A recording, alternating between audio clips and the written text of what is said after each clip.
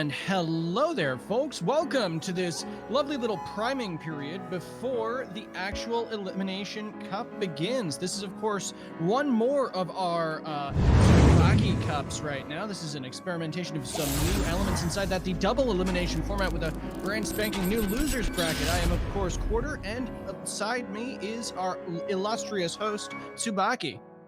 Hello everyone, how are you doing? Nice to see you, and thank you. Always a pleasure to be there with you, and thank you for the sub and the nice little text. Appreciate it. Oh, thanks. Thank you for the follow-up, really to help make sure that Temtem keeps growing, and it's important to pay it back, you know? That's amazing to hear. Thank you, I appreciate it. So, for every participant as well, I will be waiting at Denis Airport for the entry fee.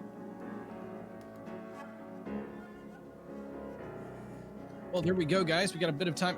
Let's see. We've got, what, 17 minutes before this all kicks off? Yup. Oh my god, Jackson, one of the first 9 months. Thanks a lot, man. I appreciate the support. Guys, you don't even know how much Jackson, New England Savage, is helping me in the shadows. He's really the man as well, and a big thanks for that. Yeah, no, Jackson is consistently a man behind the scenes, just making sure that so many back-end things work out. Just absolute unit.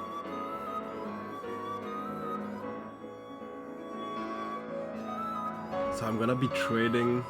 I'll let you the hype thing. But of course. Obviously, we've got some new people sort of showing up inside this. Let's check our participantos while we're here, eh? So if I'm looking at this, we got some names that, of course, we expect to see in this fine tournament. Like Platt's in there, Ali's in there, Daddy Spleen's showing his face. I see Bennett is back.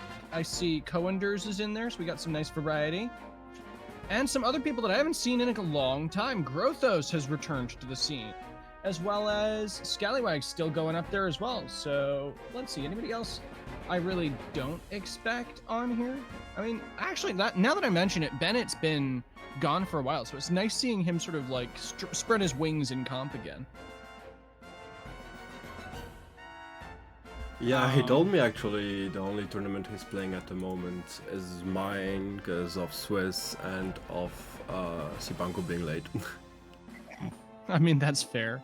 Everyone's got to draw their own line with Sipanku and what they want to do with the game in the meantime. I still feel like the scene at the moment is remarkably vibrant, and as a result, there's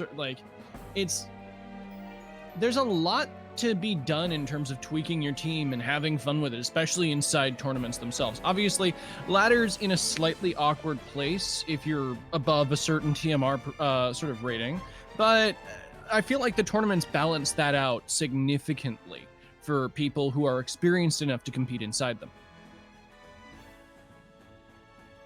Agreed. Sorry, I was fixing the volume as well of the music. Absolutely no problem, my man. Because the thing is, just to answer your question there, Prody, I don't believe it's going to take too much longer because the double elimination, right, the losers bracket is not going to be streamed for a vast majority of these matches, unless I'm mistaken there, Tsubaki. Please let me know if I'm making an oopsie on your channel. No, this is gonna be nearly the same time as always, guys, because the loser bracket is BO1, so we will have, we will not have to wait for the loser bracket to continue with the winner bracket. The only thing we will have to wait actually is maybe for the finals of the loser bracket, because of course we'll need to wait the finalist of it to do the big winner finals. Oh, by the way, correct. Who was the last one trading me? Crap. Oh, G-Dragon, okay, fine. But yes, just for everybody who is unaware of that, obviously, if you can climb your way back up through that loser's bracket, you do still, of course, have a chance at that grand prize. It's a harder road being down there with the best of ones, but, if you can make it there, it's still real money prizes at the end of this.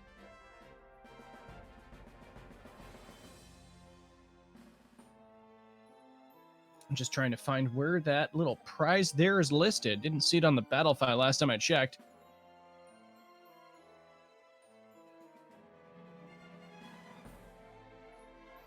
Just hunting it down there. Ah, that's it. $100 added to the prize pool.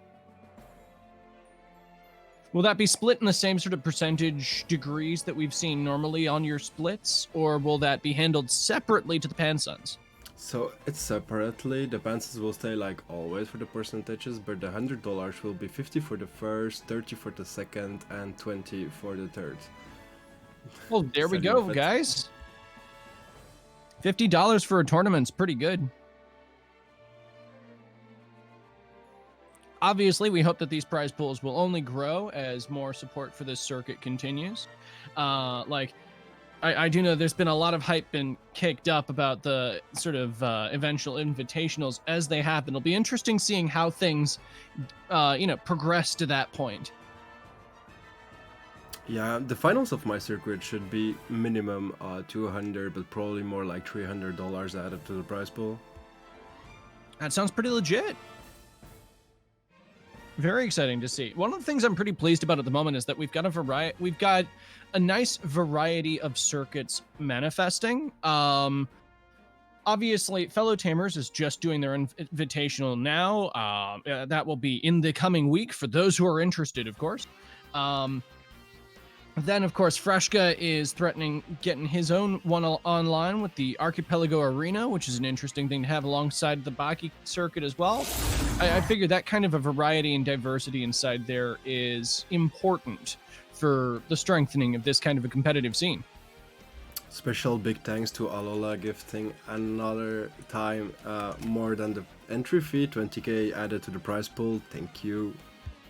Oh yes, thank you Alola for those donations. Always appreciated.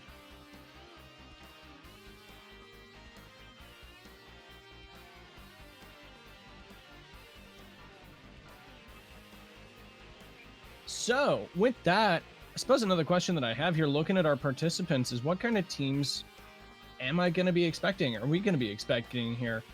Obviously, heavy exotic French presence is expected, and you guys are building pretty aggressive these days. Yeah, they definitely are, except maybe the exotic and hero player classics. I mean, even classics, while it's mid-range, it's still certainly more aggressive than sort of like, a slow roll team that's more focused on, building like up me conditions. Yes.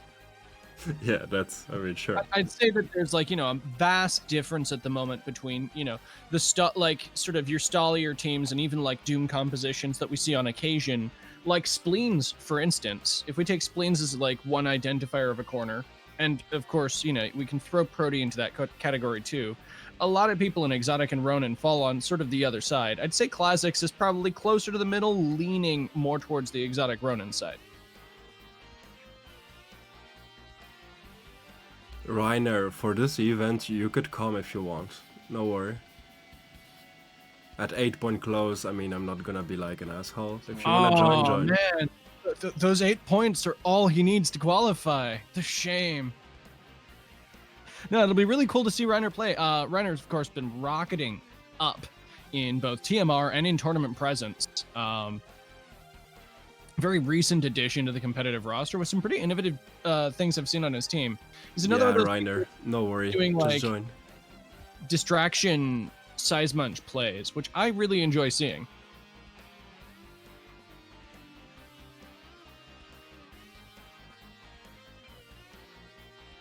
But for the next time, I trust you having those 8 points, my friend. Once again, this is one of those fantastic reasons to, get your road to 1500 going.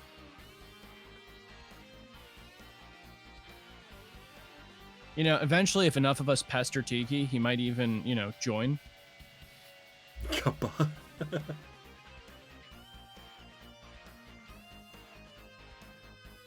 It could happen. Stranger things have happened. But yeah, it'll be cool having Reiner in there. For sure. Does that put us at an even 24? Oh, goodness. That's even a number divisible by 4. Bennett, go the hell away, my lovely friend. Not a fan of the Tukma Dojo then? No, I'm trying to have Kinu. Oh, I suppose that is a question, right? Like, obviously everyone winds up picking which 3 dojos they do. I feel like you can't avoid doing Denise. There's just too many 5% that you can get from that one. It's the only way to get 2i as well. Yeah, for sure, agreed. I mean, Kiziwa have as well Yolar, what I think is really an amazing one, and a couple of good ones. If you take like the whole number, it's then more Omnisia or Tukma. Of course, Tukma is more interesting in numbers, but Omnisia has Kinu, so... Omnisia has a... Okay, first off, Omni gives you a second chance at Volphi if you're really hardlining that one. If you're going for Anahir eggs, then it's obviously essential for that. Because, you know, every fire is accessible from there, and that's always a plus. It's, you know, I suppose one double-edged sword of the type diversity of fires. Like, I will always complain about that, but, you know, only having to do one dojo to get your fires is at least something, right? Yeah, right. Sorry, I'm reading like Nico Black is saying that when she got one. How recently did that happen? Or has this been, has she had one for a while and I just haven't noticed? It was her first raider, if I remember correctly. Oh, I'm jelly. Me too. Nah, as much as I will never do the Omni Radar, I do respect the fact that Luma Kinu is like the height of a status symbol. Like, it's up there. It's not quite, I suppose, you know, Luma Anahir or the Luma Starters or Luma Pocus, which of course is a high-profile target because it does not have a radar. Oh, that would be so pog too. It's such an amazing Luma Pocus. Completely agree with you there. The color scheme is absolutely gorgeous. Tiki book, boo, not playing, boo. Rip. That's all right. He's busy getting all his electrics and natures ready for his Ampli breed.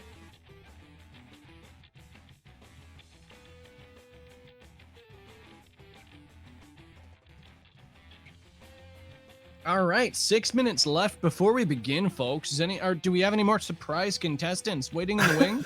Look at that Tiki.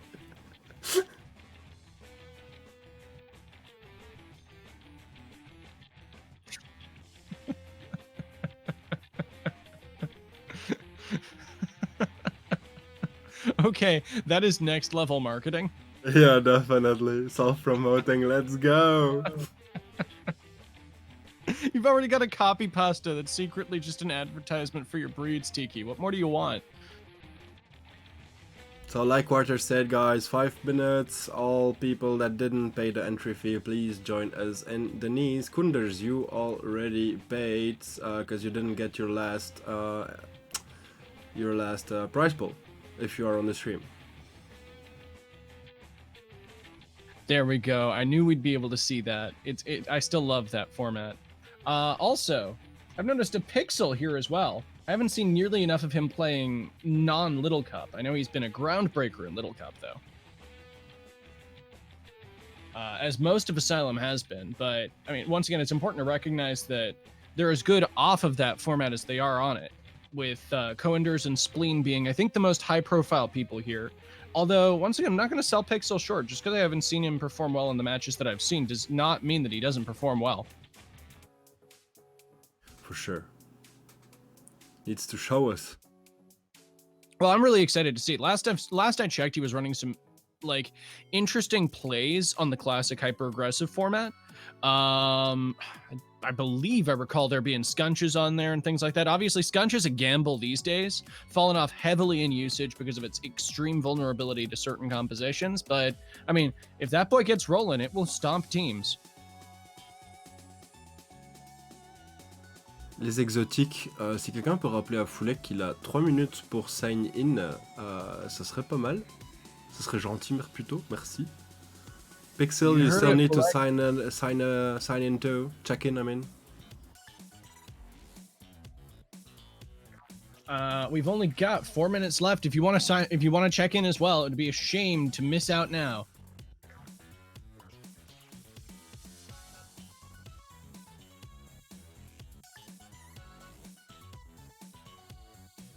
And of course, it wouldn't be a contemporary Temtem stream without our main man Alola talking about Pyko in chat. It's a shame, you know, if Tiki Book had joined, he'd be able to flex that special attacking Drakash that we saw in Club Wars. Actually, mate, did you see on my screen that Flexer NPC Ash with his Hocus Luma? No! No, there it is. That's a deep flex. Yeah, that is one of the best Lumas currently around. Also, thank you for the raid, Pink Giraffe. Thank you for the raid, mate. Really appreciate it. Let me do quickly this. So, guys, if you don't know Pink G, give him a check and a follow. Always appreciated. Oh, Jackson, you're amazing. Actually, Pink Giraffe, isn't that another person who could totally participate in this? He could. He has the 1k5. Like, one other thing I like about Pink Giraffe especially is he's another of those unorthodox players that doesn't like... Okay, technically he follows some of the standards that we see from other players, but it's like he's got his own unique spin on things. Like having run 4 fires with Water Custodian Nagais consistently on ladder, like that's a statement. Yeah.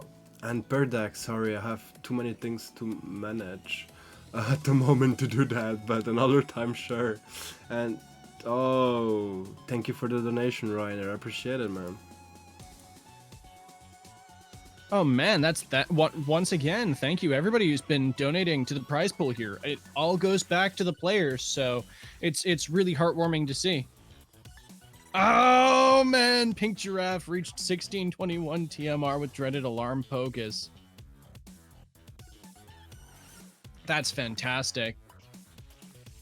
Pink G, you still have 2 minutes if you wanna sign up for fun. No worry. I mean, there's a lot of glory involved as well, of course. Oh man, I'm loving the trash talk in chat. So I missed 4 people on the payments, that's all.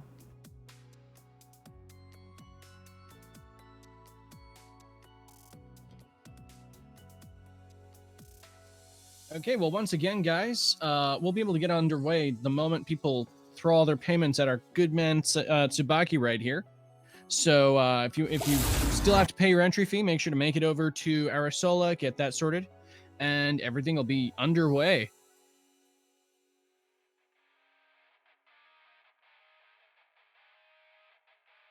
And that's understandable, Pink Giraffe. If you're not prepared for the long run here, like tournaments are a lot of headspace to deal with.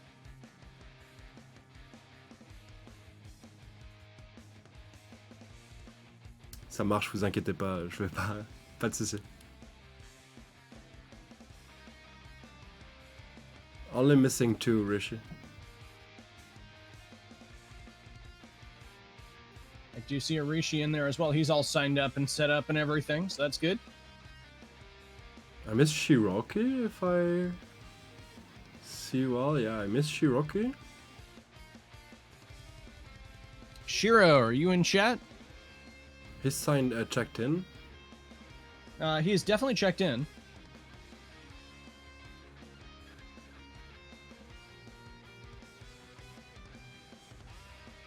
All right, checking things out. Only Kanzaki, I believe, has not checked in, incidentally. No, Fulek hasn't as well. Fulek, on t'attend aussi. Kanzaki not checked in neither. Tisk, cutting it But close. he paid.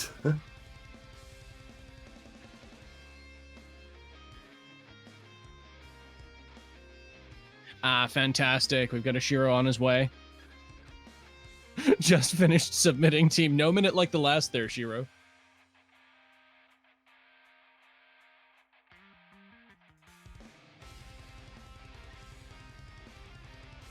So guys, we will start like 5 minutes late. Time to get everyone in there, and then no worry, things will run. Yeah, once again, it's going to be interesting seeing how this winds up playing out. Obviously, it's nice seeing the double elimination come back. Means that even if you get wiped out early, you still have a chance at the top. Something that I'm pleased to see here. Like, as cool as it's been to see the best of 3 bracket, as you've set it up, giving people another chance if they just have a poor matchup at the start and can actually grind through the rest of things. Like, that's a cool thing to be able to see. Yeah, definitely think it's a better option, but we'll see what the players think at the end. But yeah, if this goes right, I think I'm gonna keep it like this. I mean, to be fair, I've been running through my head like how you'd wind up cheesing that or something like that, and it would once again sort of take intentionally like sort of being malicious about it and trying to stall things or something like that in like a malicious way to break that, in my opinion. I'm not finding many other things that work for that. Oh my goodness, Katahan's just given 10 tier 1 subscriptions. Thank you, Katahan. Oh my god, mates! Thank you. Some hype in the chats, please. Poggers. Legendary. Thank you for the support, like always. You're amazing, man. Vielen Dank. Liebe dich.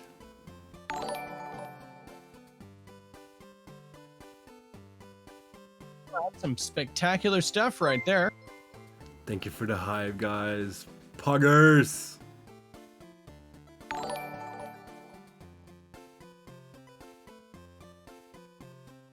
And with that, we are steadily approaching our beginning point. We got 2 minutes left here.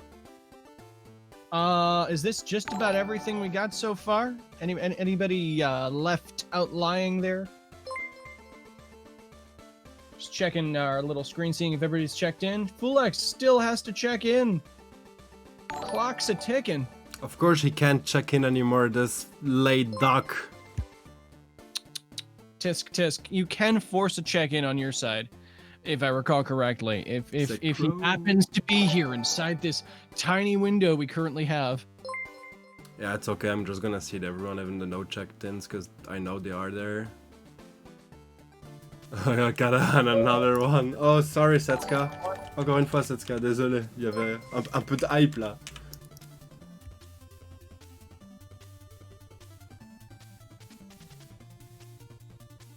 $53. Oh my god, mate.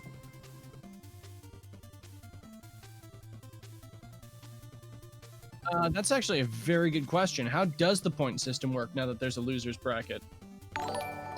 Oh my god. Oh no, we've got a bidding war in chat. Oh A subscription war, if you will. Thank you so much, JT. Man, thank Bending you. his throne. Just so amazing. Thanks for the support. It's just no words. Really appreciate it. It means a lot, man. Thanks. Actual legend.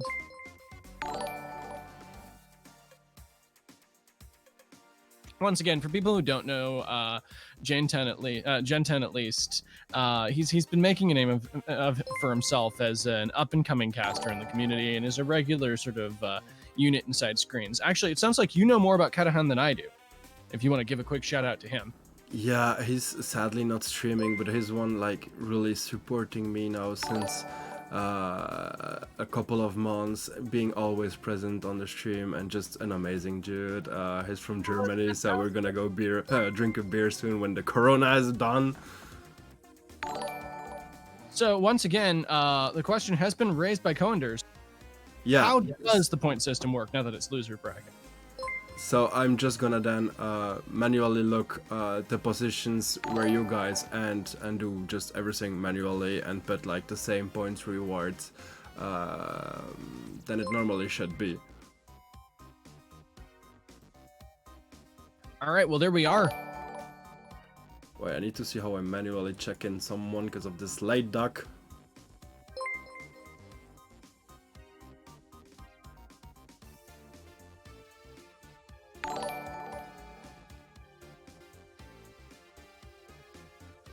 Okay, there you go. Both are checked in now. Fantastic. Looks like Shiznix is once again using the prize money that he did not collect from the last time to get in again.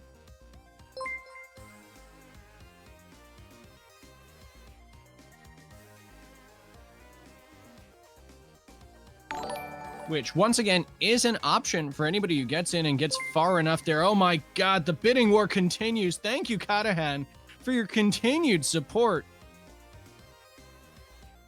Oh my god, man, you're just unbelievable. What the hell? My God. This is madness. Mann, was muss ich dir sagen? Ey, Mann, vielen Dank. Du weißt, du musst nicht, aber du machst das trotzdem. Echt, vielen lieben Dank für die Hilfe, die Support. Du weißt, wie viel das meint für mich, also. Dankeschön.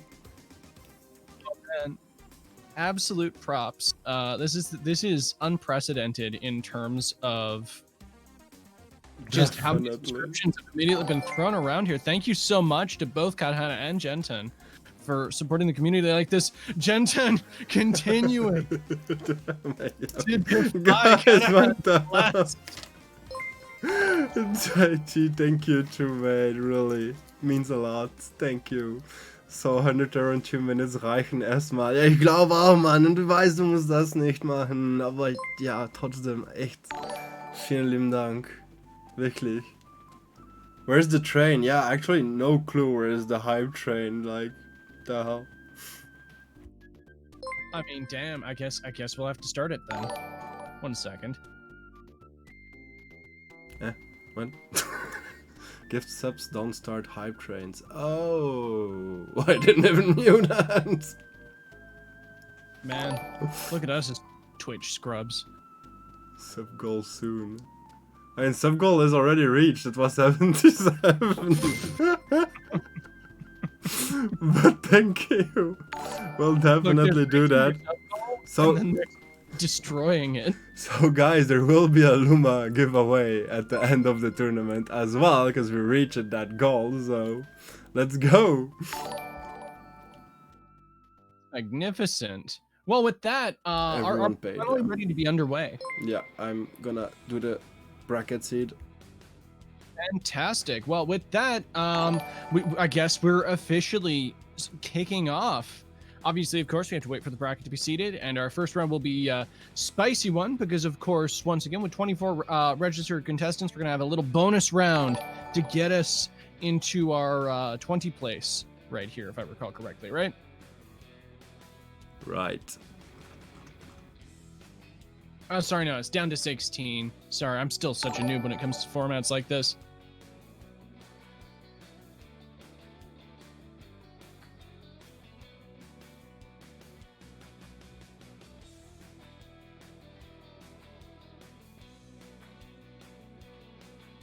And so with that, once again, we got some interesting participants this time.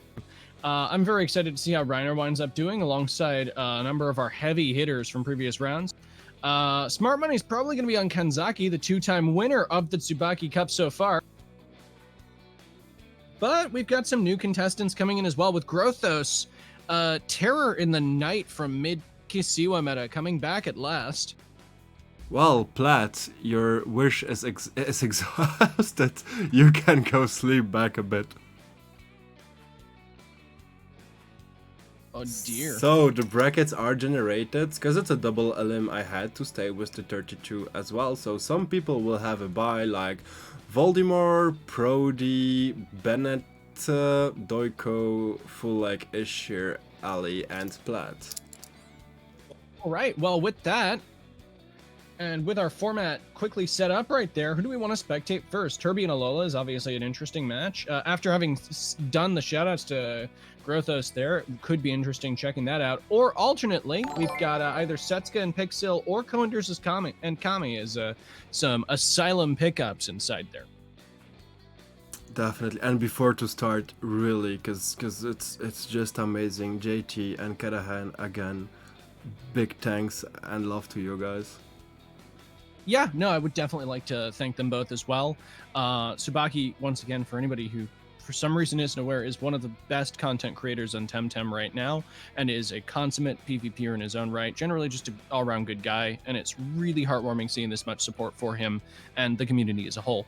With that, though, shall we get going? In that case, right. Setsuka and Pixel or Coenders and Kami? I'll let you choose between those two because I think those are our strongest two matches there. Who did you say? Trotter, Kanzaki, and Setsuka Pixel? Sorry, Setsuka Pixel and Coenders Kami. Oh. You choose, mate. You're the guest and my lovely co-caster. So. Well, all right. then in that case, I do think we're going to go for what the people want, which will be Coender's Kami. Kami, of course, another great streamer in his own right, known for running very off-meta things. One of the reasons why I wanted to shine the spotlight on him now, not because this is me saying, like, you know, I don't want him to get further on. I desperately hope that he will. It's just that oftentimes, you know, he gets cut out before we get to watch him shine. Thank you for the bits, Luma Green, and welcome for the new followers. Welcome, guys. Alfito, Rapitap. And let's go into the match. That started already. Oh, we see a Zizare. Let's go. Oh, yes. See, this is the other reason why we tune into Kami. He always brings the spice. So, Zizare, for those who are unaware, is not a Tem with a lot of options. Like, it has some. It's got Piercing Wheel, it's got Rock Fall, it's got Double Edge. Rested does give it some absolute muscle to its base 90 attack, but its lack of coverage and its lack of turn 1 moves means it's only so viable with that. Sometimes you even see Electric Synthesize instead for the people who do wind up running it. It'll be interesting seeing what Kami decides to do to try to make this Zizare work inside this composition, or if it's just another show pick. Now, the thing is, Kami doesn't usually do show picks. He usually works the Tem into its team when it's a team like this and not just like throwing things at the wall. I mean, especially with Sipanku, I think if it gets like, let's say, just Stone Ball. Oh my god, this is gonna be such a good time. Look, if Zizare gets Stone Ball, it's good now. Yeah, I agree, but like with Sipanku even more. But yeah, agreed. Okay, so the Volfi and the Yukama are banned on Kami's side, which is obviously really important when we're looking at what is ultimately a pretty conventional offensive team out of Coenders. Yep. Like, Turok is, I suppose, the least orthodox thing there, and even that, like, we see Turok all over the place right now. I mean, it's definitely an amazing cover to rock, especially for, like you said, I mean, all the cats are rising, and of course, every crystal in the game. Mix that has been actually a lot shown up lately as well. Rockfall is so good. And Turok is another of those Tems that just single-handedly deals with Mix in the right circumstance. Unlike Tuvine, you don't have to worry about getting like revenge killed by or being outsped and losing half your health. You just rock fall and it needs to not be on the field. Definitely. So he took that Zizare, guys. Let's go. We're gonna see it a bit. Amazing. Okay. This will be okay, so if nothing else, this also dissuades the Valish, which is quite nice to see here, because this means that Kami can pick the Barnshee a bit more easily into this. Like, Yowler is obviously going to feel better into Zizare than anything else there. I mean, yes, Coenders does have the Volfi for it, but that Volfi is actually looking pretty threatened by a lot of things on this team. The Koish CERN opener is a nightmare for Volfi. Yeah, I wonder, I mean, I suppose Yowler, even if like he has Barge, is still in a better spot because lesser weaknesses. And Yeah. JT, sure, we can do that once. Oh man, I mean, that's likely to be a curb stomp. I'm working on getting better, but I can't say that I'm quite at Tsubaki's caliber yet. Don't be shy, mate. With that though, we're getting into our first round. So this is our first game of this tournament, Kami versus Coenders, in this little bonus starting round we've got here. And yeah, as I said before, this Volfi's kind of terrified of this field, but the Guldur can kind of just swap into it. I mean, Raiken is a perfect switch as well, if you read him just Ketsaing.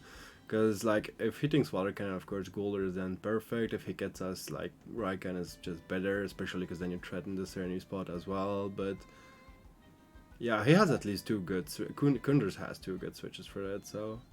This is true. I do feel like Kami kind of has to respect the fact that Guldur could swap in there and, like, needs to click the Water Cannon anyways for the... Sorry, for the Raiken, rather. But we do see the Guldur instead, which ultimately, I suppose, is the safer, less aggressive option there. So, let's see what the Koish will do. Ketsa. Oh, okay, no risk. Okay. So the damage spread there doing roughly 50% to the Valorant is actually a pretty reasonable thing there. Like, it keeps some pressure up on Coender's side of the field, making sure that Kami isn't, like, losing out on the Guldur swap there. So I still think you want to preserve that Valorant, probably, because, I mean, a double up just kills Valorant at this point, and it's definitely dangerous.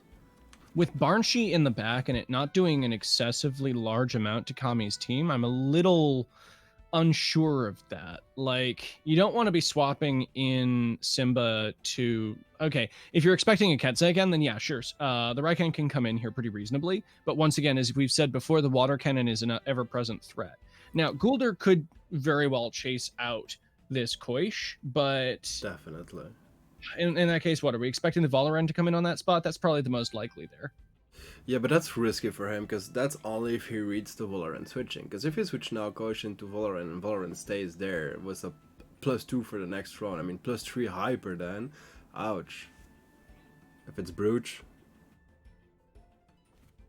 I'm trying to see what, like, okay, one upside that Kami has here is that the Sernif isn't likely to be pressured this turn. So the Valorant does wind up swapping into the Raikan. Salut Lala. And we do, in fact, see continued pressure into probably that spot. Yes, the Synergy Master Water Cutting Lily still doing 25% and bringing Simba down as well.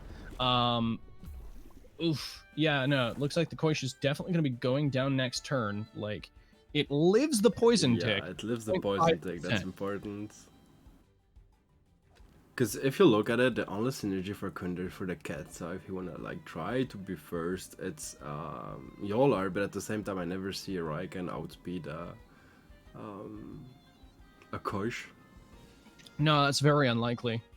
Plus, even if that does happen, okay, no, I was about to say there you could just try to target the neutral that's coming in to try to support it, but Yowler is the one neutral you really can't take down in a single turn with this lead. What he could do is switch into Zizare and get the free bush from it, but seems not. We'll be seeing a double swap here, which does appear to be what we're seeing. We do see the Zizare come out.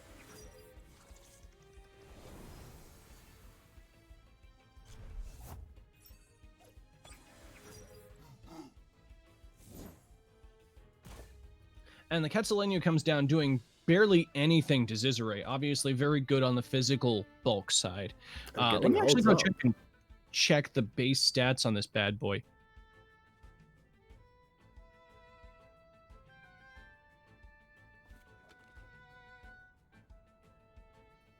Oh, yeah. 57 special defense. It's still 60, 57 is serviceable. It's not spectacular, but 95 base defense is definitely, you know, impressive on the physical bulk side. Likely to withstand, you know, an Oshi if Comebacker isn't procced. Coender's still likely to show off the first turn, but probably not with the Barnshee there. I'm not sure how that's going to wind up working out. Yeah, I'm gonna say I don't think like the Yolar feels in a safe spot. At the same time, like Getsa into Barnes just hurts so hard, but he can just like piercing will the Raikan kill him before he. I mean, he could just do a Getsa and that doesn't kill Barnes, and you get the beta burst off on Yolar as well. I think that's like definitely a good trade. The triple priority of Piercing Wheel does mean that it's likely to outpace the Raikan if the Yowler swaps. Obviously, the base speed between them isn't going to keep that any other time. So the Quetzalenu comes out, meaning that our Fire Koish is sacrificed here, and this looks like this was bait from Silent as the Piercing Wheel comes down onto Simba. Definitely well played from Kami, preserving his bunch because he really needs it for the Valorant, and they all are. Not proccing Comebacker neither. Yep. And we get to see the Vigorized as well. I mean, once again, Piercing Wheel is such a remarkably highly tuned move on what is otherwise kind of a hard Tem to leverage. Obviously, the minus def didn't really work there as well, but it's just got so many things going for it. And yeah, as you said, the Oshidashi does not take it out. It's actually still at a, I want to say, comfortable 32%. It'll live an attack that isn't coming out of Yowler that isn't super effective.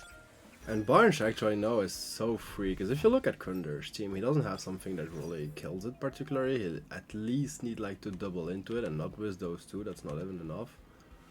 Yeah, Volfi is the only other thing he has that comes close to dealing with Barnshee at this point. Guldur and Yowler obviously do not have a good time into it. And because Coenders is running aerobic Valorend, that's frustratingly vulnerable to Barnshi. At the same time, I don't really know what you do now with this area, because it's not really useful against whatever else Condor still has left. So you don't really want to make a switch and take damage into anything, I think. Maybe I mean, it kind of did its job, in my opinion. It dealt with the fire that Coender's brought that would have torn apart a lot of Kami's lineup. Obviously, the Toxics are still kind of scary to Cernith, but that's easier to deal with than a Raikan gaining prideful buffs. Yeah, agreed, definitely. He did his job now. The thing is, when you look at Kami's lineup, I mean, Cernith is not doing great against his comp, but... The combination of Cernith and Barnshi on the same field doubling into a singular slot is remarkably difficult for teams to deal with. I don't know how Coenders is going to be able to combat that. That said, it looks like he's just trying to power through the Barnshi here. We'll see how well this works. Not focusing the Yolar, okay. Oof. Yeah, that is above 50% to the Volfi, but Barnshi loses almost all of its health in the process. That's a little feels bad there. I mean, the Scissor switch was nearly too obvious, so I understand him like just attacking Barnes, especially because it's the biggest threat for his team. Mm-hmm. That's why I would have probably stayed and just damaged Yolar with it, but sure, because now you can't even revitalize Barnes. Your Plague is going to be quicker anyways than revitalize. Oh, yeah. So he needs to like Suicide Tornado and hoping he's quicker. Which is unfortunate because that means that there's even less that can be done against Yowler in that circumstance. Like the one thing that it looks like Kami's kind of banking on is the fact that Yowler is not running Chamomile, meaning it can't cheese hibernates to get all its stamina back. Yeah, I mean, it's not Chamomile, but...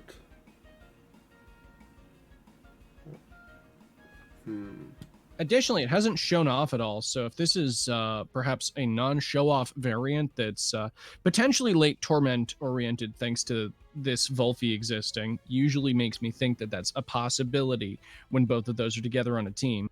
But, well, and we don't see a show-off, but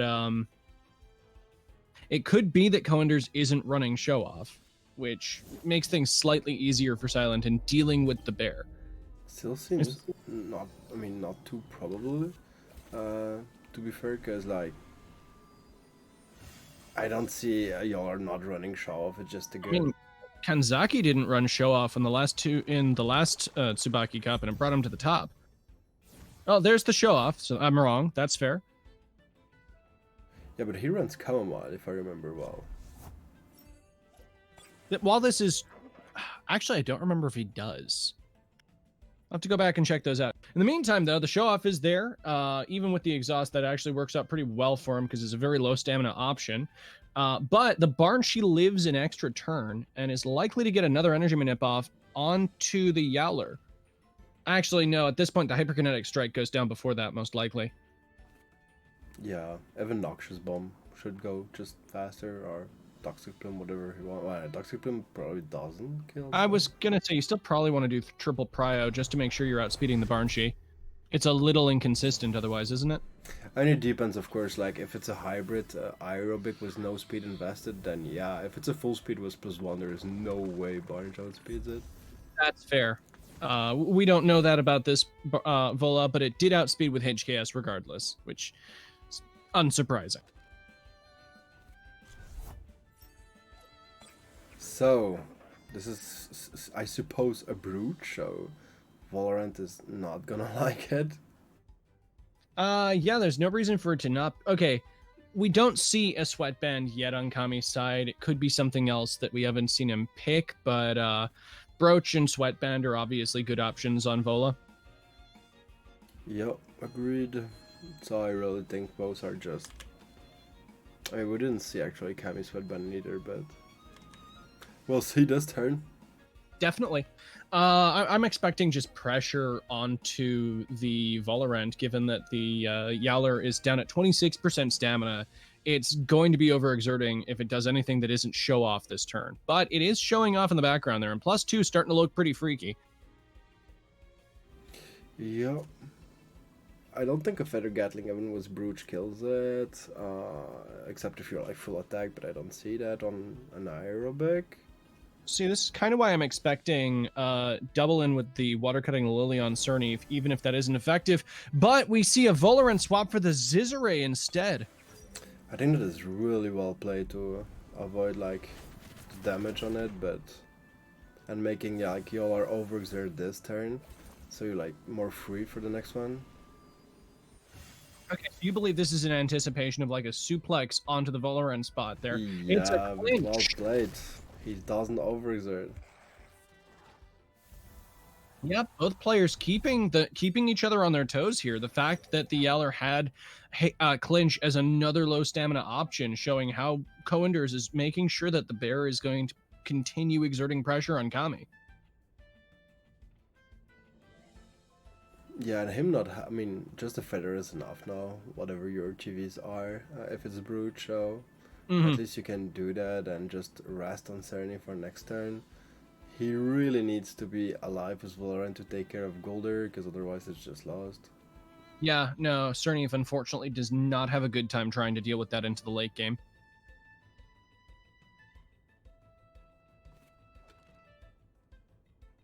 With that, though, I mean, this is tense to the end. The Cerny feels, as funny as it is to say, it does feel like it's not feeling amazing in this late game just because of what Coenders has brought to the table against it. +2 Yowler is a mighty force, and Gulder is not the thing you want to try to outpace as that. The HKS comes down, taking down to 58%. And yeah, no, that's a clinch.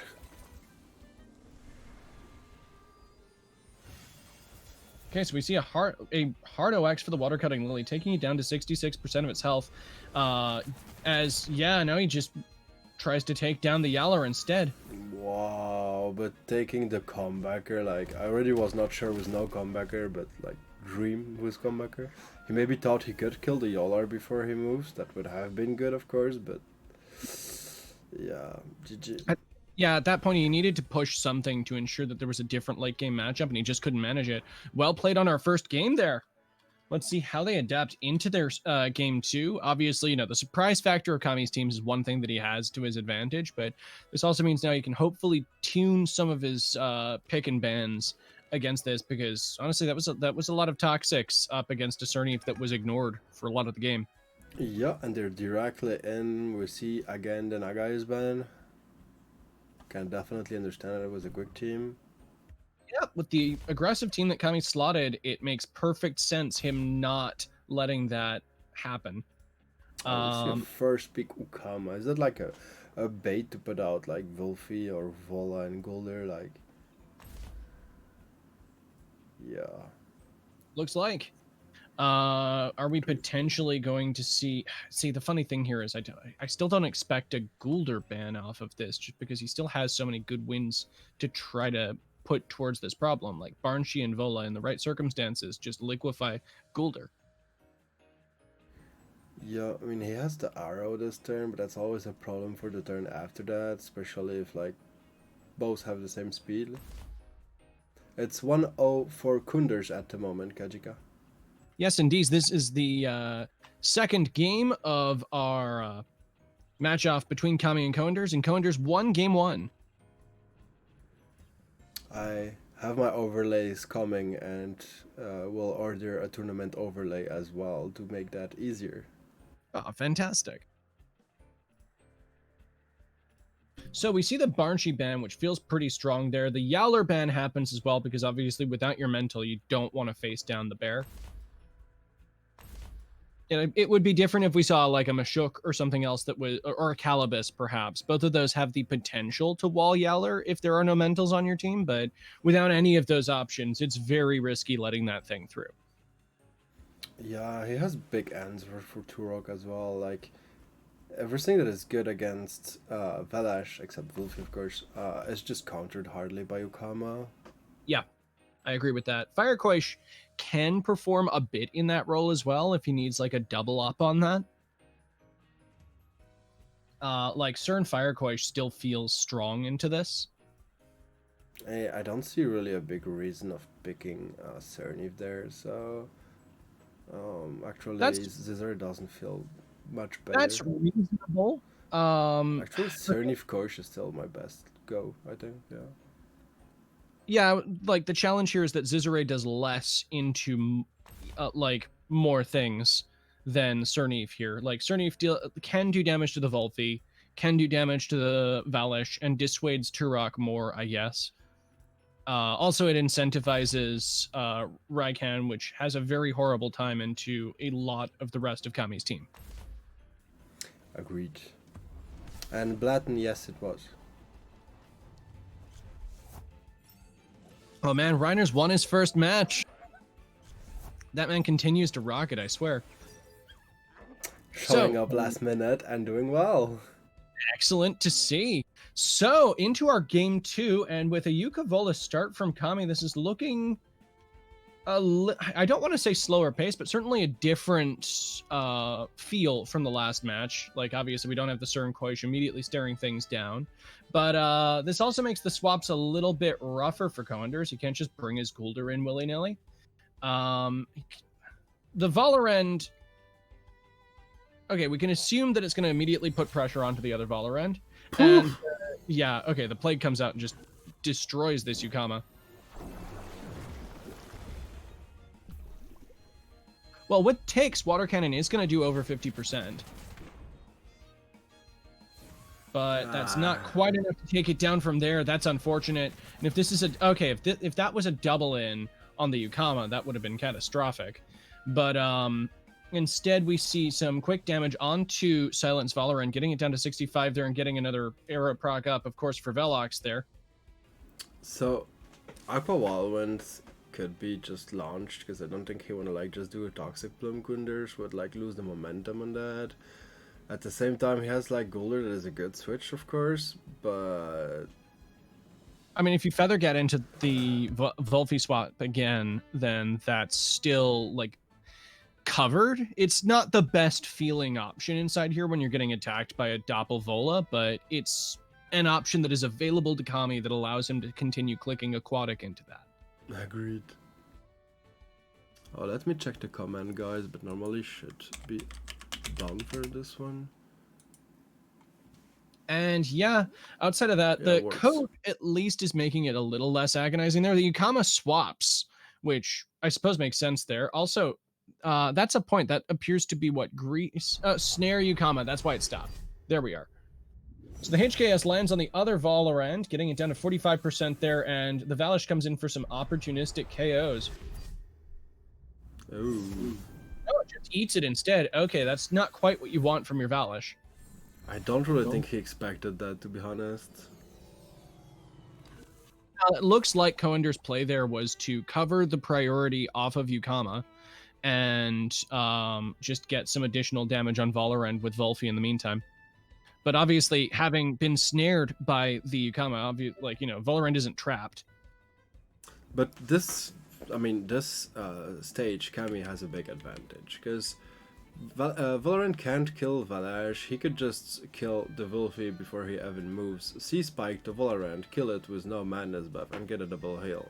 Of course, if they stay. That's true.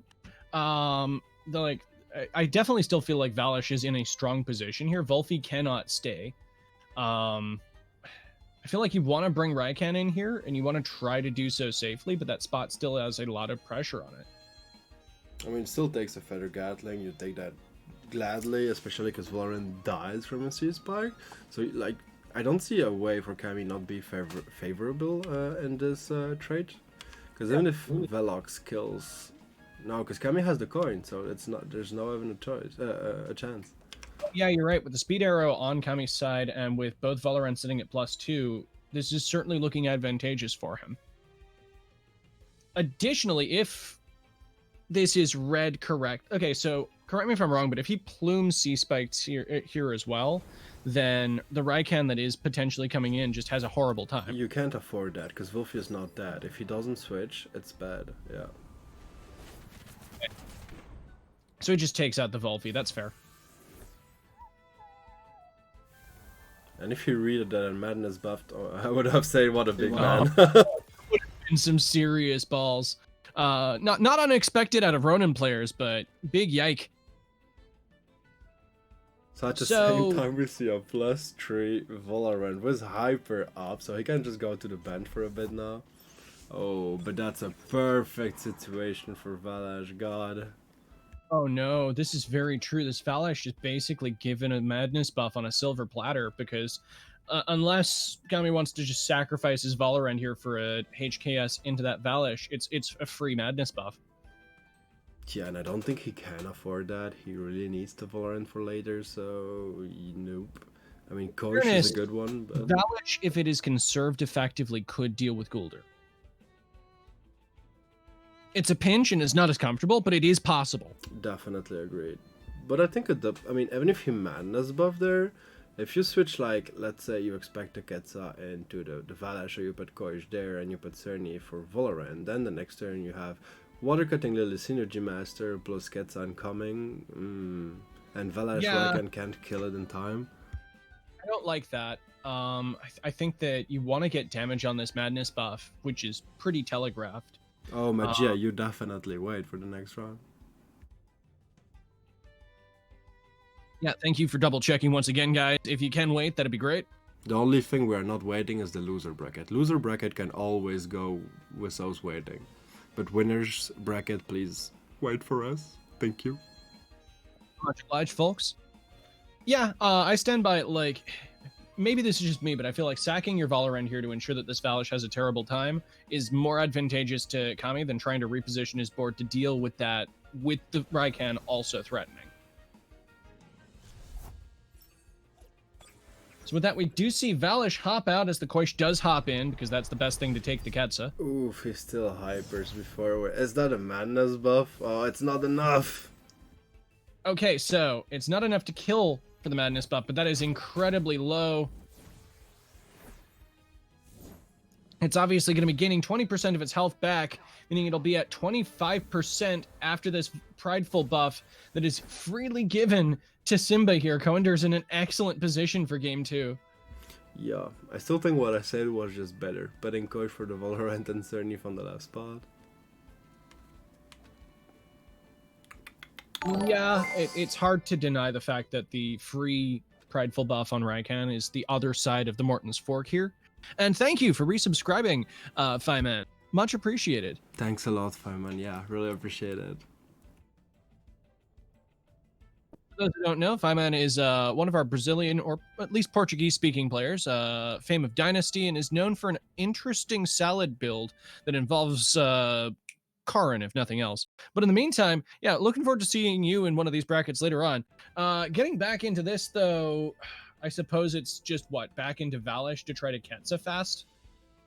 That feels horrible.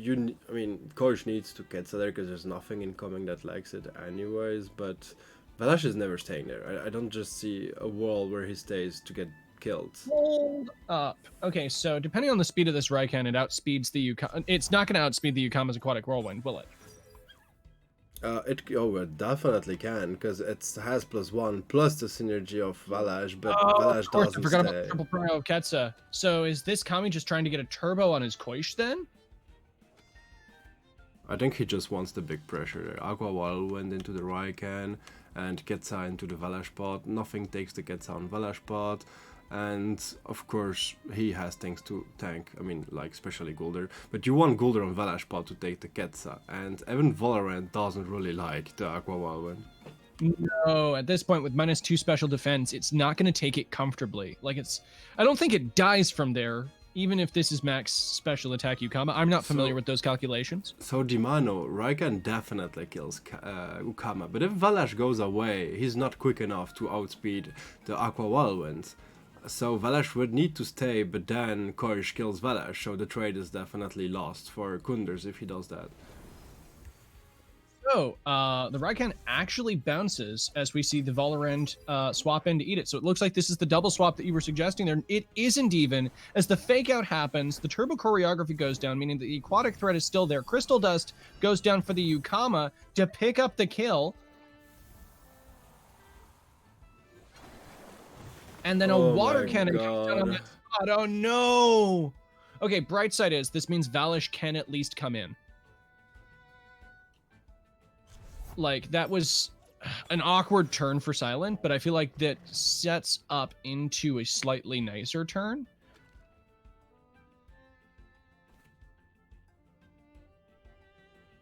I do suppose this also means he can just water cutting Lily into the same spot, meaning that he can water cannon, water cutting Lily.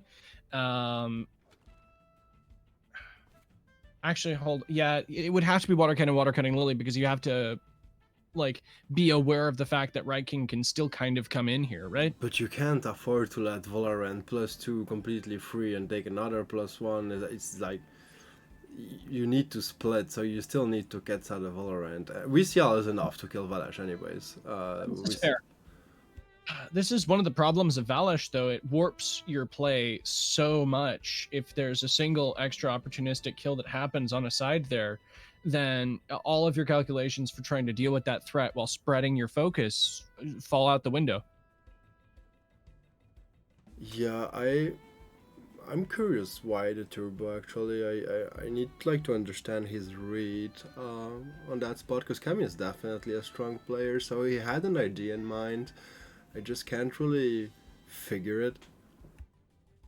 I think so far your assessment that, like, the water cutting Lily is likely to be going first. We haven't seen much of this Cerny spread, but we do know that it packs a reasonable punch. And we can... I don't remember the speed tiering from last match. Oh, yeah, but I meant the turbo from Ukama instead of Aqua Valvent. I just... that's the thing I don't follow.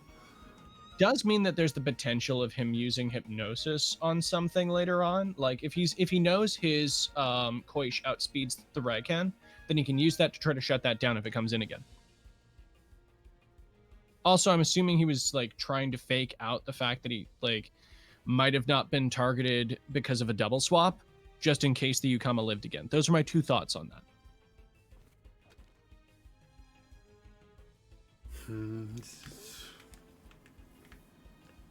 Yeah, still definitely not sure it was worse compared to attack, because he needed to put the pressure and take the momentum from that. An aquatic whirlwind on this Valorant would have hurt significantly. If you see the damage that a water cannon did, it would actually nearly kill. Okay, so the Gulder comes in, expecting the Ketsa, and the Noxious Bomb comes down onto, actually, either of these slots. No, it's on Koish. And yeah, this Gulder's going to eat this Water Cutting Lily pretty comfortably. Does not even take 20% from it. The Water Cannon also goes on there. Yeah, that keeps it's preparing for the Raikan, but it's not anything else. And Silent just drops it there. He doesn't see a way to come back. Coender's definitely showing that he's a step ahead in terms of reading that board state, that game. Well played to him. Do we have anybody else on this bracket still, or are we moving on to our next round? Let me check that quickly. It looks like Reiner and Daddy Spleen are still in a game. Now, this might just be scores having not updated yet, but I also see Neko Blackie and Jade Dorgan still have some life in them, as do Setsuka and Pixel. Oh, man. Do we want to check their game 3? Shizenix, Shiroki have no, like, numbers in their 2 classics, Grottos neither. Which one do you want to go in? Since it's just sort of the last little bits of it, Setsuka and Pixel would be an interesting one in my opinion. Let's go.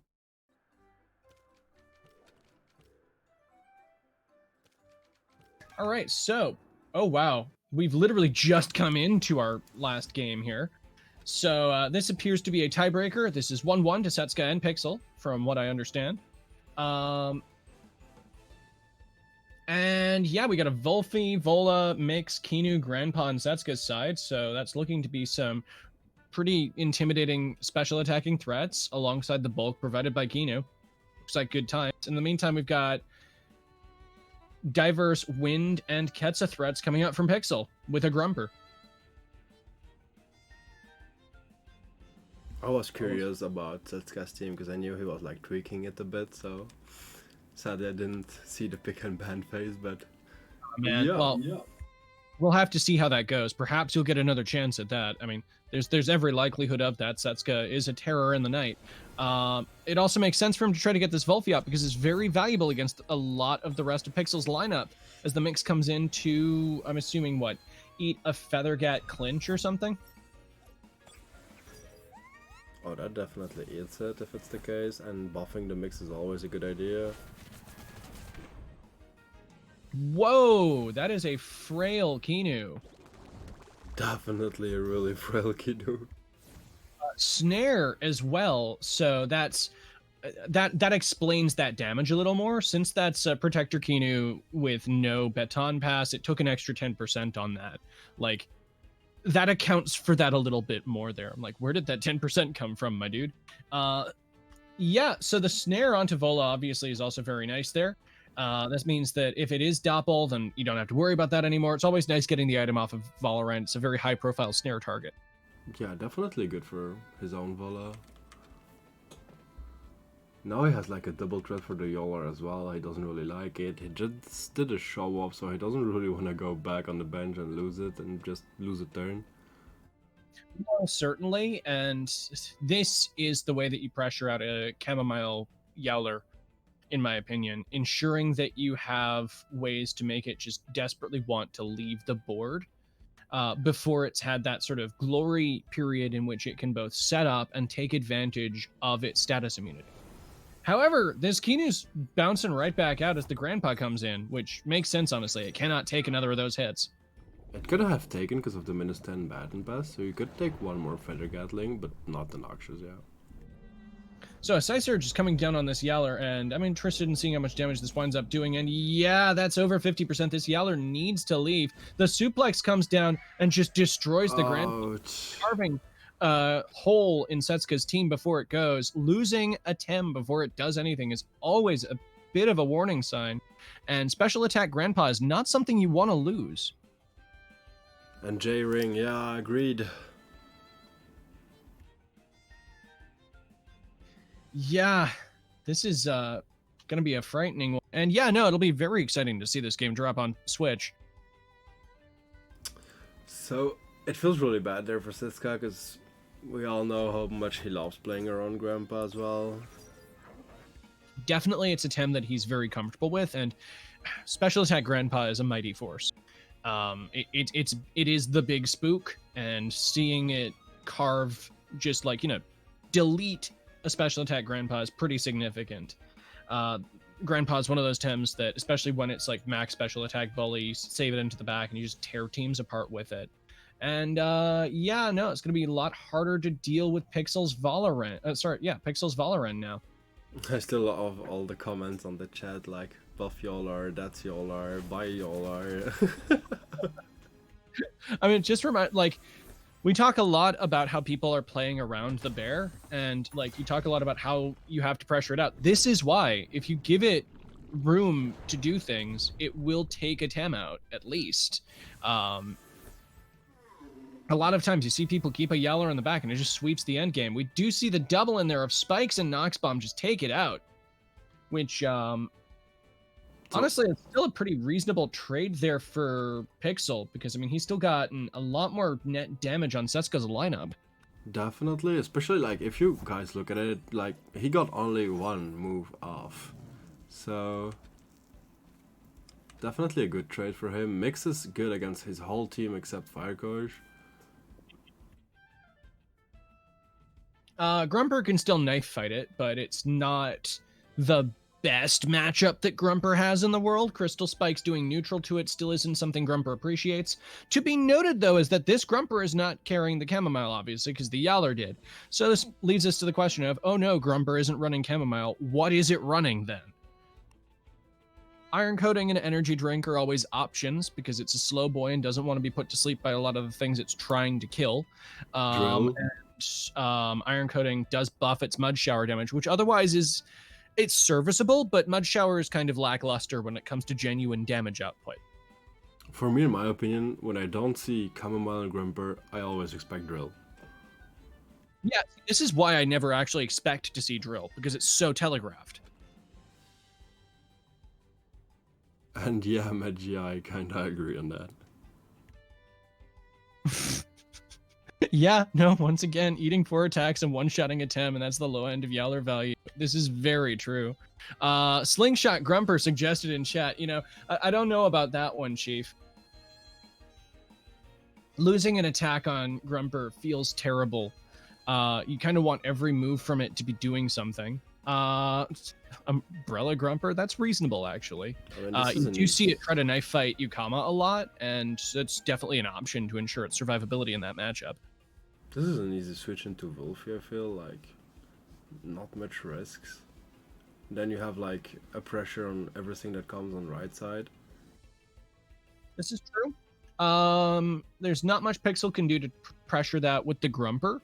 Obviously, the +2, soon to be +3 HKS and other wind moves off of Valorant. Like, Valorant's still a threat over there, but it's not going to be appreciating the sweatband mix that's just kind of free to exist. Yeah, with the -2 special defense already, it doesn't feel great. Nope, we see the Firecoy swap in, Akinu swap in again. Just layering buffs onto this mix, clearly identifying it as a win condition. Let's see how much this Mud Shower is doing. Oh, no. Nothing. Absolutely nothing. That's good read there. Shy of 30%. That's not numbers you like seeing.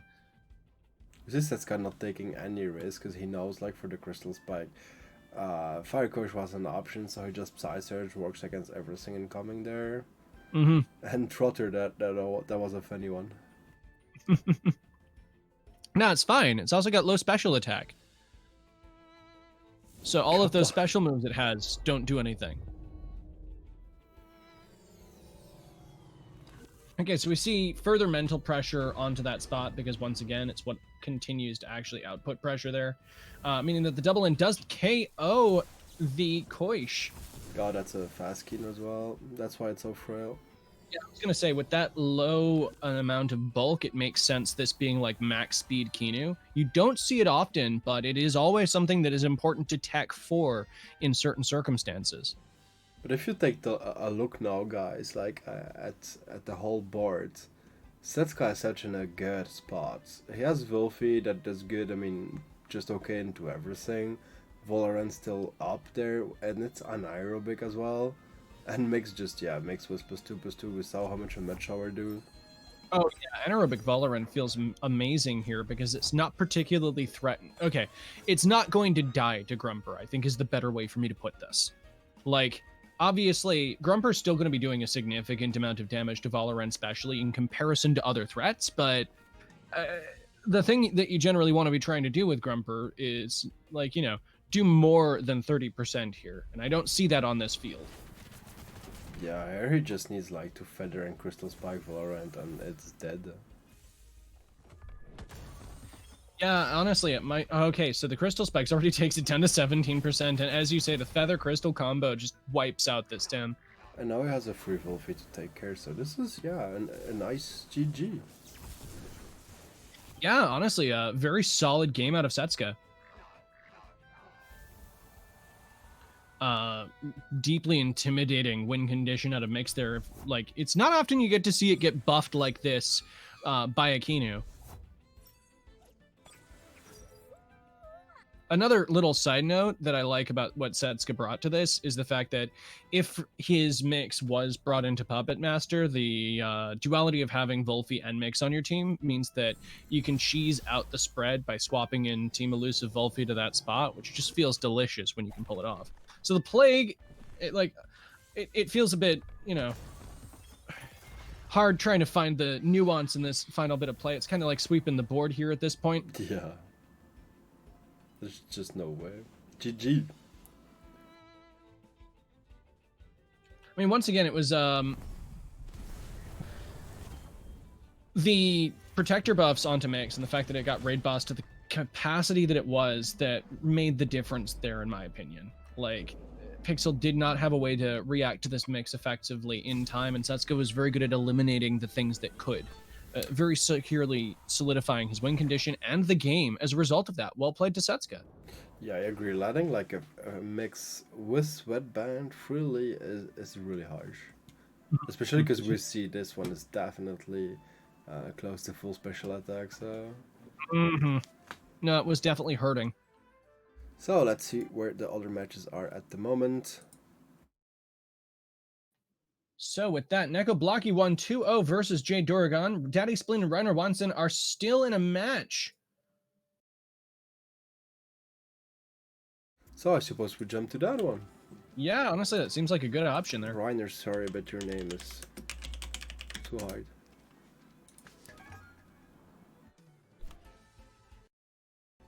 Okay, so once again, Daddy Spleen known for his very unorthodox Doom comps, and that is once again on display today. The Capire Cernif combo that we got to see last Baki Cup is back. And there's also a Calibus, just bulky stuff out of Spleen. In the meantime, pretty aggressive composition out from Reiner, but I'm interested in seeing how he winds up leveraging it. The synergy on Monkey, like this actually feels like a much worse board state for Reiner than having a +2 size munch next to a Scunch would suggest. Yeah, we see interesting enough a block Capire as well. Once again, like this is one thing I really like about the way that Spleen plays his Capire. It's very different to what a lot of other people do with it. And wow, that is really brazen of Reiner staying in on the Cernif and trying to take it out with both of these Tems. He doesn't quite manage it with the Dim Mock, getting it down to 8.2%, but not enough. And so the Water Cutting Lily just tears into Monkey Swag here, but both of his Tems are still alive on that board. But ouch, that's kind of his front damaging line. Yeah, I'm still surprised that he didn't try to finish the Monkey. Because we saw Dimac was quicker, so he can just rack and finish it.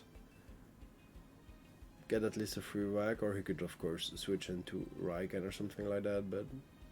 I can respect spreading the damage here, if nothing else, because Team Elusive deals with the rack, and this means that one more attack on Scunch and it's dead.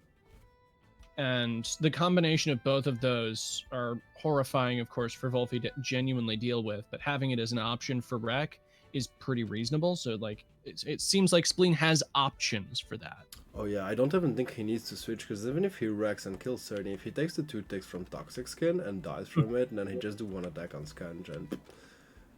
That's not... Like, that's entirely fair there. I'm just saying he can save his Cernif here by swapping in Wolfie to there. Oh, yeah, he could do that, but if you look like the matchup, what can you still do with Cernif? I mean, a Water Cutting Lily against Gallus, I suppose. As far as I can tell, Cernif is primarily there to support Capire alongside everything else. It makes sense for Spleen to try to save that, even in that circumstance. So we see a suplex land on the Calibus. Just getting a bit of extra move out there, and a very unfortunate read from Reiner. If that had landed on the Wolfie, that would have been big. The Water Jet is, of course, eaten by the Valoran pretty comfortably, and the Scunch lives because it did not get pressured this turn. Like, granted, it lives at, if you can call 4% health and 10% stamina living. Yeah, the thing is, he can still get a Ninja Jutsu off, and of course a Sacrifice Ninja Jutsu, but that still hurts so much. Yeah, I mean, dying a warrior here is still dying a warrior, but Spleen can read that pretty effectively and just swap, like, Grumper or block Capire into that spot and not feel very threatened at all. Yeah, I think he needs to switch it, because Wolf is really important for him, and taking, like, a Ninja Jutsu is really bad for his defense, because, I mean, he just has a sucky defense, Wolfie, so... Yeah. Normally I'm definitely a proponent of, like, you know, stay in, actually do damage, try not to reposition your board state constantly here, but it genuinely favors Spleen in this match to do that. I mean, a lot of that also comes from the fact that most of Spleen's win condition, as we can see here, is not just damage, but it's that Extinction Capire in the back, just waiting. Yeah, that's true. I mean, that's why I think he saved the Monkey. Wreck is one of the only tools Reiner has that is capable of dealing with Capire. It's also probably a reason why Spleen made sure that there was a lot of damage onto Scunch. Because that's, like, the only other thing here that I can see is, like, softening up this Capire.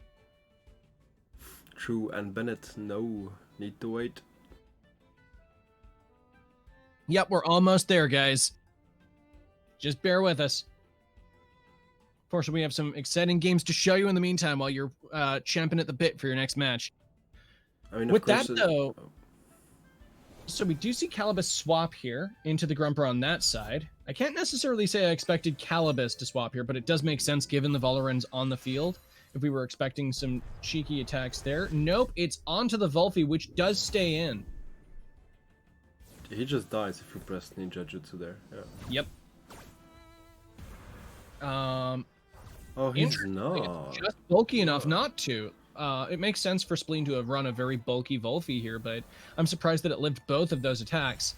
If it's still got its cuffs, then this is looking very frightening for Valorant. It does still have its cuffs.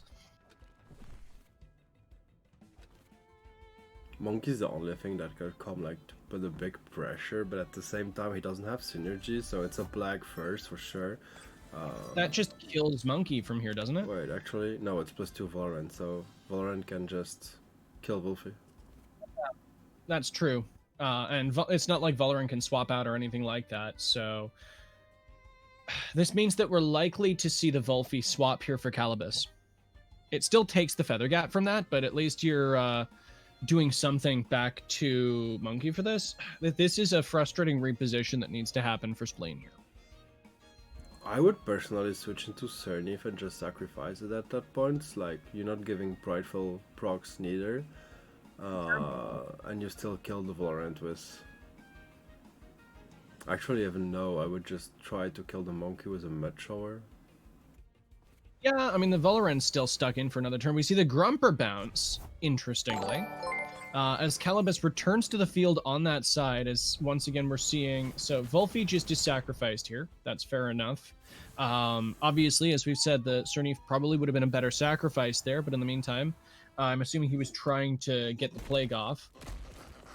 And the Wreck is going to come down onto the Calibus, get it down to 40%, and there's our 2 poison ticks, which will be taking out the Monkey slowly. It gets one more attack, though. Yeah, so he still has an uppercut or demag, depending on what's coming. Both are pretty frightening, actually. If we assume that it's an uppercut, then... Okay, yeah, this is by far the best thing that Spleen can do from here, because it was just like, okay, Grumper cannot come back into this field because technically the Size Munch isn't dead. Which, you know, it's unfortunate. It would have been nice to be able to pressure out the Valorant and just kill it, but that can't happen right now. Sadly, Grumper is scared away from the field and is, like... From +2, like, it's not... Grumper isn't dying from that, but it's easily 60%.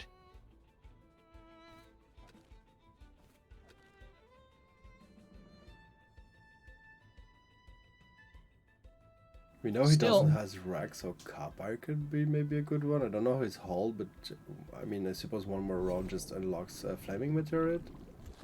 That's possible. We do see Cernif just go down here, though. Did he snare then with Kala? Strangle, that's what I meant, not snare. Oh, there we go. Yeah, I was curious about that.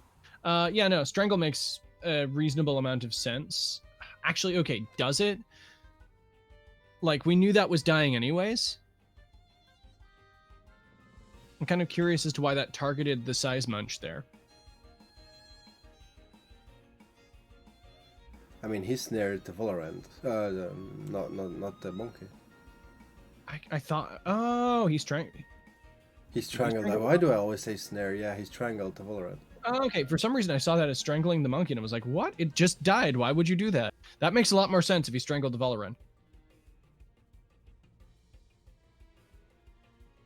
With this in mind, then, I mean, yeah, it's kind of free real estate for Capire now.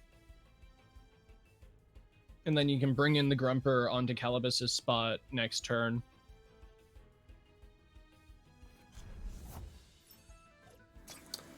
Yeah, if you bring Cup, yeah, Grumper. So at least you can Thunderstrike whatever comes into the right side. Mm-hmm. Although, since we know that's a Raikan, if it's swapping, like, isn't Mud Shower just 100% better here? At -3, it's likely to kill the Valorant anyway.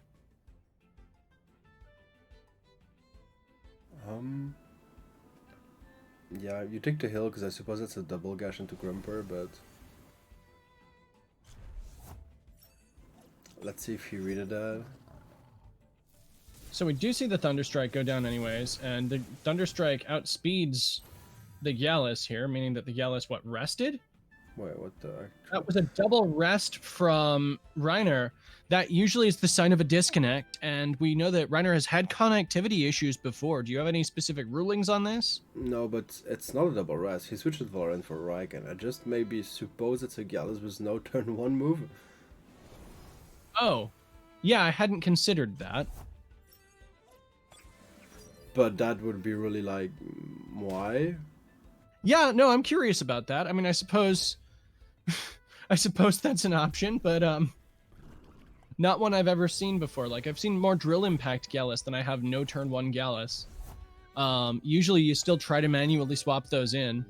Does he play Earthwave instead? Like, everyone's curious. Now, if this is Earthwave Gallus, that's actually huge for Reiner here. I don't think that spot, yeah.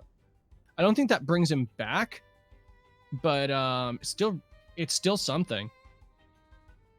And as people say, time could have run out as well. I mean, if he has Earthwave, he's clicking it now, so yeah, that's it. I agree. If it's Earthwave, we'll see it this turn.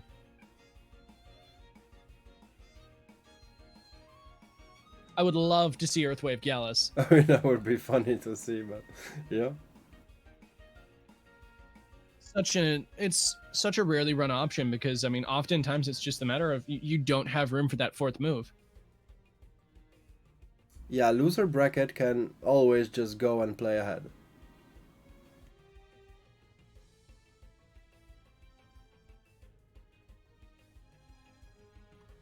So, yeah, my real question here is, what's the Raikan doing? It's kind of just sitting here in front of a Tem that walls it and a Tem that walls it.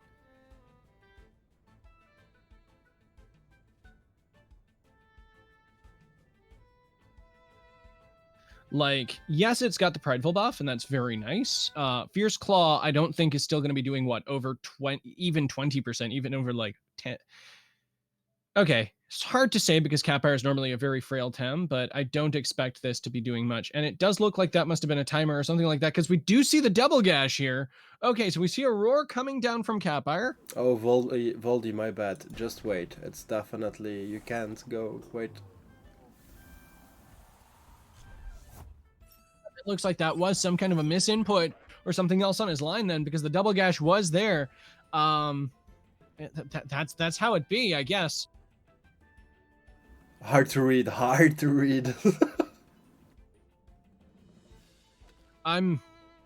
Well, he hook kicked the previous turn.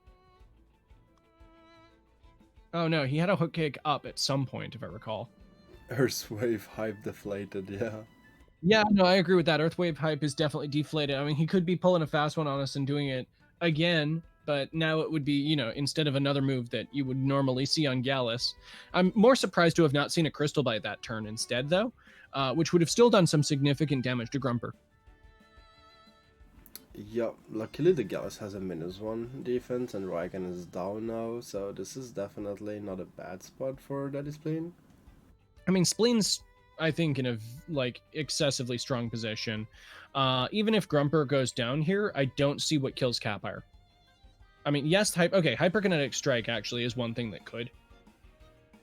Yeah, that's definitely 5 head, guys. So the Hyperkinetic Strike does go down, and we'll get to see how much damage that does. It gets it down to 9.7%, not enough to take it down. The hook kick goes down on the Grumper, though, taking it out, meaning that this Capire needs to get rid of things now, and it does not have the damage with which to do so. Picking Embers over Ketsa here means that it does not take out the Valorant, meaning Reiner takes this game. Definitely. I thought the Grumper could have survived, but I always think about my Grumper and I shouldn't. Yeah, I was going to say, your Grumper, while definitely iconic, is functionally distinct from a lot of Grumpers people run. Very interested in seeing Reiner progress to the next stage. Gee. as we will see Daddy Spleen drop to the losers bracket. Voldy, if you're still on the stream, I hope you didn't start your game.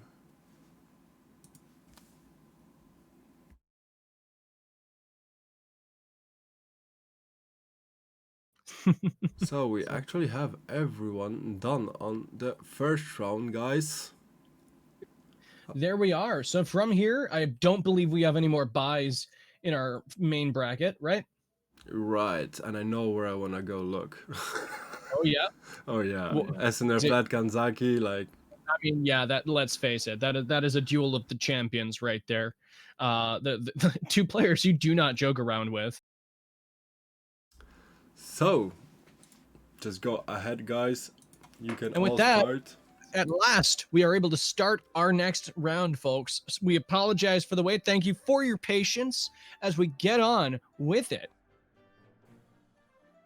With that, right, yeah, I mean, these are two players that need no introduction. The two-time winner of the Tsubaki Cup and a number of other PvP tournaments, and Sinner Platt himself, currently person with the highest peak TMR in the game.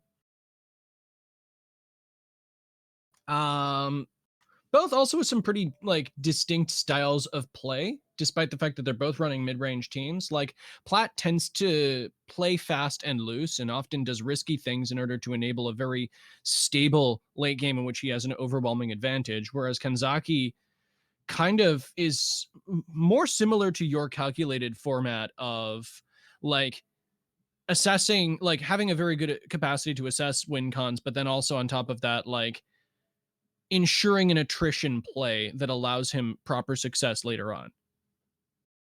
Yeah, they're definitely with different playstyles, but definitely both really strong players. So hyped to see. And the match started. Let's go, guys.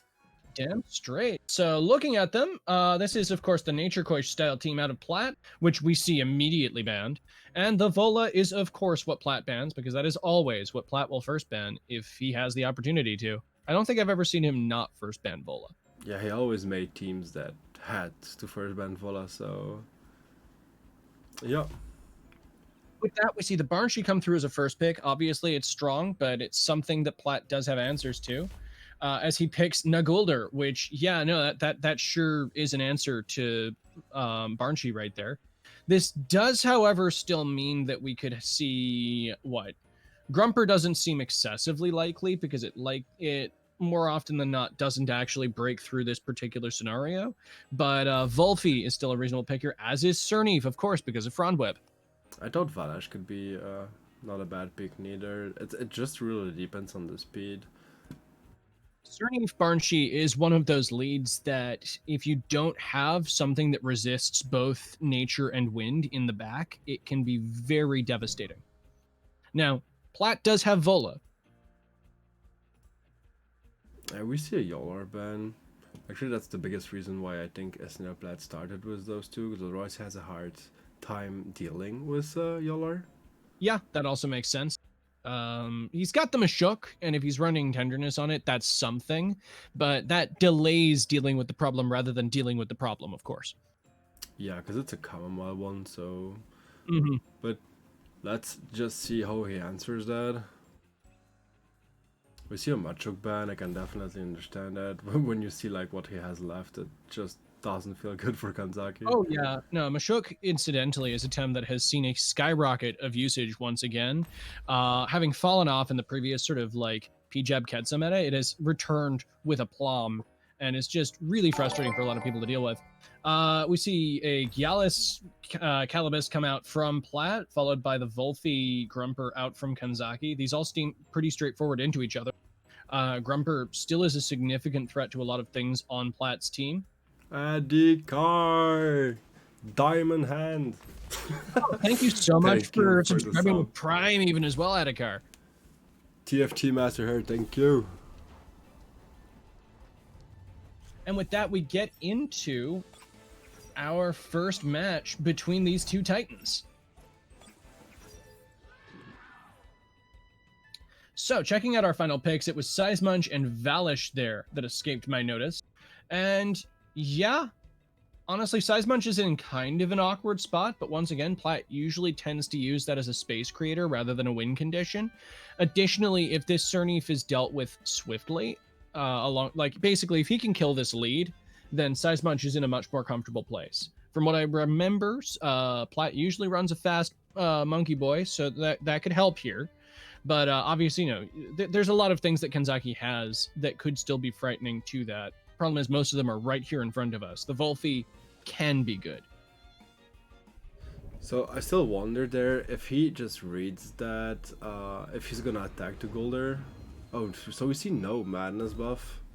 Okay, so now Water getting Lily into it. Because it's not a Strange Vest Naga, so if he did Madness buff, there was 100% death, yeah. Yep. So this looks like it was Platt reading the fact that this lead wasn't as secure as he wanted it to be, because once again, that wind nature pressure from Cernif and Barnshee, two incredibly powerful attackers, is a tough thing to weather against.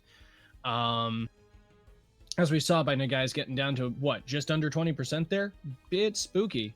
That trade is definitely not great for Platt. No, Calibus still feels good to come in here, but I mean, that's with air quotes.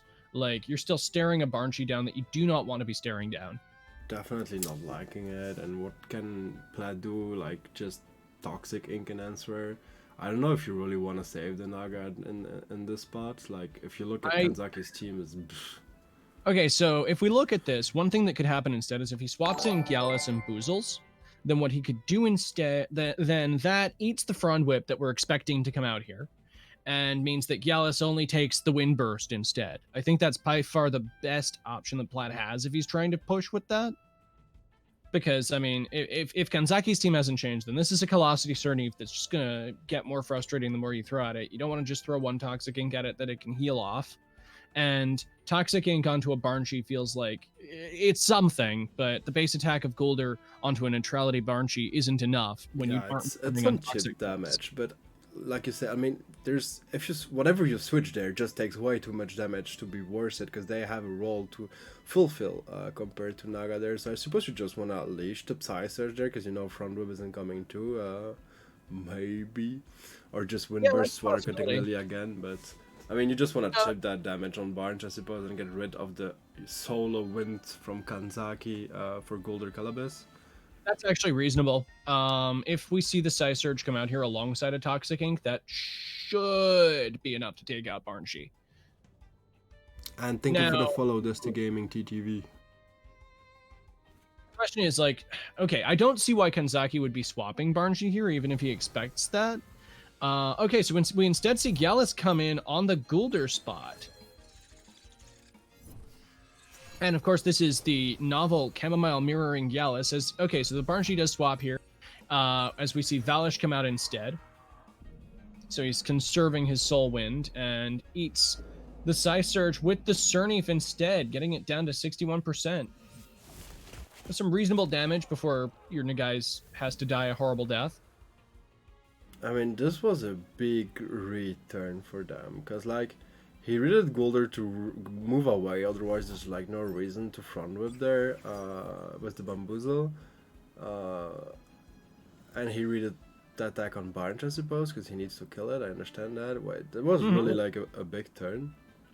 No, definitely. Both players made some very strong reads there. The fact that the Barnshee is conserved at 63% of the back means it's healthy and capable of coming in and just wreaking havoc on Platt's line. It means that Gallus needs to stay alive. It's I think it is his only reliable tool against Barnshee. Yeah, I mean, Gulder, Calibus, and Size Munch don't do enough at all. Wow. Dimmock can from, like, an appropriate percentage of Barnshee, but that's like a stretch. Man, that Valash feels so bad in this spot. Yeah, no, that Valish feels pretty terrible here. The Cernif, however, can still kind of just water cutting Lily with impunity, can't it? Oh, definitely. I mean, Cernif is definitely gonna do that move. What do you do with Valash? Because Valash against the poisons is, like, still an option, definitely. Like, his only other option except Barnes.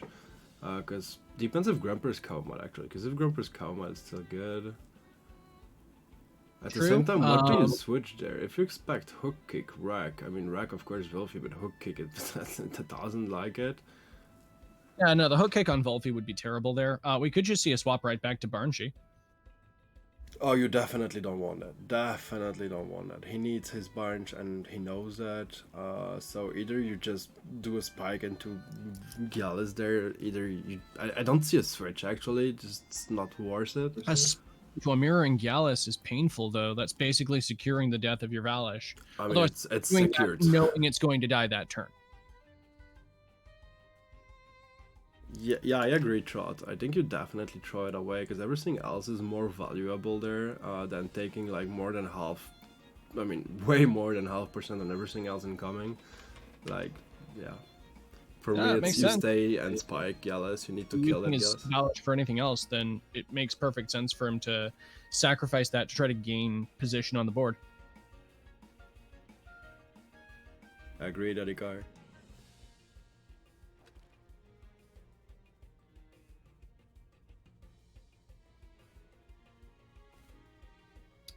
Well, let's see what our players have chosen here. So far, it looks like we are going to be seeing a double in on the Gallus, and that does seem to be what Kansaki has chosen, with a Spikes and a Watercutting Lily coming out there.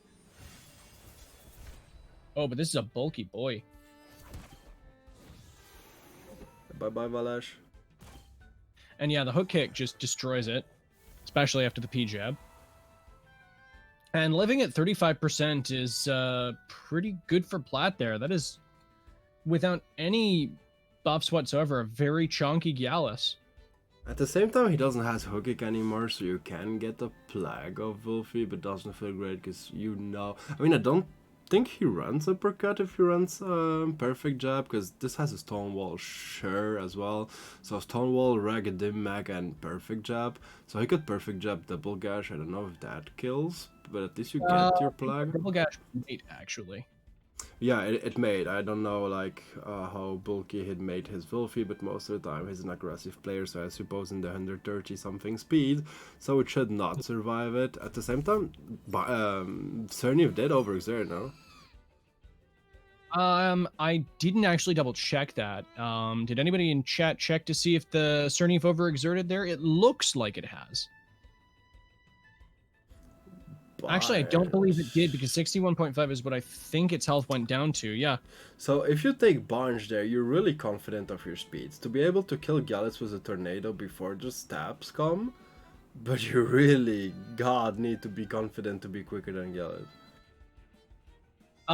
So one clue that Kanzaki has that he might be faster than this Gallus is the fact that this Gallus is as bulky as it is while still being able to output damage.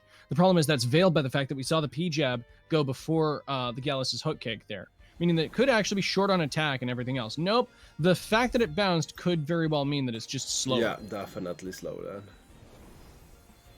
Oh, it was a bait! Oh, that tornado into Golder would have felt so good. The bait on both sides, though, winds up being really good for Plat if he gets the Stonewall on the Golder. So Front Whip still does a pretty staggering amount to Size Munch, but that is an overexertion on Cernev.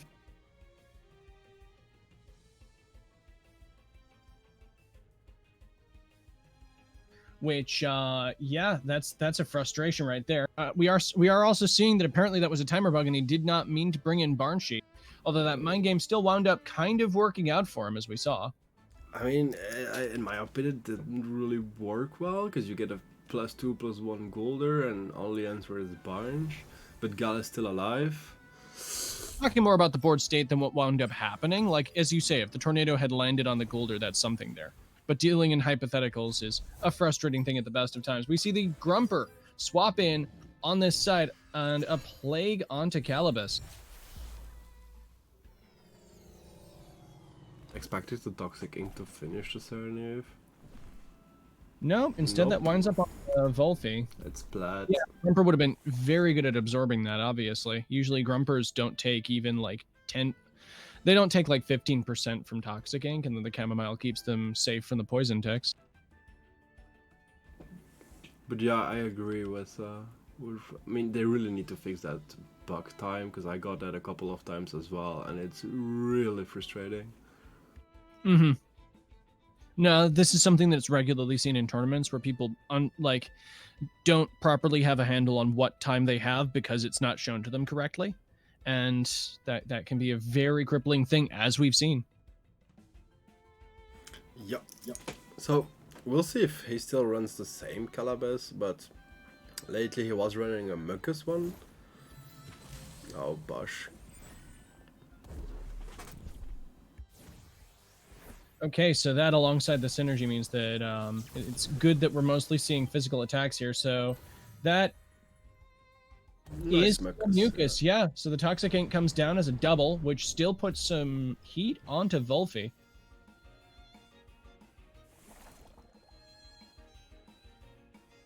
So a double up will kill Calabash. Yeah, there's nothing that will stop that. The Thunderstrike still dealt in like roughly 25 to 30% right there, and Plague on top of that will certainly kill the Calabash. If I don't mistake, Gold, it did 32. Okay, did it? But that's not enough. Well, that's why I'm saying the double-in kills it. Yeah, you're right. Plague, yeah. But he chose to keep Golder in there. Okay, so instead, we see a Plague onto the Gulder, which means that now the entire field for Plat's Trap. Okay, I completely missaw that. So I did definitely do that. Oh, 35. wow. Okay, yeah, no, both of us were short on that damage right there. Definitely doing over 35 right there. Big yiker. The Volfi still goes down as a result of this, but actually, I'm not entirely sure how even a trade that is. I mean, it's advantageous because most of the things that are being capped on Kanzaki's side are things that deal with Size Munch. Problem is, I don't see Platt caring as much about a Size Munch as other things. Like, he's going to try to conserve the Gallus in the back for the Barnshee. Obviously, Gallus having as much damage as it's taken is kind of awkward, but, like... I mean, we saw the damage from Front Whip after the +1 of Size Munch. So... Water cutting really shut kill there, and Golder is trapped, so no synergy with Rack neither, so I don't think Size Munch can be quicker than that. Size doesn't have Dim Mock up, does it? It hasn't been in for that many turns? Yeah, he has Dim Mock up. Okay, then in that case, this could still be a trade between those two. Obviously, this leaves, like, Gallus to deal with the Grumper, which is not a great thing when you're asking Gallus to deal with both the Grumper and then the Barnshee in the back, but at least it's something. We do see the Dim Mock come out. That's not going to be enough to take down this Cerneef, though, as it's going to bush. For the Toxic Ink. Good thing. So, the Mud Shower comes down. That's getting it down even further, and, yep, eats the Toxic Ink.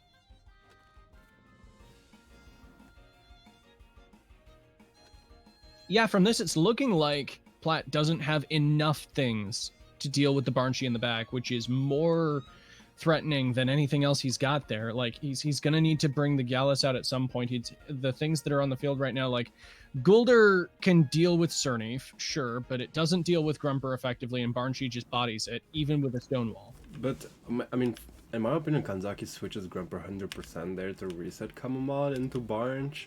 Cerneef just water cutting Lily into Size Munch spot. It's gonna be faster and kill for sure, so Gallus won't come there neither, can't like take that risk.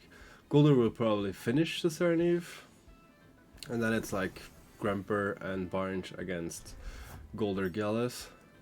No, instead we see the Cerneef swap out for the Barnshee as the wreck comes down. Why? Well, apparently because he's taking under 50% from this wreck and is wholly unafraid and is ready to just take it out with another Mud Shower.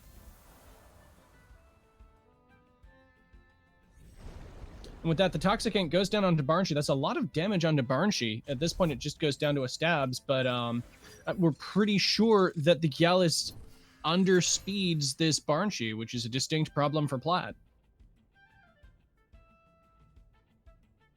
Yeah, I'm still like trying to process actually what Kanzaki just did there, because yeah, no, that was a messier turn than the one you predicted for sure. If he'd swapped in on the Grumper spot, that looks like that would have been more comfortable, but Definitely, you needed that chamomile reset. Water Cutting Lily would have killed the Seismunch anyways, and then you still have your Barnge lively to go there. Like, now, even if he kills Gallus, Golder can overexert, like, to do the Toxicking and kill Barnge. And because Grumper didn't reset chamomile, Golder can just win this, wouldn't you? This is true. It means that you can actually get toxic takes on, well, poison takes onto Grumper, which is horrible. It could be that he's planning on swapping in Cerneef this turn, but that feels incredibly clunky. So the Tornado comes down onto the Gulder, which doesn't even do half thanks to the Stone Wall, which is deeply unfortunate. A Crystal Bite comes out and does actually take down the Barnshee, and no, okay. The final turns of this have certainly gone more in the direction of Platt. I mean, I have to agree with you that the plays that Kenzaki made there were different from the ones that you analyzed, and that certainly went out worse for him. Definitely. Okay, I mean, Platt wins there? Yeah, it's at this point, I'm seeing what hook kick. Okay, so from here, right, Cerneef still can Water Cutting Lily the Gallus and probably take it out, right? I'm not even sure that takes the Gallus out, seeing the bulk he had last time. Wait, why did... Wait. Yeah, Sharp stabs into a Mud Shower, which, while the mirroring happens a little bit, still eliminates this Gallus thanks to the Sharp stabs. The Fron Whip comes down onto the Gulder and does a fat load of nothing as the Toxic Ink wipes out the Cerneef. Platt still wins, but once again, not in the way that we're expecting here, with these final turns being certainly harder to predict. it's harder to predict because it's like really strange. Let's say it like this. Definitely. You know, sometimes things just go like in a different direction than the way you expect, and it just keeps spiraling off that way. It's just fun seeing what's different in the way that the players are analyzing the board. Trot, I suppose he did that expecting like him to just sharp stabs and being quicker anyways than the VCL, but yeah, it's more the turn before that, because actually if he had made that, Kenzaki wins there. Well, with that, we're right into our second game. Platt takes the first one, but we saw how close that wound up being. It's more than possible that Kenzaki will turn this into round, like sort of a third game match after this. Yeah, not sure at all that VCL killed that 35% from Gallus on the last turn. With that in mind, let's see how our contestants here are going to be swapping things around. Nope, these bands are exactly the same. Kenzaki does not want to deal with the Nature Koish. Yeah, definitely. That Koish puts just so much pressure. This is very true, especially alongside both Nagai's and Calibus, two frustrating waters in their own right that do annoying things into a lot of Kenzaki's team. It's certainly spooky. And he has no really good, I mean, easy way, let's say it like this, to deal with it. Nothing that wallet except Cerneef, so yeah, definitely the best ban he can make. We're likely to see the Mashuk second band again, unless it's picked inside this window. But it makes sense for Kenzaki to lead Barnshee into this, which obviously precludes a first pick of Mashuk, unless it's something really wild out of Platt here.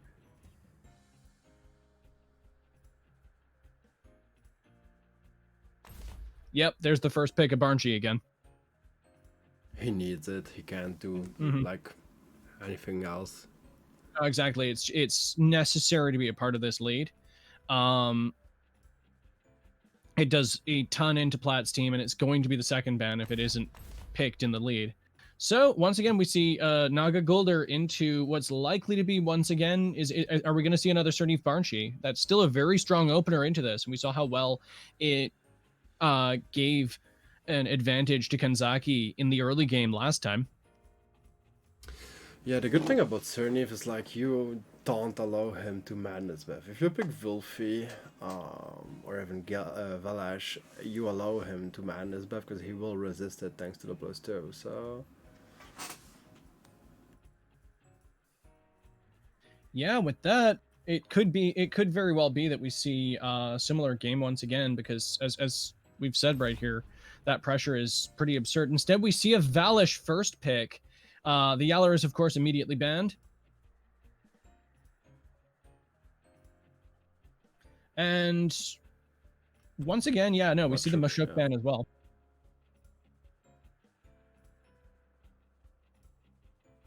So from this, Valish first pick feels a little easier for Plat to get that Madness buff off on his turn 1 there. Yeah, I think this is just a double Madness buff. Yeah, I mean, it doesn't seem like there's anything that would be stopping that from either side. Thank you for the follow, Cosinergy. Welcome, welcome.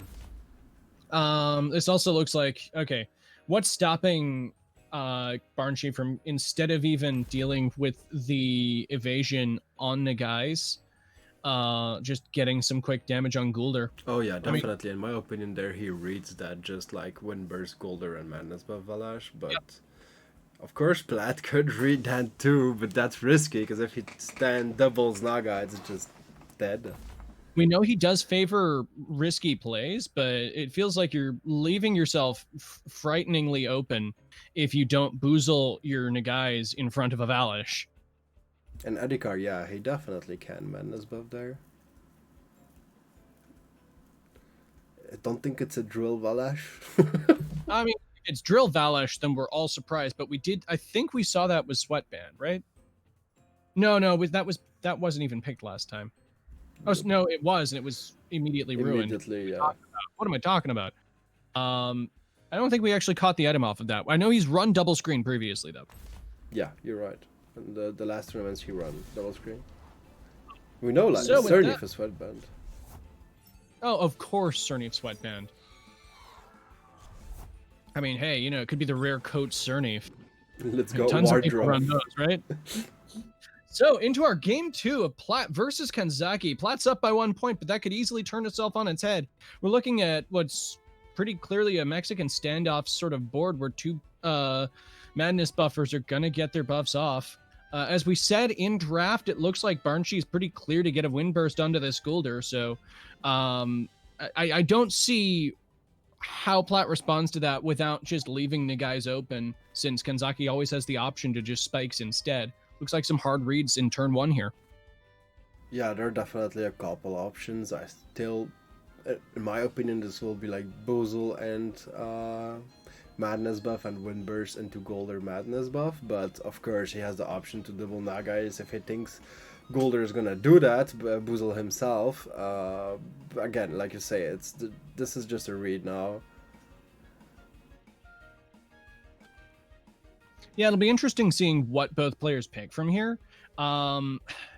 Honestly, I feel like getting the Madness buff early on Valish is less of a prior. Okay, it's reasonable, but with the Mirroring Gallus, the Calibus being the Calibus is the only other target I'm seeing that's heavily vulnerable to a Valish here.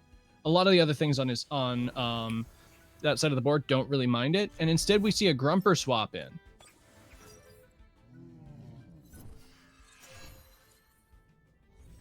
So that eats the Toxic Ink super well, which was red. The Madness buff goes down anyways. Do we see a Crystal Spikes here? No. Nope, it is in Madness buff into Madness buff, with both of our partners here just going and repositioning as a result of that little dance that we saw in the corner there. Having the Grumper out here is definitely spooky. I think that it's pretty easy for Plat to just swap Size Munch into the Nagai spot, though, right?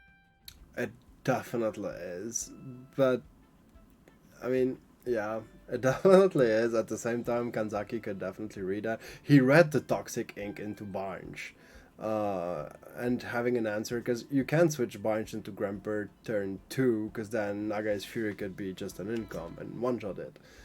So, no, once again, we've got daggers at the throat of both players. Like Nagai's. Okay, I don't see many outcomes in which Nagai's wants to stay on the board here, given the threats that it's up against. The Boozle protects it against the Grumper because it's Chamomile, but at the same time, you know, Valish is still there. It's more than capable of dropping a Crystal Spikes into that spot. yeah. At the same time, so if Kanzaki makes a hard read there, that Nagai switches, and he had Ikar, remember, he could perfectly stonewall Valash.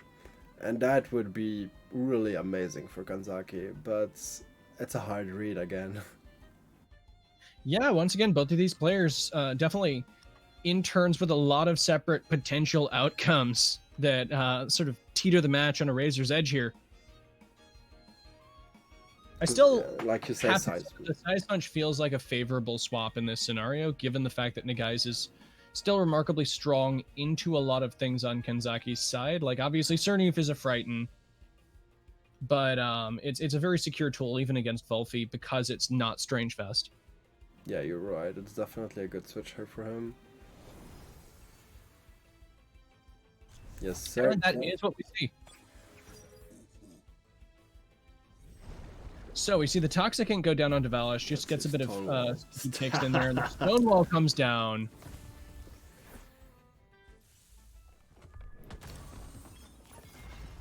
Still some damage. Yeah, I mean, that's over 25%. That's something.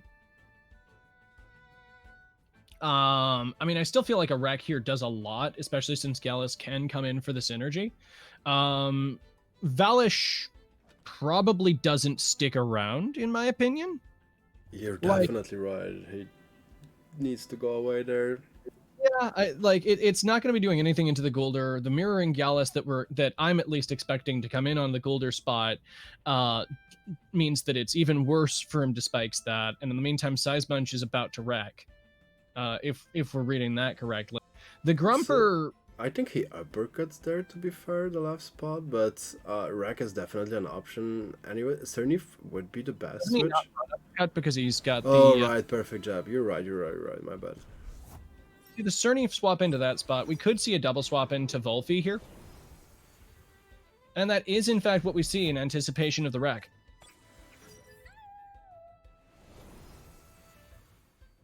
And the Gallus does come out, so it does look like what we're expecting to happen is likely to go down. Yep, there's the wreck. So the Volfi swap in was, of course, instrumental there because Team Elusive means that it takes absolutely nothing from that. And the Gallus is really grateful for the extra buff. Definitely a good turn for Kanzaki there. Mm-hmm. That said, we do have a P-jab hook kick staring this Volfi in the face. No, because Water Cutting Lily Black just kills Heisman before he even does the P-jab. Right, I keep forgetting that with speed, Cerneef actually does threaten most of the things that would deal with Volfi in this scenario. So first problem for Plat there is like, he has the Golden Naga setup, but now you need to be able to bring it again, and that's the hardest part actually when you play that. Well, if we're reading two nature attacks onto Size Munch here, it could easily come back into that, but instead we see the Gallus. Oof, he readed a switch there. So you're expecting that was reading, what, a Nagai swap in? No, he readed Size Munch to go away, because I can understand that. He just dies from a double up, so the obvious switch, you know. And it looks like Platt took and used to take out the Volfi as a result of that. I mean, that was well played from Platt, because the obvious reads are so many times like just misplaced at the end. One of the things that we do regularly see, especially in high-stakes games between very skilled players like this, are people intentionally making suboptimal plays in order to throw the other player off. And also, from experience, Senior Platt is more likely to go for the risky option that will give him what he wants, rather than play safe and lose momentum. Yeah, because at this stage of level of players, they just don't click green circles, because it doesn't work most of the time. But yeah, so that was a risky play and definitely worked for Platts, taking the momentum back on that game. So with this, the safest thing to come in here, oh god. There's none. It's Barnshee, but does Barnshee really want to come in here? Like, you kind of have to double Gallus at that point. I mean, you could and just do like energy manipulation, Water Cutting Lily, but at the same time, we saw Water Cutting Lily being slower than Sharp Stabs. So, yeah. Okay, so he goes for the Valish instead. Now, another question here is this bait? Because if Kanzaki's expecting Platt to swap on this field again, I'm not entirely sure that's correct there. He actually swaps out the Cerneef, getting the Barnsheen on that side instead, ensuring that it enters the field safely. Also gives him the Crystal Dust synergy, which does take out the Gallus. Although that mirroring damage is pretty impressive right there. There's no way he survives that. Yeah, he does. As a matter of Oh, what the actual... Well, something that went down beforehand, if we recall. Oh my god. And with the overexertion onto the Size Bunch, this is a big turn for Kanzaki. That's Stonewall, just like... Wow. However, correct me if I'm wrong here, but can't Nagai's just come back in and continue this as a pressure turn for Plat? He can, because no more Cernif there. I mean... Yep. He needs to sit Vanish again. Worry about it coming in, but at this point he can kind of just Fury and bring in Guldur, right? Yeah, he definitely can do that. I suppose Bunch is gonna attack the Seisman spot, because whatever comes in there still takes a lot of damage. Yep, no, that makes perfect sense. At this point, wind attacks onto the Seisman spot just do an absurd amount. I like, sure, you're going last, but that doesn't change the fact that it's pretty devastating. Cernif still feels like the best swap in for Kanzaki on the Valish spot, but presumably that's why the Guldur would be coming in. Alongside, of course, supporting Nagai's.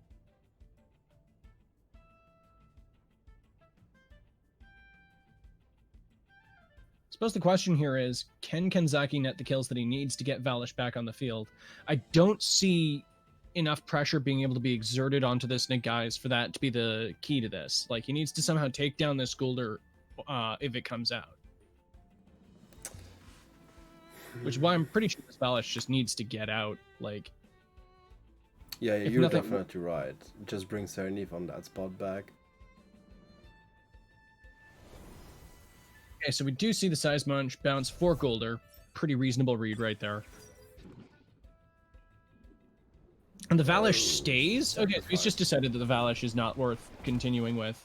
I mean, that's fair enough. Don't get extra damage on the Cernif. Let it come in on the swap.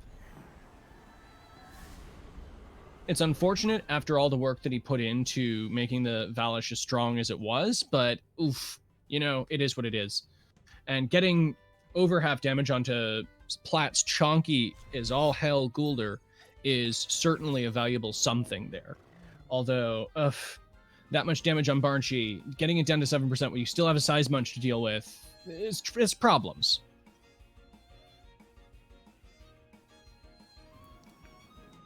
We're definitely seeing that Plat has taken a much stronger position in the second game than he did in the first one.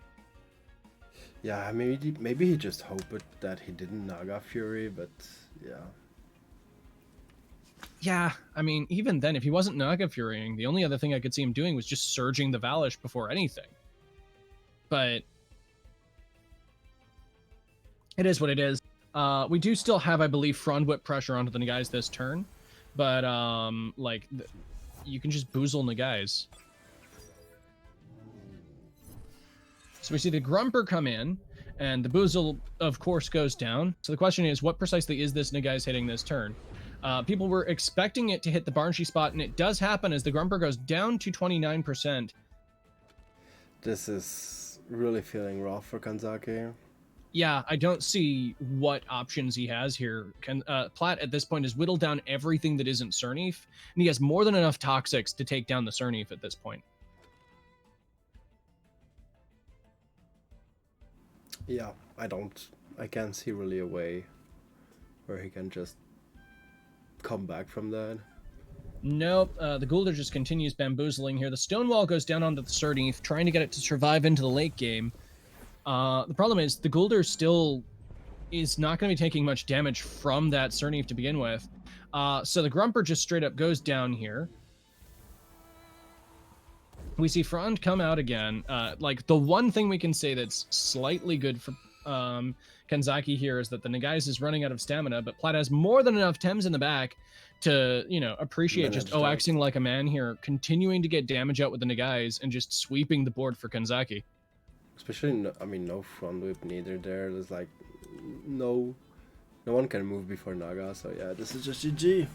Yep, and with that, for 2 games for Senior Plat, congratulations to him for advancing to the next round, as Kanzaki will drop to the loser's bracket. GG. There is still, of course, a chance for Kanzaki to climb all the way back through that bracket and get back to the top to perhaps ask for a rematch. We'll see. But in the meantime, I can't really say that was an upset. Both of these players are absolute terrors, and they face each other pretty consistently. That was just good games. And with that, we still have Ali and Reiner in a game, and Scallywag and Shiro. Now, this isn't meant derogatorily, but I'm going to assume that Scallywag's games will go on for a bit. So do we want to catch the end of Ali's match? Let's go to it. Fantastic. So looking at this is pretty even in the end here. We've got both players at 2 Tems. We've got a Turok with we've got a plumed set of Tems right here from the Valash and Vola that we see. A +5 Vola on Reiner's side, and Ali with a Turok and a Gyalis. So far, it's looking like Reiner may very well be picking up this final match. Obviously, we have no idea what holds anybody has. Yeah, definitely jumping at the end like this. We see a -1 attack on bows. Yep, no, plumes definitely happened, and yeah, no, the HKS combined with the Crystal Dust just going to take out this Gyalis, as it looks like Reiner is just going to sweep this board clean. We're going to see if that OX'd Turok does anything, but nope, it dies a warrior, but that's about it. As Reiner will take that second game. Just a quick snapshot there before we bounce over to Scallywag, folks. Interesting to see what Ali brought there. I love seeing Turok. And once again, it's really nice seeing Reiner at once, and obviously, you know, one of the shining stars of Legacy, like, excel to this degree, right? Yeah, sorry, I was quickly answering there. So No, absolutely no problem. Oh my! So I'm just spectating the Scallywag Shiroki game right now, and yeah, no, Scallywag's brought an interesting team again. For those who don't know, Scallywag, Voldemort in chat, is known for being one of the most stall-oriented players in the current game. He's one of the pioneers of Benefactor Kinu outside of Reaper Psycho himself, and is generally pretty interesting to play against. As we can see here, we got Karin, we got a Pig Epic. Like, these are some interesting things that we don't necessarily see as often. I mean, I've seen a couple people play Pig recently, but I'm wondering if this is the same, like, one-speed relax setup that we normally see with that, since his fingers, like, staying over that Nagai's, it's not an impossibility. I love to see a Karin. Yeah, no, Karin is... Okay, it's a frustrating option to try to pick, but I've seen it excel in nature compositions like the one that Scallywag's brought here. Obviously, we're only seeing so many natures right now, but it's one of the best bush partners in the game, and it scares away a lot of fires. Obviously, Firecoish has injured that role for it, but between Scavenger and Willpower Drain, it has a remarkable toolkit to work with. Yeah, especially, I mean, again, it's for the future. I know I'm talking in the future, but I really think this has a lot of potential for Sipanku. For Sipanku, the growth potential for Korin is very big, given the fact that, once again, it's a Stone Ball user with Scavenger. Like, if you raid boss that up effectively, and we have more things to ensure, you know, attack ups rather than just minus defenses, then that winds up looking very strong. And more stamina. Oh man, that too. That's actually another thing that's fun about the level cap increase, for sure. Stamina is one of the biggest Achilles heels of Karin. With that, with 2 Earths opening against a classic sort of Valash Koish opener here, I'm interested in seeing how this goes. Shiro's team, obviously we haven't talked about it too much, but it's interesting. We've got a Grumper there. We've got a Saku in an aggressive squad, so I'm wondering if this is going to deviate perhaps from some of the standard Saku plays we see. Well, there we go, talking. I mean, speak of the devil and it doth appear, right? I love this devil. I mean, hey, you know, better the devil you know. We see Karin swap out for Pig. We see the Saku swap out for Valash. And immediately Grumper is taking a hit. Grumper, incidentally, does not have its vaunted chamomile that is on the Pig, so this does look like it's a relax-oriented Pig. Usually that's what that winds up meaning. If it's not like energy drink or something like that, I'm going to assume that's something that wants to put things to sleep. And that first trade definitely went to our boy Voldy, because yeah, losing your Fire Koish while only doing like 60% to a Grumper is not a fun thing. Especially when he still has Saku. But for what you just said earlier, just a little thing.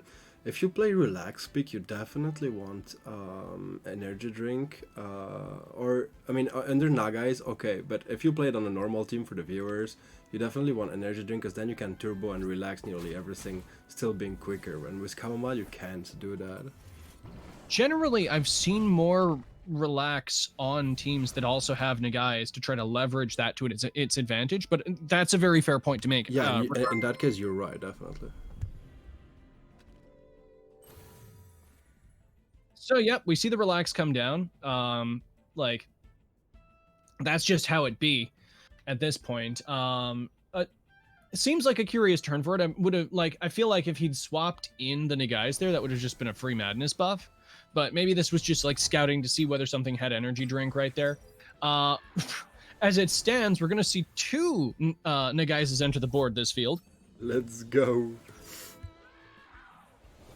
Who has the 9 SV? Who has the 1 SV?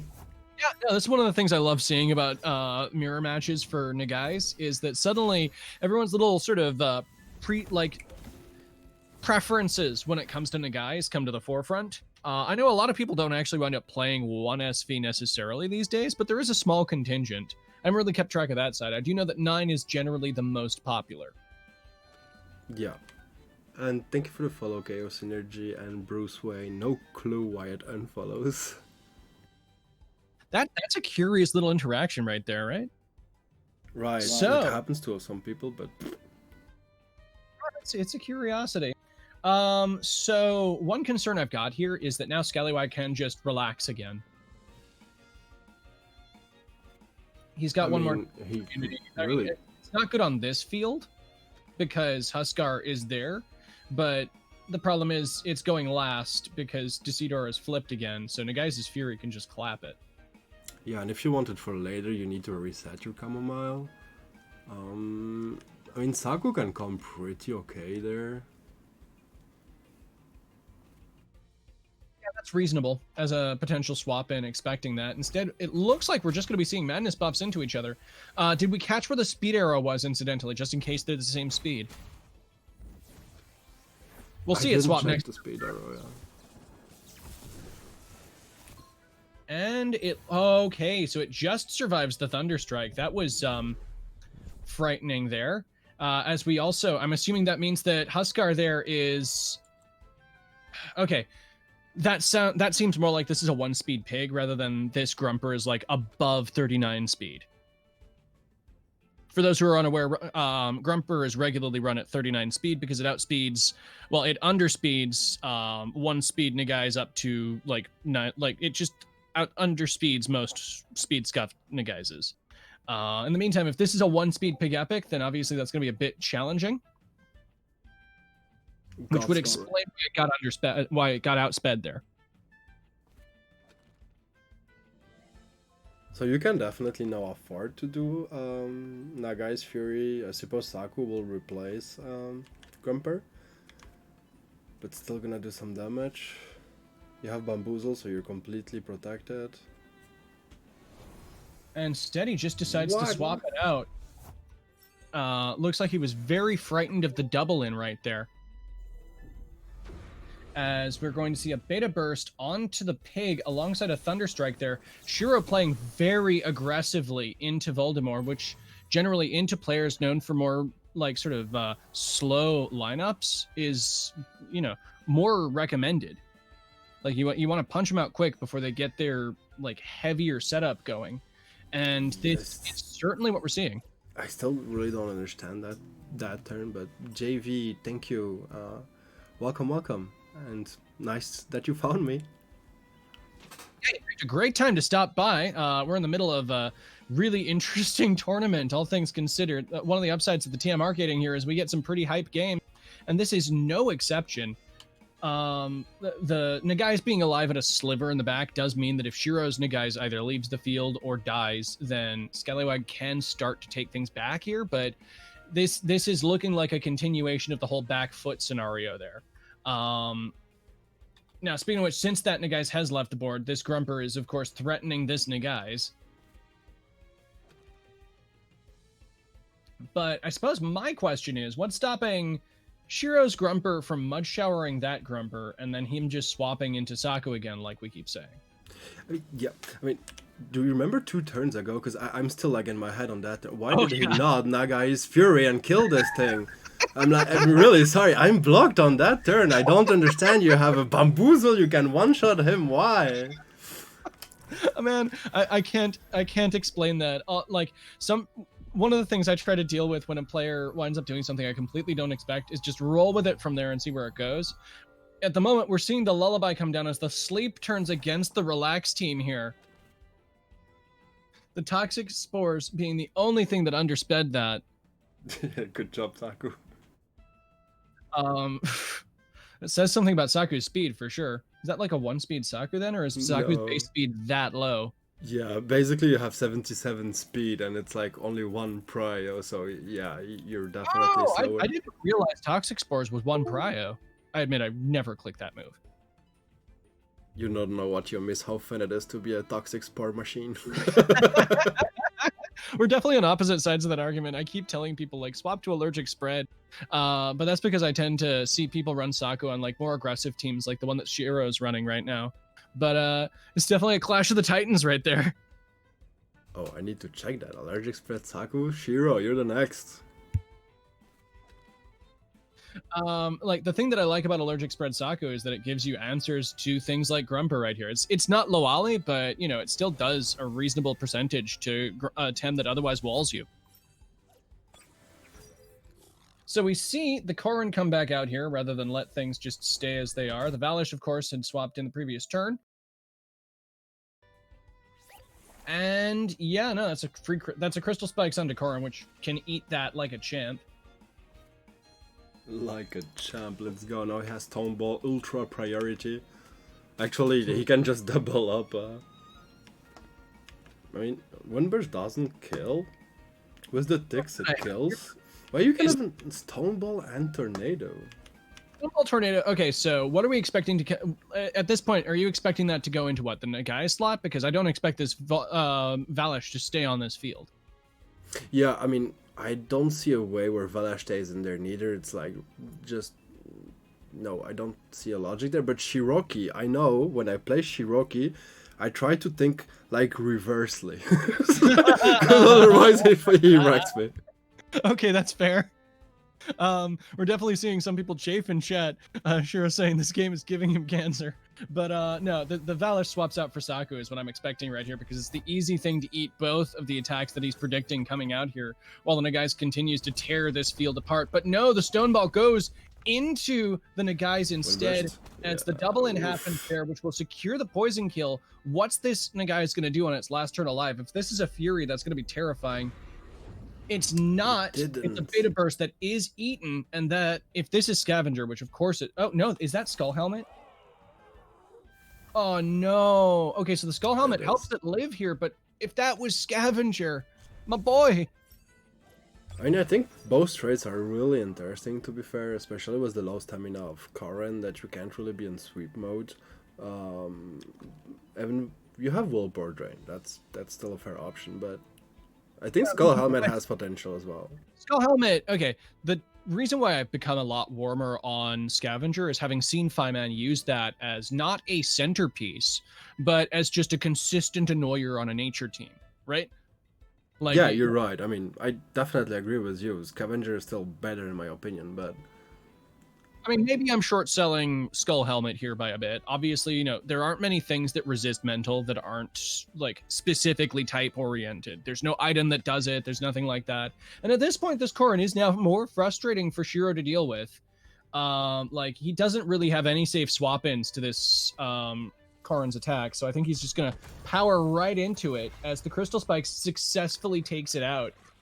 Wait, isn't Skull Helmet just protecting you from melee? No, it's melee and mental. And, oh yeah, okay, both, but yeah, okay. Toxic Spore Machine.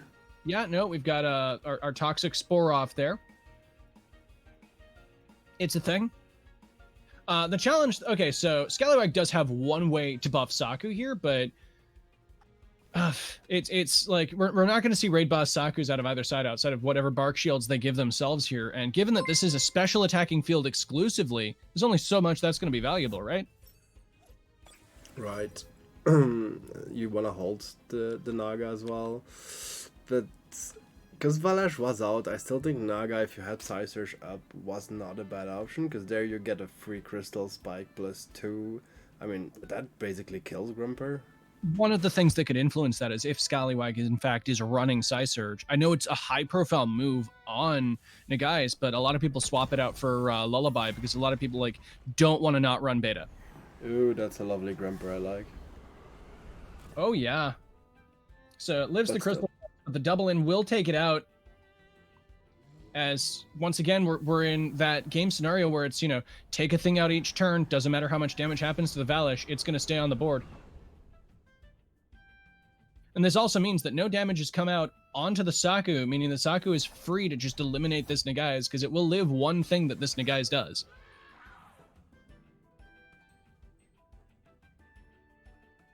And there's no bamboozles to hide behind here, so I mean, basically he's just gonna switch into Grumper, finish Nagais with Saku, and bye-bye. Yeah. At this point, as entertained as I am by Scallywag's team there, the draft felt like it was very hard for Voldemort here. Like, not getting his extra buffers and losing his pig so early are two things that I think really hurt him here. Yeah, the pick, I think the pick there on the Thunderstrike, agreed. Like, Pig Epic is one of those Tems that you want to, like, much in the same vein as Akinu and other heavy support Tems, like, you want that surviving very far into the late game so you can use it as a pig bomb, get your stone walls off, all things like this. Ooh. So the low comes out, and with the chamomile reset, once again, we are secured. The death of this Nagais is secured. What I'm getting at there. I mean, at the same time, we know he doesn't run Psy Surge neither then, because Madness buff, Lullaby, Nagai's Fury, Beta Burst, yeah.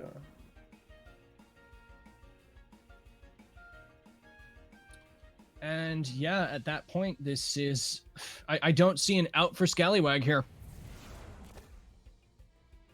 I mean, he can still Naga Fury there, because it will still be after Saku. Wait, what? No, this is 39 speed Grumper. Oh yeah, I mean, I'm so dumb there. It's all right. I'm trash. Dude, we all make these mistakes. It's okay. That's why I was like, no, this Nagais is just dead. As Scallywag forfeits there, and congratulations to both our contestants there. Shiro makes it through to the next round. As Scallywag will have to fight it out in the losers bracket. GG, guys. Speaking of which, so that concludes this round. I'm going to quickly refresh and see how our losers bracket is doing while the next round, of course, progresses.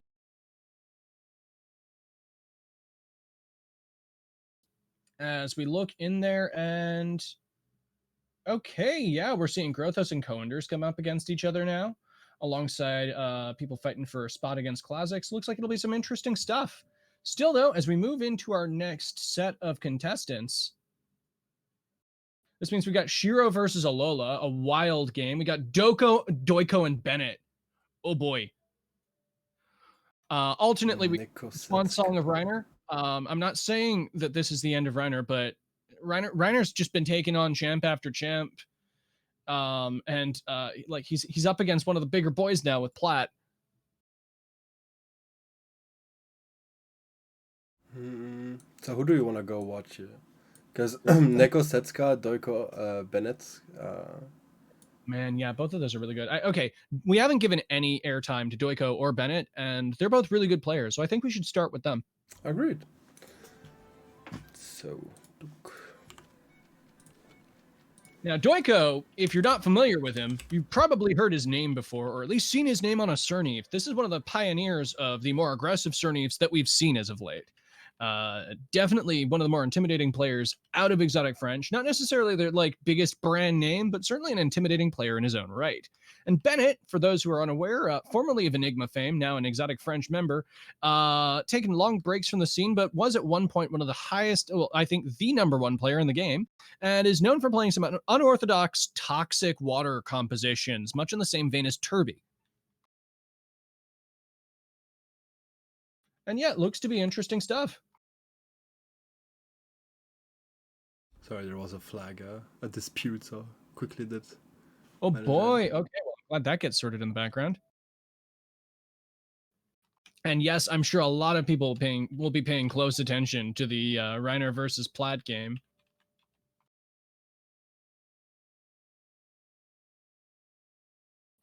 And with that, we just wait for our contestants to get into their match right there. Have you given the green light to everybody to go, incidentally? Oh, I mean, yeah, was my bad because we thought like everyone was done on the winner's bracket, so we could definitely go further. In case anybody's waiting, there's no need to wait. You can just charge right into your match. And of course, those in losers bracket can just charge through anyways. And under no point are you guys supposed to be waiting until I believe what round 7 or something like that, when it's like the last one. Yeah, till the big final of the loser round. Doiko and Bennett are in their games. So looking at both of these compositions, yeah, we got a bit of variety here. As expected, Doiko is indeed running Firecoish Cernif. I would expect one of the auteurs of this strat to be running it. In the meantime, Bennett's got. This is actually the first Tuvine I've seen in a bit. I don't think Tuvine's necessarily fallen off that hard. I just think it's got a lot of competition for its slot. And no Grottos. Go ahead till the end. Yep, once again, if you are in losers bracket, go, go, go. Only the absolute final of losers bracket is something you need to wait for. So we see a Nagais ban from Doiko, we see a Yaller ban from Bennett, and this draft is immediately underway. Looks like Doiko is looking to start off with his Koish Cernif, given the fact that he's definitely eyeballing that Cern. Cern gives him a little bit of wiggle room and options here as well, I suppose. Like, it's not impossible for him to start like Cern Valish or Cern Nagais or something like that here. Yeah, Cernif is really, it's really good actually. If you look at the other one team, just Golden and Valorant are like really good against it. Otherwise, all the rest is not in a good spot. Tuvine's kind of an even trade into it. Volfi, it's a very inconsistent matchup. We see Vola Gulder, so just immediately all the things that Wall Cernif go in there. Oh, if it's settling, you're right. Yeah, then it's 50-50. If it's Callosity, In general, Volpi wants to play off of stamina anyways. So the Turok is another good pick up there. Obviously, it does very well into the Toxics that Bennett has picked. It will depend on what trait Valorant he's running, of course, but it'll be interesting. Yeah, sorry, Shining. Had a rough night. A bit tired. My voice is not that high. It's all right, man. We're just happy that you're here. With that, we do see the Tuvine ban. Just keeping it. I'm assuming keeping his Nagais safe at this point. I'm not seeing too much else. Okay, I'm trying to see what else there it would be threatening. It threatens the Kinu and the Gulder, I guess. Yeah, no, that's enough things that you would want to second ban it. With that in mind, we see the Valish into a Volfi Kinu.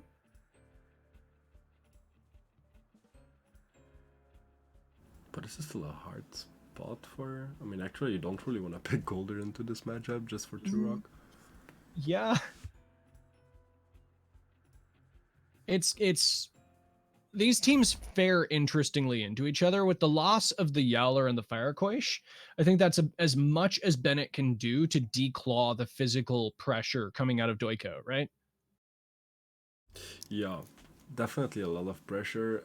At the same time, he really needs to conserve a bit Cernif, because Wolfie is a problem for Doiko, and he's like the biggest way to deal with it with Golder.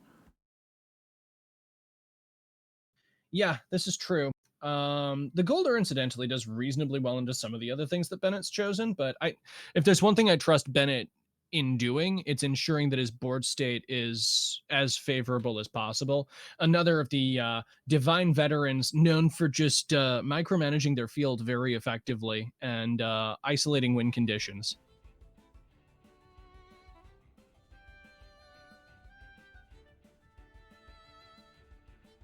And with that, we get into our first game between Doiko and Ice Red, otherwise known as Bennett, once again. So, yeah, this Cernif doesn't look like it really wants to be here. Like...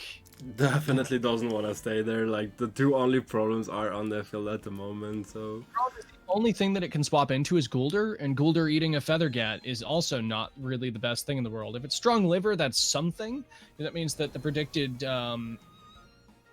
Tink is better. Gonna heal a bit. Yeah. I mean, that's if that even happens. Instead, Bennett is just swapping straight into Volfi to try to deal with this Turok. So we do see the Feather Gatling into that, and yeah, that's a spicy meatball. That already brings it down to 70%. The Feather Gatling in return. Okay, so this is a more frail Valorant from what we're seeing. Okay. That's a bit forward of me to say that. Turok has the highest base attack of the two Aivos, so it could just be that we're not seeing a heavy defense investment on this, since we do see that's an anaerobic sweatband. Yeah, definitely with no defense. I mean, I understand he wants to kill the Valorant to be way more free with Golder, Cernif, and Kinu.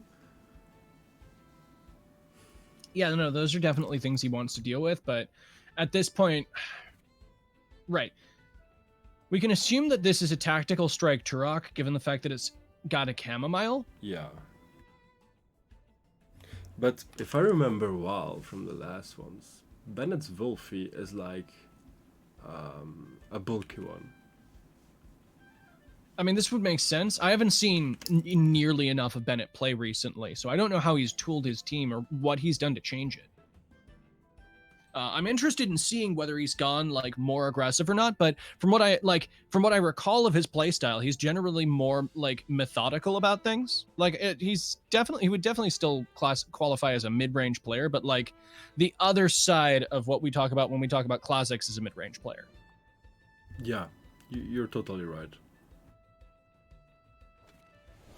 He's not a big changer neither. Mm-hmm. So we do see Doiko conserve his Turok there, expecting the plague, and brings in the Kinu to just buff up our fat boy right there. Whole life fills up. Oh no. So we see the Dust Vortex come out onto the Guldur, just immediately putting the damage, let's call that damage in there. I don't know whether that was expecting a swap to Valish, perhaps? Yeah, it's a bit strange. Why do you want a Dust Vortex that spot? That felt like a hard read into Valish. Yeah, you're probably right. The thing is, like, if it's a speedy Kinu, you can revitalize Golder, but still 34. We know Feather Gatling does 29.5.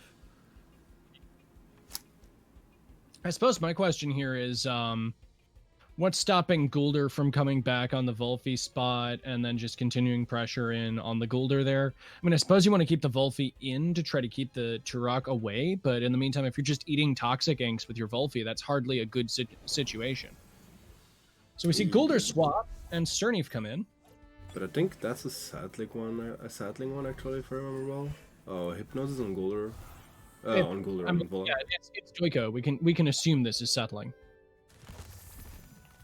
We do see a Lifeful Sap come off of Volfi there, so you're right about the move, not necessarily the turn. And yeah, no, fast Hypnos are always something that are frustrating to deal with as an anaerobic Valorant player. So, this is probably Volfi switch into Guldur. If you read that, you switch Kinu into Turok. At the same time, Turok has only one more turn of Chamomile, so that's a bit annoying. Mm-hmm.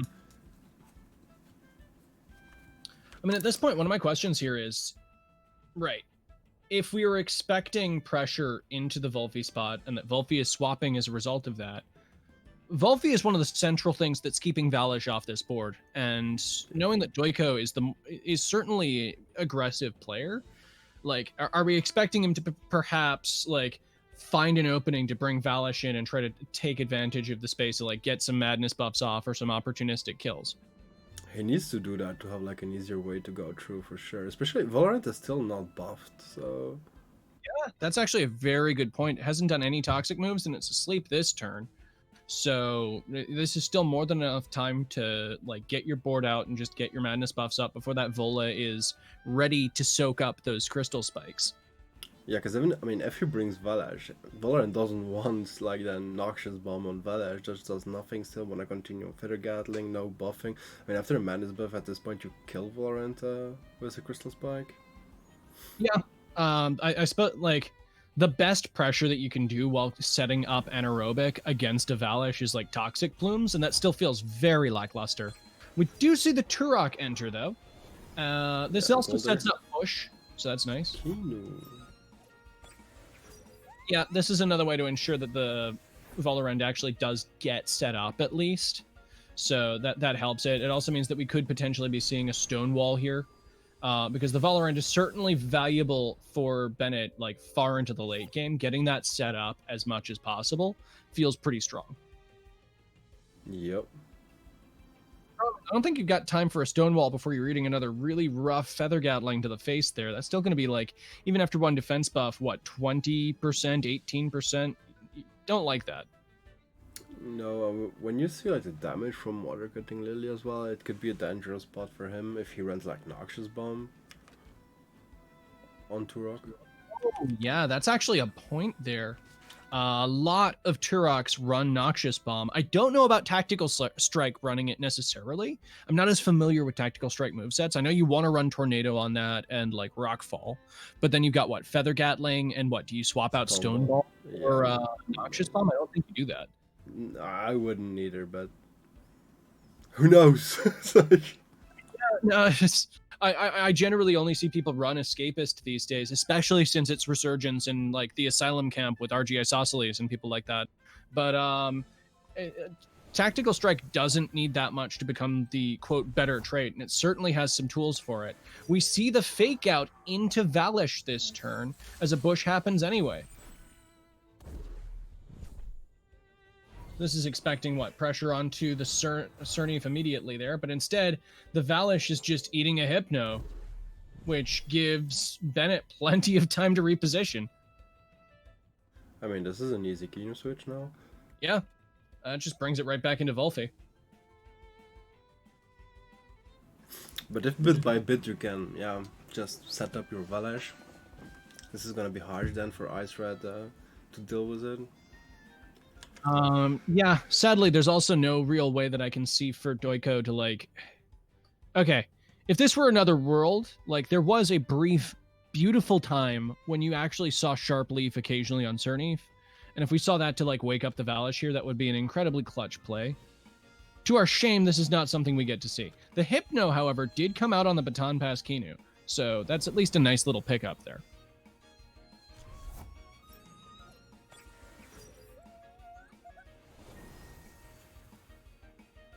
Still not buffing.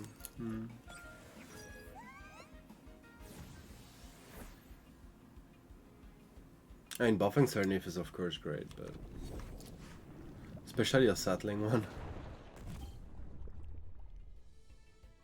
Because I don't think he runs Shy Shield. Yeah, no, definitely not Shy Shield when you run Front Whip. No, that's usually the move that you eliminate for Front Whip. Like Revitalize, Water Cutting Lily, and Bush. Sorry, I was blanking on Bush for a moment there. Yeah, like you need all three of those.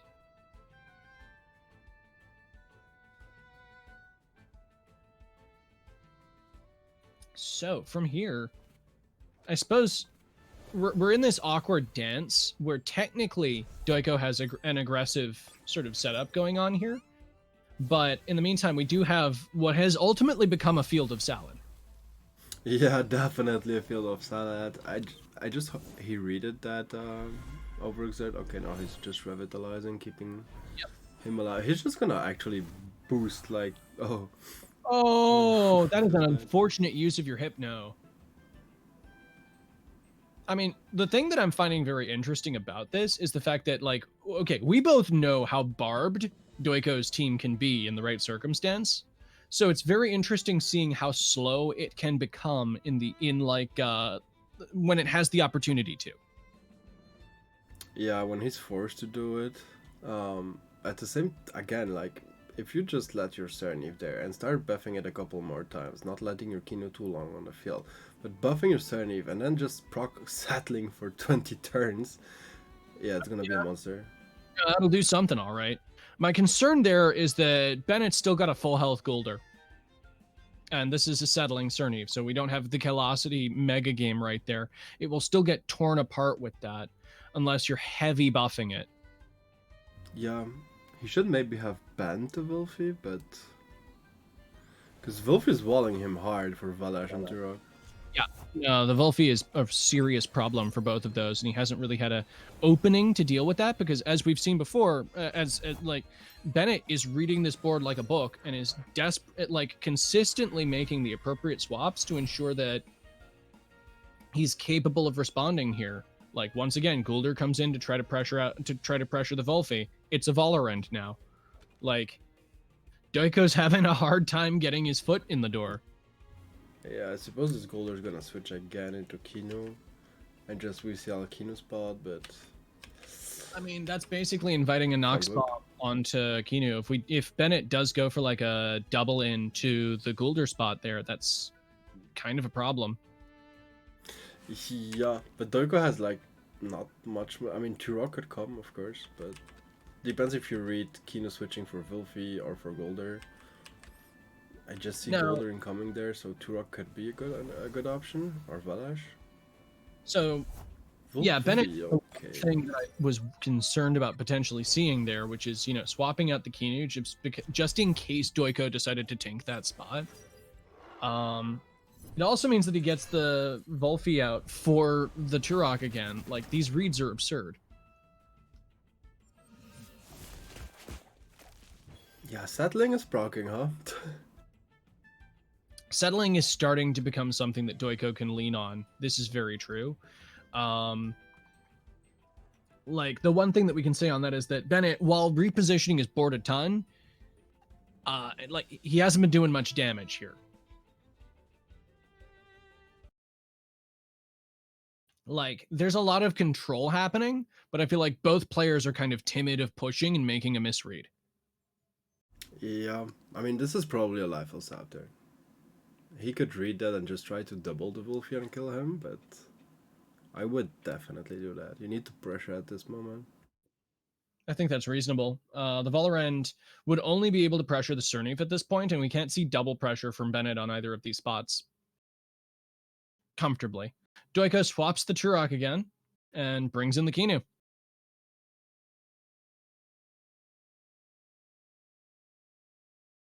Yeah, no, he's definitely hardballing into his settling win condition as he, expects more attacks there and just gets team up to full. And we do finally see some damage into CERN as the Lifeful Sap that you predicted certainly happens.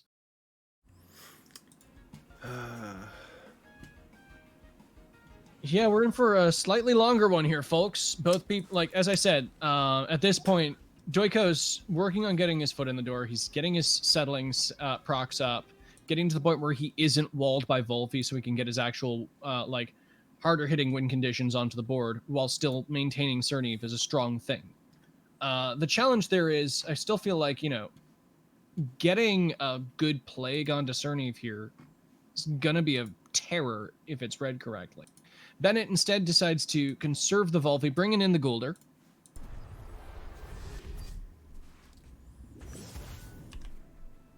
And okay, we are seeing more like legitimate pressure onto there, as much as we can say a HKS is. Wow, that actually did more than I thought. Was a +1 Valorant. Yeah, I mean, once again, as we saw from it at base, this is actually what appears to be a very frail Valorant. I'm not entirely sure how it's spec'd. I'm assuming it doesn't have as much HP invest as you would normally see. Yeah, to be honest, even if it's like one of my closest mates in game, I have no clue of his Valorant spread. Mm-hmm. Well, Valorant's another of those Tims that, like, yes, you see some formula with it, but it's actually got a startlingly diverse array of spreads people run.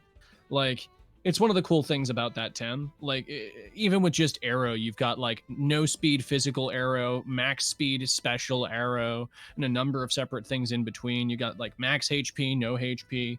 It's a Tim that can be spec'd a variety of different ways.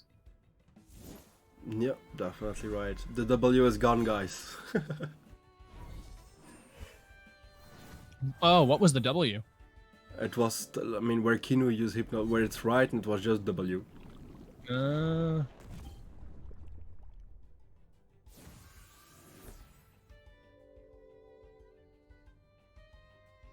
Yeah, no, yeah, it's no, kind of no HP isn't necessarily the best way to build Valorant, but it is an option that people have gone for.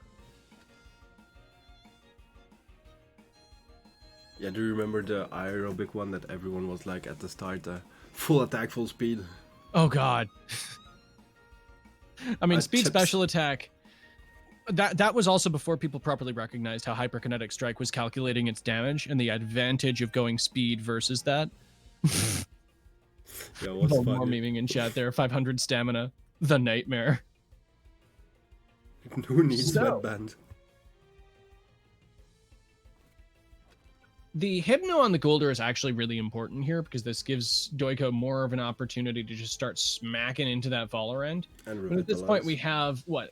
Like we're at 13 turns of settling, so we're starting to really scale here. I really thought he would revitalize his Cerny there. Oh man, we see a Nox bomb onto the Golder to wake it up.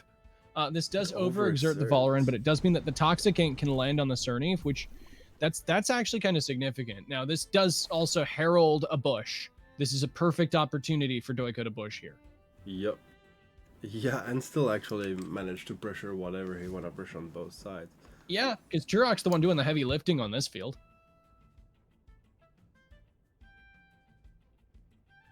Now, granted, with +1 defense and like, is it actually at +5 now? Yes, it is. So so that's great if Valish starts actually pushing, but at this point, Doiko, being the one who's been getting more attacks off in the like sort of constant dance that we're seeing between these two players, is certainly eroding at Bennett's best sort of walls to what he's dealing with. The Volfi is being kept in the back and is definitely what's being prepared for Valish there, but is that going to be enough? Alright, so I do +1/+1. We know it's a bit bulky, has Lifle Sap. Yeah, if he can deal with Cerny, Bennett will just have an easy way. No more, I mean, no more revitalized, but you still have Kino, but easy to deal with.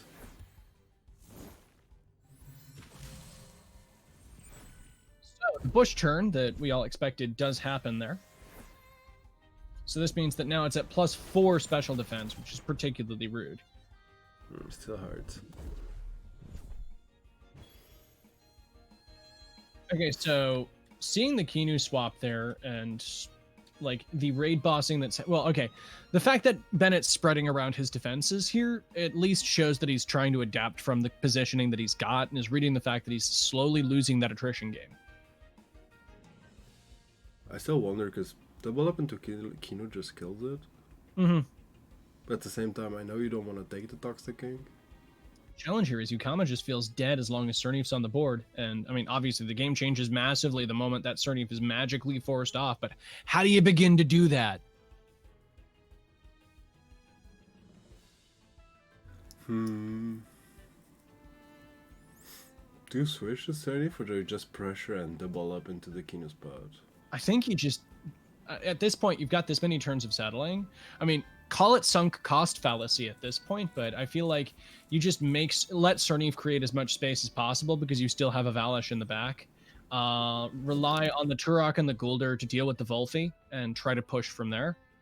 I mean, obviously, Bennett sees this coming from a mile away, as we've seen from the way that he's tried to dictate the pace of this game and try to just siphon out the endurance of this Cernif a bit. But Doiko's not making it easy, as we can see. He's just buffing up this dang deer. As we're probably going to see a revisit this turn.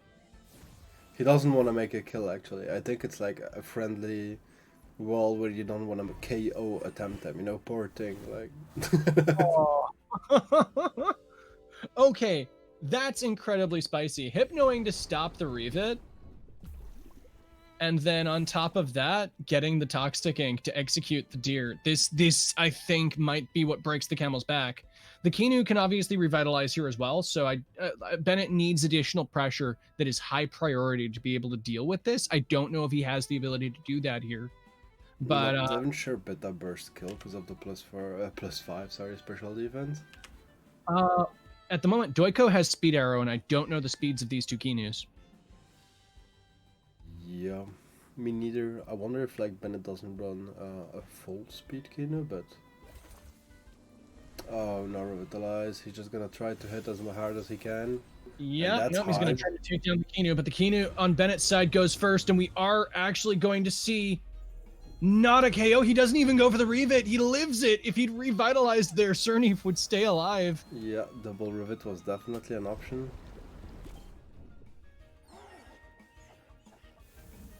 But with that, the Titan falls. And I would say that, like, okay, so, wow, statement of the century, folks. Yeah, the Cernif dropping was a big thing. Certainly bigger than the Kinu dropping on Bennett's side. Bennett spread out his buffs enough that I think he got a lot of value out of his Kinu before it actually died. Yeah, that's really a problem because he has nothing good into Wolfie. Yeah, just bring Wolfie. Guldur is good into Volfi. That's it. Yeah, that's it. And he has like 34. I mean, we know he has Revitalize now, but you take the Toxic Ink into Kinu, you switch Wolfie into Valorant, and you're good to go. At that point, it's just kind of rough. The Revitalize is an option there, as you say. It's likely Doiko's Kinu will survive one Toxic Ink, but, you know, the biggest crack in Doiko's wall that he has created here has finally, like, sort of burst through. He's not got the position that he wanted for trying to set up Valish in the late game. Turok does not feel comfortable with this at all. The Volfi is still just as much of a threat as it was. I'm sure you can Hypno Guldur, but... Yeah, no, he does have Hypno as an option.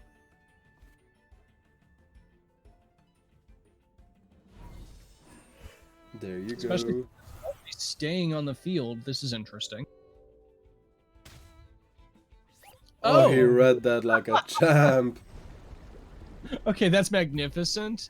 So with the buffs from the Kinu, Volfi is in no way frightened by the actual damage output from that. And yeah, no, Doiko just folds from there. He sees how this is going, and having lost his main win condition, just taps out of that first match. Congratulations once again on Bennett for dictating the pace of that game. Yeah, GG. Nice reads. Yeah. Well, I'm interested in seeing how both of them adapt to that. Obviously, right. So, as I said in draft, banning out the Yowler and the Koish did so much to defang Doiko's team there. He had such a hard time actually pushing into that, which why, like, you know, we saw him like put into the position where he actually has to go like very old school and just like buff up Cernif and hope that will actually push through. So we see Alola 1-2-0 against Shiroki. Setsuka Neko 1-0 for Setsuka at the moment. SNR Plat 1-2-0 as well. Oh man. Our triumphant dark horse does crumple to the terror that is Senior Plat. I can't say I didn't expect it, but I'd like to congratulate Reiner for making it that far in the main bracket. Definitely, GG, man.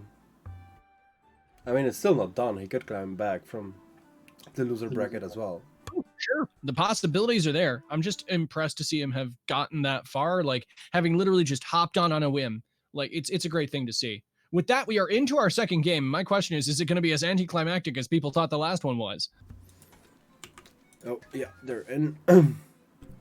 And it's a Volibear and a Cernif ban. All right, yeah, no, we're not seeing that Cernif again. Had a hard time to deal with it. And it does not want that match again. If nothing else, it felt like it was incredibly mentally taxing, right? Yeah, I actually like didn't had any casting experience before casting those tournaments and organizing it and doing it with you. And wow, actually, I don't like casting Salad. You see the problem with it, right? It's very challenging keeping the momentum between all the turns. It's why I try to take a long game with it and try to assess, right, what's actually going to break the win conditions here on either side. Still, though, as we get into this seems to be a faster-paced game when we've got Nagais on one side and Tuvine on the other. And Kinu Gulder. I mean, that's actually fairly aggressive into this. Like, obviously, Bennett cannot keep the Nagais on that board. He's just, like, begging to eat a Toxic Ink there. But with a Grumper in the back end, his own Gulder, he's got he's got more things than Doiko can ban that can eat that as a swap. Yep.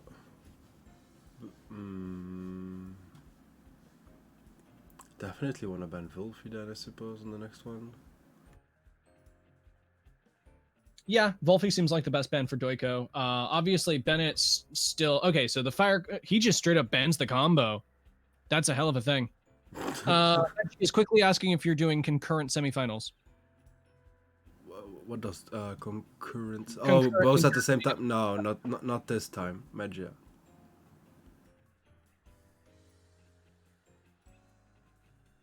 Because it's a double elim, we're just gonna go straight forward. So just to be clear, that means that the matches will not be happening at the same time for semifinals, and we'll be waiting and casting each one. I know. Oh, wait, what? That's what concurrent... So concurrent means that it would be that all the games would be happening at the same time, and that we'll be watching one while the others play. Yeah, I thought like with a double elim to do at the same time actually. Okay, cool. So they will be concurrent semifinals. It will be concurrent. Sorry, my English wasn't at the level. No worries. This is why I felt like I was gonna like quickly make sure that that was the case there and double check. So in turn, we do see the Volpe ban. We see a Turok pick up. We see the Yukama come out again. It might actually have a chance to exist this game. Grumper is another Tem that can maybe exist on the board. Bennett was so sort of pigeonholed in his choices when there was a raid boss Cernif on the field, right? Right. I didn't want it anymore. We see Yukama now to have bigger cover. So this also means we get Yaller Balish in the back. We don't get the Ketsa because there's only one Ketsa option on Doiko's team, so it's very easy to ban, but we still have some very spooky neutrals in the back.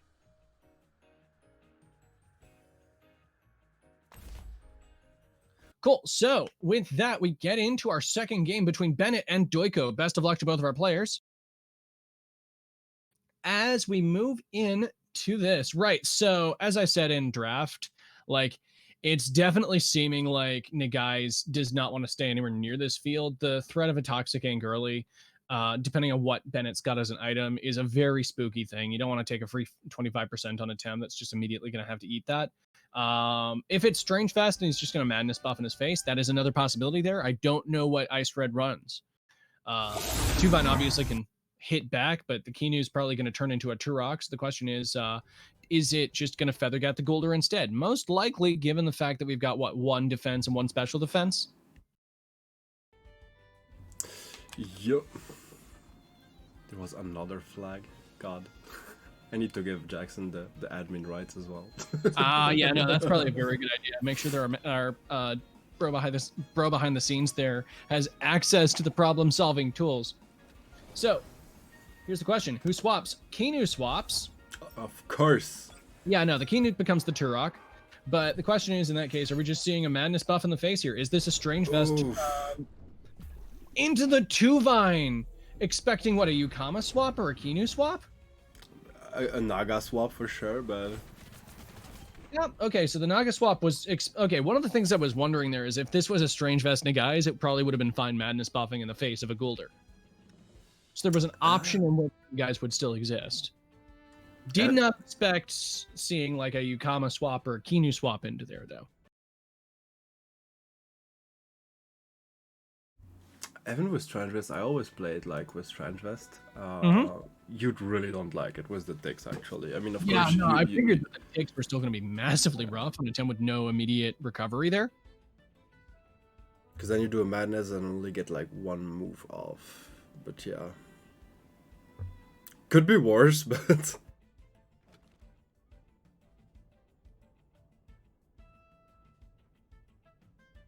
Yeah, no, it could be worse. Honestly, okay, right. So with Doiko, this is still a board that threatens heavily. Like, especially since Bennett didn't get the free. Oh no, he went for the madness buff anyways. And it's Tukma Mask. Okay. If this was a okay, no, it's a beta burst. So. Oh my god, I was like, hey, how far ahead are you to already see Naga Madness buff? I know, right?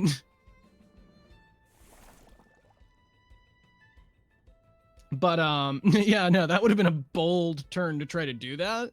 I'm still impressed that this guy stayed that extra turn. That's not something that I would have in any universe predicted. But it looks like Bennett is just hard pushing against this Guldur to try to make sure that his Yukama is more free to deal with every other threat here, because the Guldur is the only thing keeping that Yukama off the board. I agree. I mean, I agree on that one, but at the same time, when Nagais is rid, how do you deal with Yol Arcano? He's got Grumper and Tuvine, which helps deal with that. And maybe he's okay. Truth be told, I'm not entirely sure how you deal with Yowler for that. Yeah, that's like my big question. If you get like just 2 times Kino Hello, yeah, becomes hard. With that, it looks okay. So we see a Grumper swap in there, which, I mean, honestly, I'm amazed. I'll say it again. I'm amazed that Nagai stayed in all those turns. Like, this Grumper just eats it like a champ, does not even take 10% from that Toxic Ink. But is that a Stone Ball?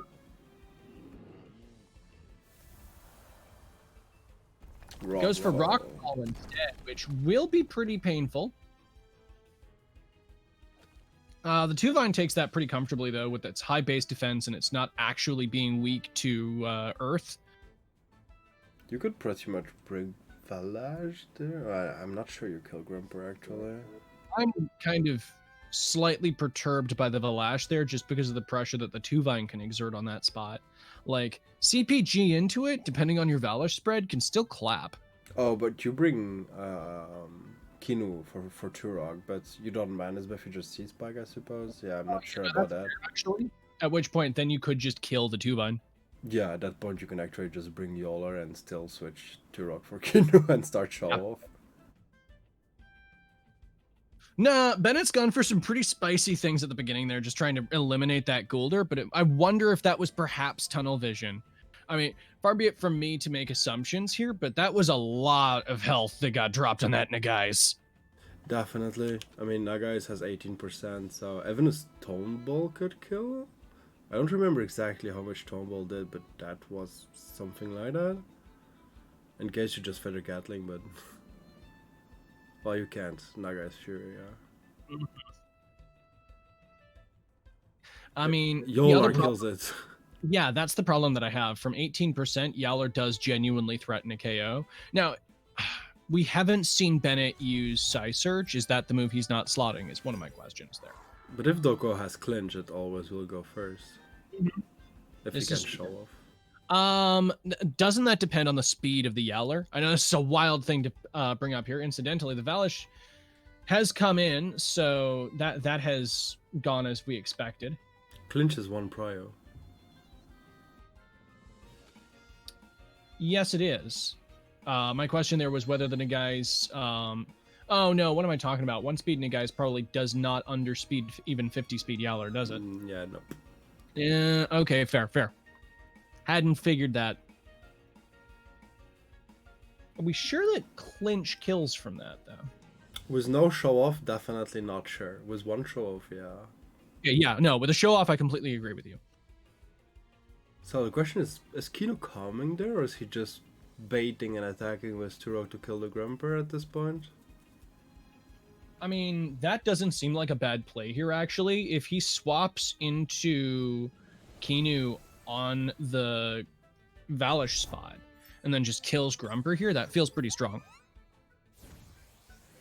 In the meantime, though, Kinu swap on Bennett's side as he buffs up his Grumper, realizing that is one of the things he actually needs to win the game off of. And thanks to Kinu, this is not enough.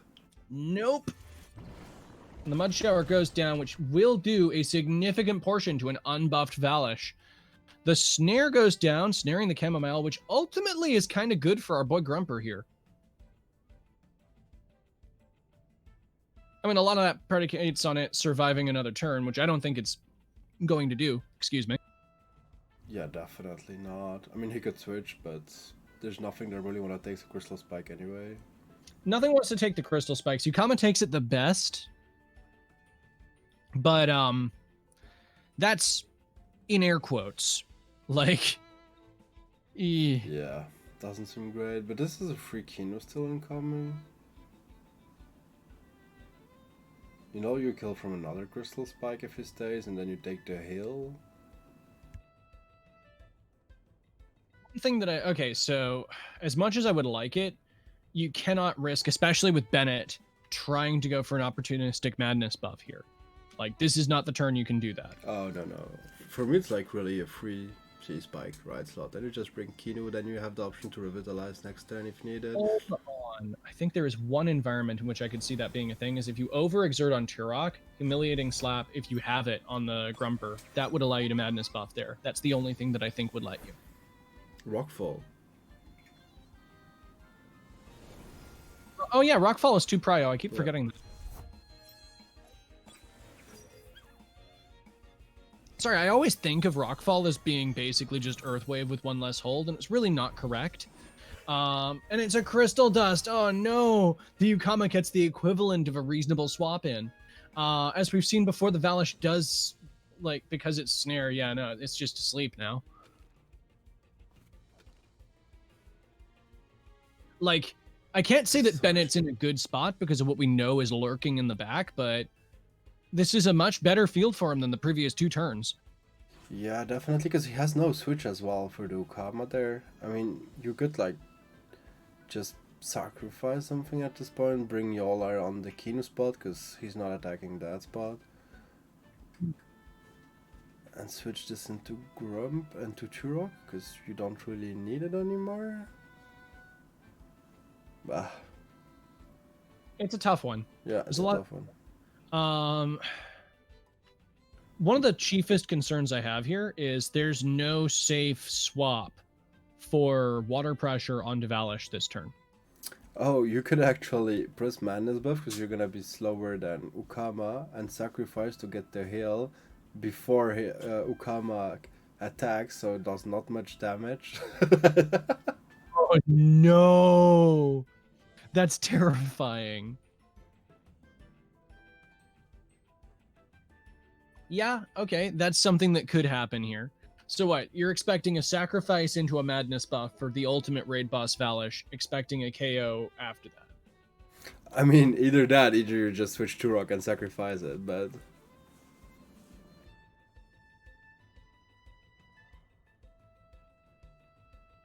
It's definitely a powerful play that's open to Doiko there. I definitely feel like at this point, Bennett's going to be attempting to hard target whatever comes into the Valish slot. Yeller is coming in. Oof. We see the water cannon come down, and let's start taking stock here. Okay, that is 30% onto our boy. Yeah, but that's the big problem there. Oh, yes. So the Hypno onto Yukama, while that's meaningful, like, at this point, Yaller's more scared of the Kinu. Yeah, he's just dead from another beta burst, so... Yeah, this is so much tempo loss, feels harsh. Yeah, no, that was possibly the saddest Yaller swap I've seen. That's why really, if it was me, I mean, the ballsy play I told you was too risky. I would have switched Kino into Yaller, because no risk, and sacrificed Turok on that one, so you can bring Kino and start buffing the Yaller and still have Valish in the back when you did more damage to everything, to just sweep. But, yeah. We have word that apparently it does survive another beta.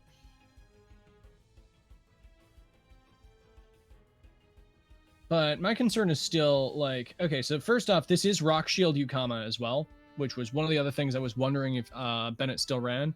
I mean, that was a staple of some previous metas, and it's definitely still something that ages well into this one.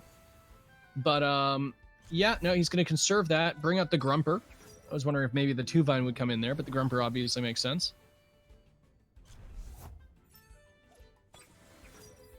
Given the fact that our boy Valish has reappeared to try to make this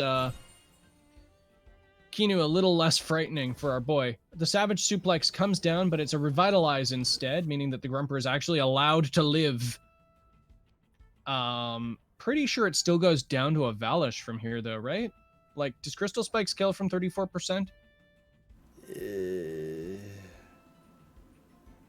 Oh, you mean the Grumper? No, it doesn't. Yeah. Oh, wait, you're saying it doesn't kill from that percent? It doesn't kill the Grumper. Oh, right, of course. The Grumper was buffed. I forgot. Like, it lost its Chamomile, meaning that it actually kept those protector buffs. I wonder more about the Kinu. Because, I mean, none are, like, really pressured to die from Grumper, so... If C-Spike could kill Kinu, but... We still have Rock Shield Yukama to come in. Which is precisely what's probably coming in at this point. Yeah. So that's likely going to be eating the Sea Spikes. The Grumper is going to be trying to kill the Valish, but the extra protector buff on it will help it survive. This is an awkward board for Doiko, though. Like,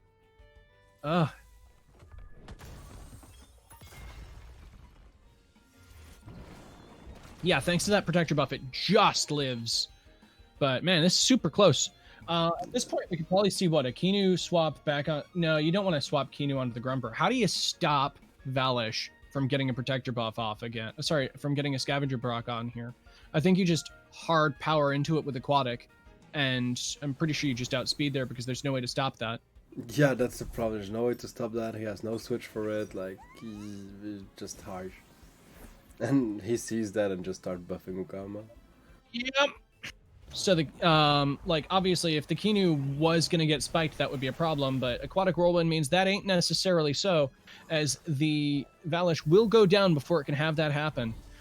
Hypnosis is gonna go down onto the Yukama probably? Yep, nope, sorry, not fast enough.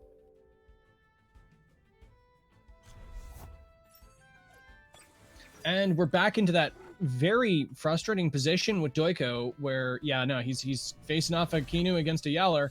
And Bennett takes the second kill. Doiko concedes. Bennett coming back after like 2-3 weeks of ghosts and doing well. That Ukama was VIP here. Bennett walks into your circuit and is like, what rust? So let's see where the other players are at the moment. Is everyone done? I mean, those games did take longer than I think any of us expected here, but I believe everyone is done. Still in a game. Oh yeah, you're right. 1-1. 1-1. Let's go. It's the last players playing at the same time there. So let's go. Whoops.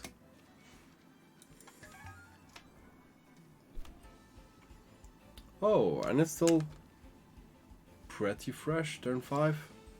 Nice. So if we look at this, what do we got? Okay, so Setsuka has his Grandpa of Doom. Neko Blocky has Aerovola, Yowler, Turok, Volfi, all pretty reasonable threats. It's looking like a pretty even match. Oh, seems cute, little stick. Congrats. Oh, how adorable. Cross-eyed Tofu the kitty. So, yeah, we're going to see a tornado land on this Yowler, and my question is, how much damage is this going to do? Yeah, that's a pretty heavy amount of damage. Yep.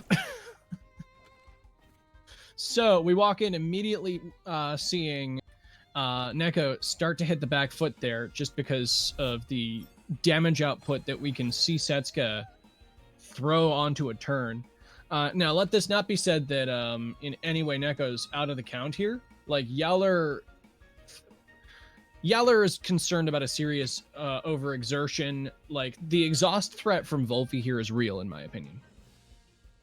Yeah, I don't think Yowler is staying there, especially because, I mean, Neko has sadly no answers to it otherwise. So just preserve it and switch into Valorant that is still okay there, or... Yeah, in the meantime, another thing that I can see here is, like, I think Neko wants to lock down the Grandpa. No, she just doubles into the Yowler. My concern here is that, in the immortal words of Genten, Bully is online, and it's big spooks. So we're going to see an overexertion here to just delete this Valorend. Absolutely mortifying Tem. Bully Hand Fan being the strongest special wind damage in the game.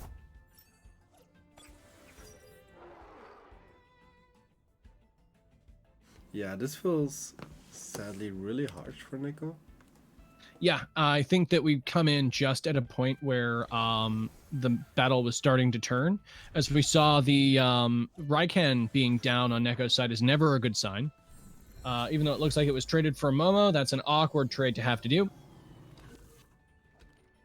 And the Oshidashi is just going to come down like a mighty force here and bring that Turok down to 32%. Oof. Kill that damn bear. Yeah, like this point the bear goes down, but it's left a gaping hole, and this charming bird can return to the match in great fashion. Actually, at this point, you can even probably no, you push with Grandpa here, in my opinion. Nope, Setsuka goes for the Raikan. Gonna preserve the Valorant after Turok is dead, but why not Raikan? I don't know. Okay. I mean, I suppose Raikan's just kind of dead, anyways. Like this is as good a field as it's gonna get. Yeah, so getting some quick damage onto Wolfie feels fine, because that's the thing that really threatens Grandpa when it comes back. There's a point there. Some people are suggesting this is to bait out the Dust Vortex. Maybe. You can as well, like, bait Turok into Stone Ball and just willpower drain it and it kills himself. Yeah, that's a possibility there. My concern, though, is at 43%, I think we're still running the risk of Grandpa just dying to a double in. I mean, I know Setsuka, if I recall correctly, like the conventional special attack build for Grandpa is like max HP, max special attack with a little bit of optimization thrown in there for good measure. Yeah, definitely. But it's a tough one, because like if we see a plague into that spot just to keep it there, like, okay, so I don't see Wolfie dying in a single turn from this field unless this Raikan is like terrifying.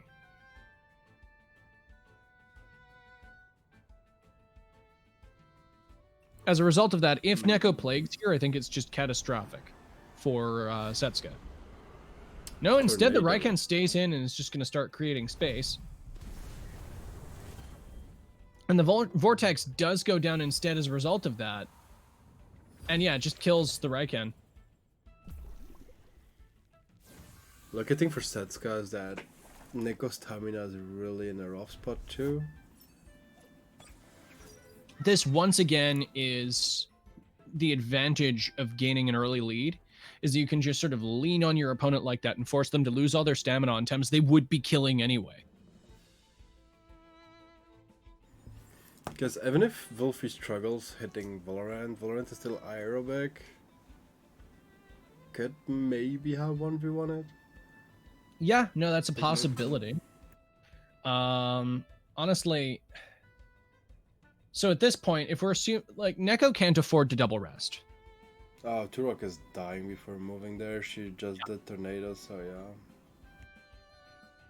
Yeah, I don't see Setsuka not tornadoing that spot, in fairness.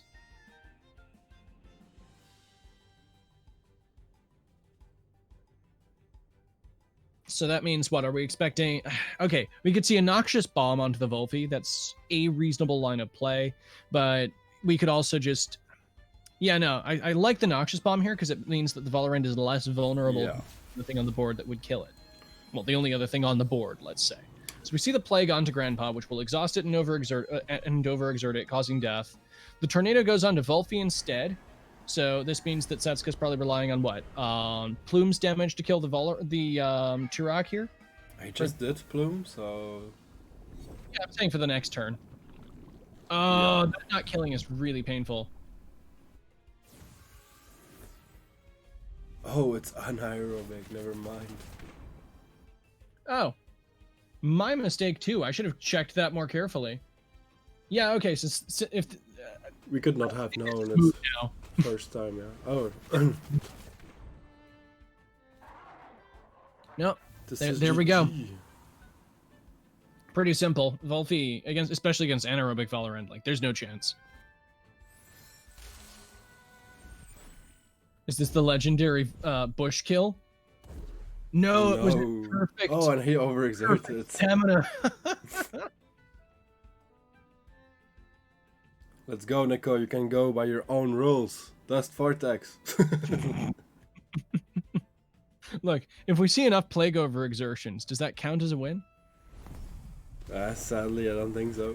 It's very unfortunate. Setska should get punished by kicking our leader from the winner's bracket. Oh man, sadly, barring such gratuitous abuses of power, Setska does win out and make it to the semis. GG. So with that done, everyone should be done with their matches now, and there will be only like the semi-final left from the winner brackets. Yeah. That should be very interesting to see. So this means, just refreshing our Brunos there. That's Setska versus Sinner Platt. Another tale old this time right there. And Bennett versus Alola. Yup. But I was thinking we could take like a 5-minute break before going into those. Sure. Just before we do, I want to double check something here from you. Right. So coming back, this means that we will have the semifinals followed by the losers bracket final, followed by the grand final, right? Right. Fantastic. So with that in mind, folks, we have some cream of the crop left to display to you. So what are we looking at? Like a 10-minute break quickly so everyone can stretch their legs? Oh, I was thinking more about 5 because after the semifinals and the first winners final, we will need to wait like for the losers bracket as well. Then we could like take another stretching break, but like you wish. Suit yourself. I was thinking that like inside that, obviously it's I consider it to mostly be terrible form. Hold on. Somebody says they already kind of started.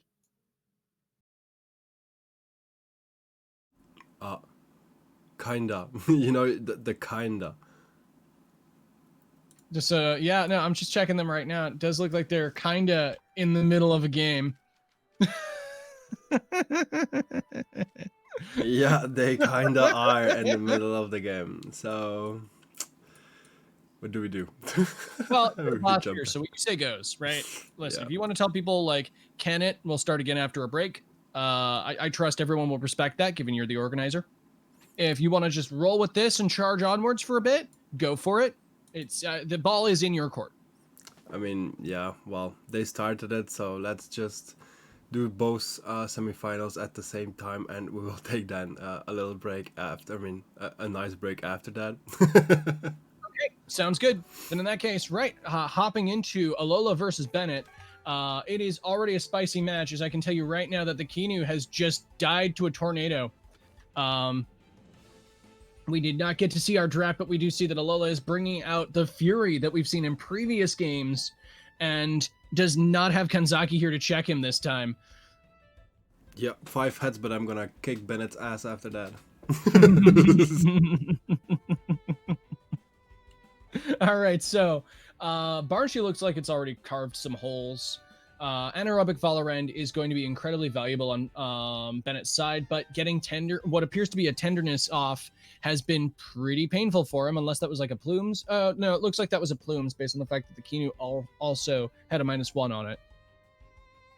So big sads right there. And Magia, just go ahead, play your game as well. Good luck and have fun, guys. Fantastic. Well, with that, I guess we get our semis after all, folks. We'll come back to the various finals after a small break. But in the meantime, we got this fancy best of 3 for us right now. So, yeah, no, this Machoke looks absolutely terrifying, even with all of this pressure right now. It can just uppercut into this Tuvine and just feel terrible. It's clear that Alola is just sort of sacrificing the Barnshi right now. Yep. I mean, my game is pretty much bugged, I think. Oh dear, that's unfortunate. Yeah, no, it looks like it is not updated or refreshed for you at all. So if you want to quickly swap that around, you might have to restart your client sometime. Love it. Love it. Thank you. Whoops. I'll keep people as updated as I possibly can. Basically, the Barnshee sacrificed itself for an energy manipulation onto the Valorant, which I do believe just caused an overexertion. And the uppercut dealt roughly 35% to Tuvine. We did see a toxic plumes back on the Mashuk, so it's now not hitting nearly as hard. And also the feather gap brought it down to like 64%. But I would safely say that Alola is still firmly in the lead, being able to throw Mix into this scenario as well and threaten a KO on Tuvine. Volfi's in the back on Bennett's side though, so Bennett still certainly has answers to this, but it's what we would call the big spoop. I'm in. Thank you for your amazing job, like always. No worries, my man. Okay, so as we can see right here, checking our battle log, yeah, no, it's still looking pretty even. Bennett does have tools to work with this, but you can clearly see how Alola is trying to just push as hard as possible. Turok in the back is still pretty frightening. Getting the minus attack on the Mashuk is, I think, the most important thing that Bennett's done. Mashuk is horrifying this game. The fact that the only thing that pressures it is already looking basically mostly dead means that getting that minus attack on it's just like, oh man, it gives you so much breathing room. Means that the Volfi isn't likely getting 2 KO'd from that. Yeah, Valorant basically doing nothing anymore too. -3 special attack, I mean that's normal, but -1 attack. Hurts, no stamina. Is it sweatband? I suppose it is. No, the Barnshee sacrificed itself to overexert the Valorant as far as we can tell. And it looks like that was a really important thing to happen there. The Plumes was still really good. Definitely had use, yeah. Alola's going to take advantage of this space as Turok comes in, and the turbo happens. Okay, so now we have yet another thing that's going to start threatening. So at this point, we're just suicide overexerting our Valorant. At least I think that's what that is. Yeah, no, that's an overexertion down to 37% right there. But he's just going to try to feather get this Mashuk into oblivion, because if he can do that, then Volfi can exist. It may very well already be too late for Mashuk for that. But Volfi is, I think, Bennett's main ace in the hole. I mean, definitely, because Turok and Mix being there, you really don't like him. At the max, he can get another uppercut up into Tuvine, but not gonna do much thanks to the -1 and Tuvine's high defense. Yeah, no, the -1 attack, as I said, the plumes onto Mashuk was huge there. That happening, I think, is like the best thing for Bennett this game, because otherwise, like, Mashuk with attack these days is genuinely very frightening. A lot of the things that sort of taking apart other teams tend to fall to it pretty easy, and it's Volfi's worst enemy. So the rockfall happens here. Obviously, Volfi doesn't care about any of this. Mashuk goes down before it's able to get more than another uppercut off. The Tuvine is very low as a result of this, but the Mashuk is down and the Volfi is on the board. Now the problem is, what do you have left? An aerobic Valorant that still doesn't like it, and a Mix that definitely doesn't like it. So this is the point where, I don't know, we like pull out a reverse Uno and just throw Turbo Turok and Valorant directly at this Volfi with double Nox Bomb. I suppose you still want a Feather Gat even in that scenario. Yeah, it does more damage. Double Feather Gatling into Volfi, but yeah. Then you let Tuvine. I mean, actually, Tuvine is fine. Mix can just deal with it in one attack. Tuvine, I think, is the least of the concerns for Alola right now. It's mostly dead, and Mix can just destroy it. Yeah, just need to take care of Volfi, but that just is actually not easy. Yeah, simply get rid of a Tem with a lot of HP that destroys the rest of your team. Actually, you need to hyper now, because otherwise Valorant dies anyway, so... Oh, do you expect that to kill Tuvine? Tried to go for the Tuvine kill, and it did not work happening. So the Plague goes down on the Turok. We will now find out what... Okay, so yeah, no, this was Escapist. Oh, actually, no, sorry. Bennett's running double screen Volfi. I'm a fool. Yeah, I just expect the handcuffs to be there. The bulky Wolfie was up. Yeah, no, it's an incredibly bulky Volphy. I can't believe I didn't see that. But in the meantime, Alola realizes he'd been beat there. Like you can't have mix out against a Volphy. It's just a bad time. And with that, we will go into our game 2. I'm assuming that our contestants are still champing at the bit. So game number 1 for Bennett. Yeah, Bennett once again is just walking in and just like pushing people aside. It's like he never left. One of the things I can safely say about Bennett is that of the people who have been taking breaks, he has been like doing his best to remain appraised of the scene. Like I still see him on streams. I still see him like talking around in a number of Discord chats. He's not like isolated himself from the community in the same way that some people who have been on break have. Obviously, that's the prerogative of anybody who's doing that, but it's a refreshing thing to see, and you can definitely see that reflected in the way that he's playing right now. Completely agree with you. Keeping up from what is like going on at the moment definitely allows him to do like a break without losing too much knowledge about what's going on at the moment. Absolutely. So, Nagai's ban and Volphy ban both make sense from these so far. Alola, I mean, okay, the Machoke is still fantastic. And looking at his actual team, it's very intimidating for Bennett's actually. Like in draft, I would favor Alola here, but that Volphy is obviously a hecking concern. Yeah, that Wolfie was always annoying for everyone that faced Bennett at the moment, from what I saw. I mean, fat Volphy, it is remarkably useful. Like, especially since it doesn't appear that Bennett is chasing the 130 speed creep. The amount of bulk that he's been able to conserve with that, especially not going for the handcuffs as well, being able to put the double screen on Volphy is so massive. Yeah. And then with special life step, well, good luck killing it. Not easy. Yep. It's just going to stay there. So we see a Yukavola, very standard lead out of Bennett.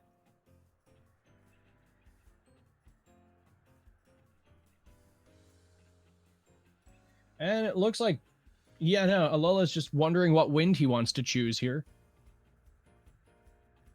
I mean, were I a betting man, I'd say that Barnsey would be better, and this is why I'm not a betting man. It's still like I enjoy when I see old school leads like this. Yeah, this is pretty classic. Like this is just a Tuckma throwback. This does, however, mean that Machoke is just immediately banned, and yeah, that makes sense. Machoke just tears apart Bennett's line. And yeah, guys, Reiner did really a good job. Yeah, no, I'm really pleased with how much Reiner did. It's been really cool seeing how far Reiner has risen in tournaments, like in such a small space of time. Definitely one of the, golden boys of Legacy, up there with Dimano in my opinion. So yeah, no, if I'm Alola, I'm banning that Volphy 11 times out of 10. Only 11. I mean, Kinu could be an option because you don't let him set up. Actually, he can still burst. What does he have for Volphy? Nothing. I mean, Gallus, but he's gonna take hard damage from turn 1. Gallus has a lot of heavy lifting anyways. There's so many other things here that Gallus needs to take care of. We got Grumper and Tuvine.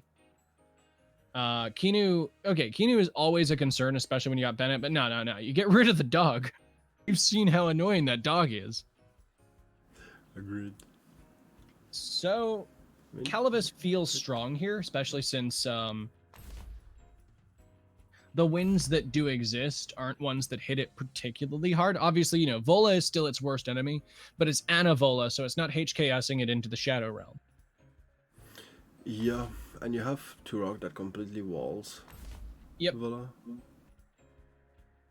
The combination of those work out fairly well.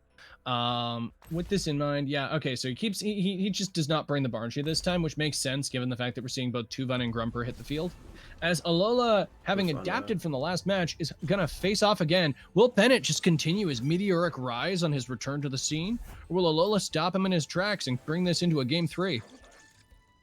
Let's go! Is Alola gonna be able to take round 2? Actually, don't... If you expect the double up there, isn't there just a perfect switch into Mixed Puppet Master? I think it might very well be. Because yeah, no, this Gallus is not in the best of spots. This is the classic bait and switch. And we see a Calibus go there instead.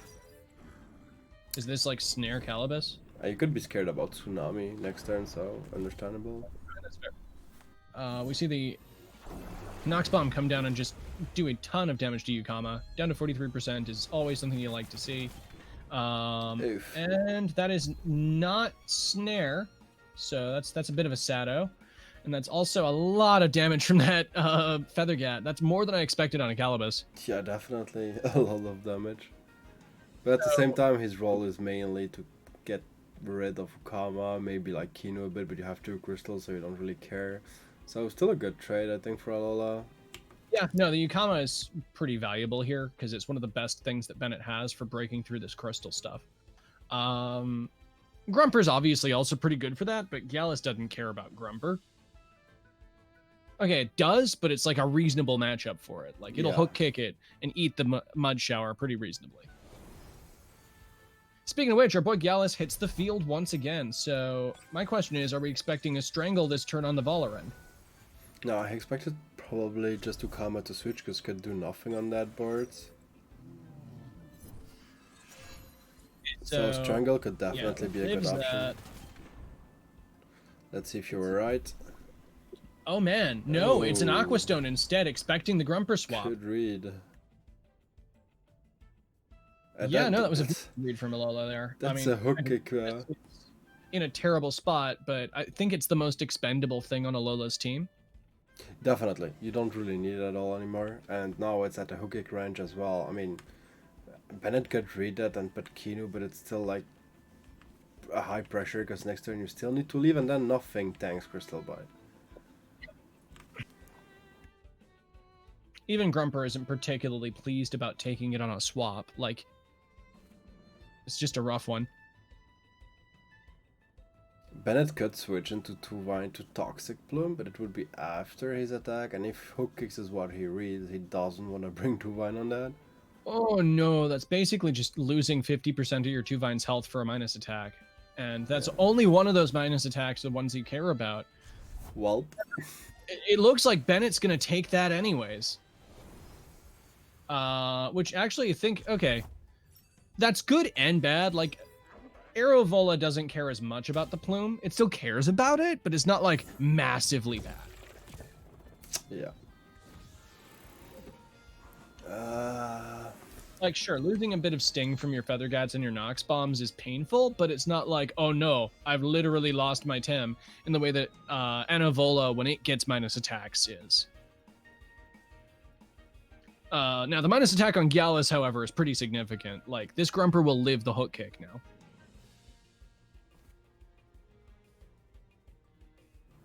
But we see a Reno card. That's the thing. Yeah, I give you back your -1. Let's go. Oh, and the Two-Vine actually dies to the tick. So that's a pretty legit double up there. Definitely a good trade. Yeah. Oh, I do focus Gallus. Oh.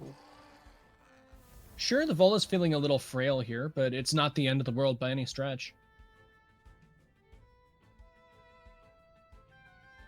Especially since at this point, Bennett's taken a lot more chip from a lot of these things. Yeah, Bennett is definitely behind there. At the same time, he's losing every ways to kill the mix. Yeah. Definitely one of the things that we can take note of here is that Alola is keeping Mix in the back until everything that threatens it is out of the way. Now, granted, I feel like that's most of Bennett's team at this point. Like, you got to take out the Grumper, but Bennett's going to intentionally leave the Grumper in the back at this point because he needs that there, and the Gallus is death to it. And in the meantime, Valorant's just going to keep getting special defense buffs. Even at minus attack, it's still just going to be fat, sassy, and plume the mix. I mean, can't you just Crystal Bite into a Kinu slot and switch your Vola into Turok? Takes no damage. Prepare for the Grumper. It doesn't look like that's what's happening this turn. We see a Nox Bomb onto the Grumper spot. What was formerly a Kinu. And the Crystal Bite as well. I still think it was a fantastic turn for Turok to come, but yeah. I agree with you there, but It looks like Alola is more it looks like Alola's keeping that fresh as well. Whether that's due to fear of actually, okay, I know exactly why he's doing that. That's his answer to Valorant. That's why he's not putting any pressure into it. He's gotten the minus attack and he's like, cool, I don't care about Valorant now. You can just Toxic Plume again and Sharp Stabs, cover everything. Yep. No, Alola is definitely dominating the second match. As the Plumes comes out, meaning that the Valorant is now at -2 and is basically a fart in the wind when it comes to offensive pressure that is not Plume. Oh, why not Sharp? Oh, the hook kick. Okay. Oh, because he thought Ukama could come there and Rock Shield maybe? But still, that's possible. I still think that kill was Toxic Plume, Sharp Stabs, Ukama. Yeah, kills. Whoop. Yeah, I mean the Plume I think would have been fine for Ukama. I think that was more just like in case the Grumper stayed for whatever reason. But then you still kill with Plume, Sharp Stabs. That's why it was like definitely the best combo you could make there. Some people are suggesting that there's a it wouldn't be certain that the Grumper would die from that. Which, hey, you know, fair enough. Grumper comes back in as Bennett is definitely doing his best to keep this board fresh and reset his chamomile on that. And this, as the Crystal Bite's going to come out and Grumper's going to eat that and not live. I mean, gee, we're talking about 21%, huh? Heaven Movement is 1. Yep. No, I mean, it's basically like that. As far as sacrifices go, I still think that, look, if you're Bennett, you're in a corner here. The Ukama is kind of necessary for your existence late game. You're trying to save it. Like, you got to have something done to that.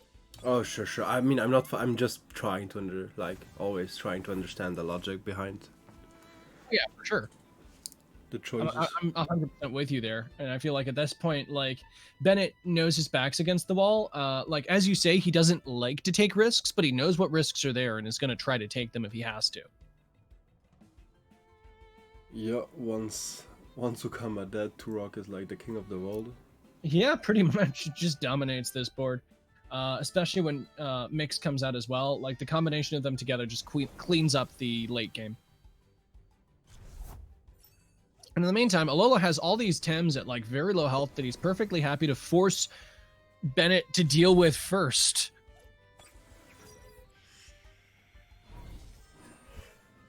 So this mix swap, I'm assuming, is just to, you know, exist and be terrifying now that most of the things that deal with Mix are gone. The Grumper's out of the way, meaning that the biggest threats are out.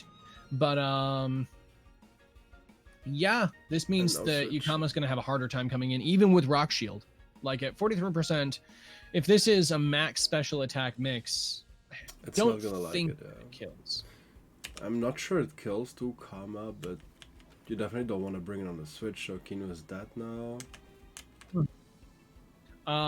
So this means Smart Money says the Kinu sacrifices, but we know Bennett plays slow, so that likely doesn't outspeed. Yeah. Kapoom. Nope. Yep. That. Fortunately, faster than back in Tukma animation will certainly eliminate that Kinu. But it was still a beautiful animation. I agree. It just took about 2 more seconds than it needed to. True. Man. So with the Ukama in, I feel like, right, it's got a hold. So this means what? Do you try to like aquatic plumes the Mix in a desperate attempt to secure that? I mean, at this point, I think Bennett's just kind of out of options. He needs to do that, but Calibus doesn't die neither then. Okay, so water cannoning and then plumesing? No, he's just gonna kill the Calibus instead. And then try to I mean, at this point, I think it's just game. Like, there's too much for both of these Tems to do. While Volorend is one Tem that can take on the world, I'm not liking its odds against a max HP, a full HP Turok. Yeah, no, you just need to energy manipulation to Ukama there, and then you can bring it to Turok. Yep.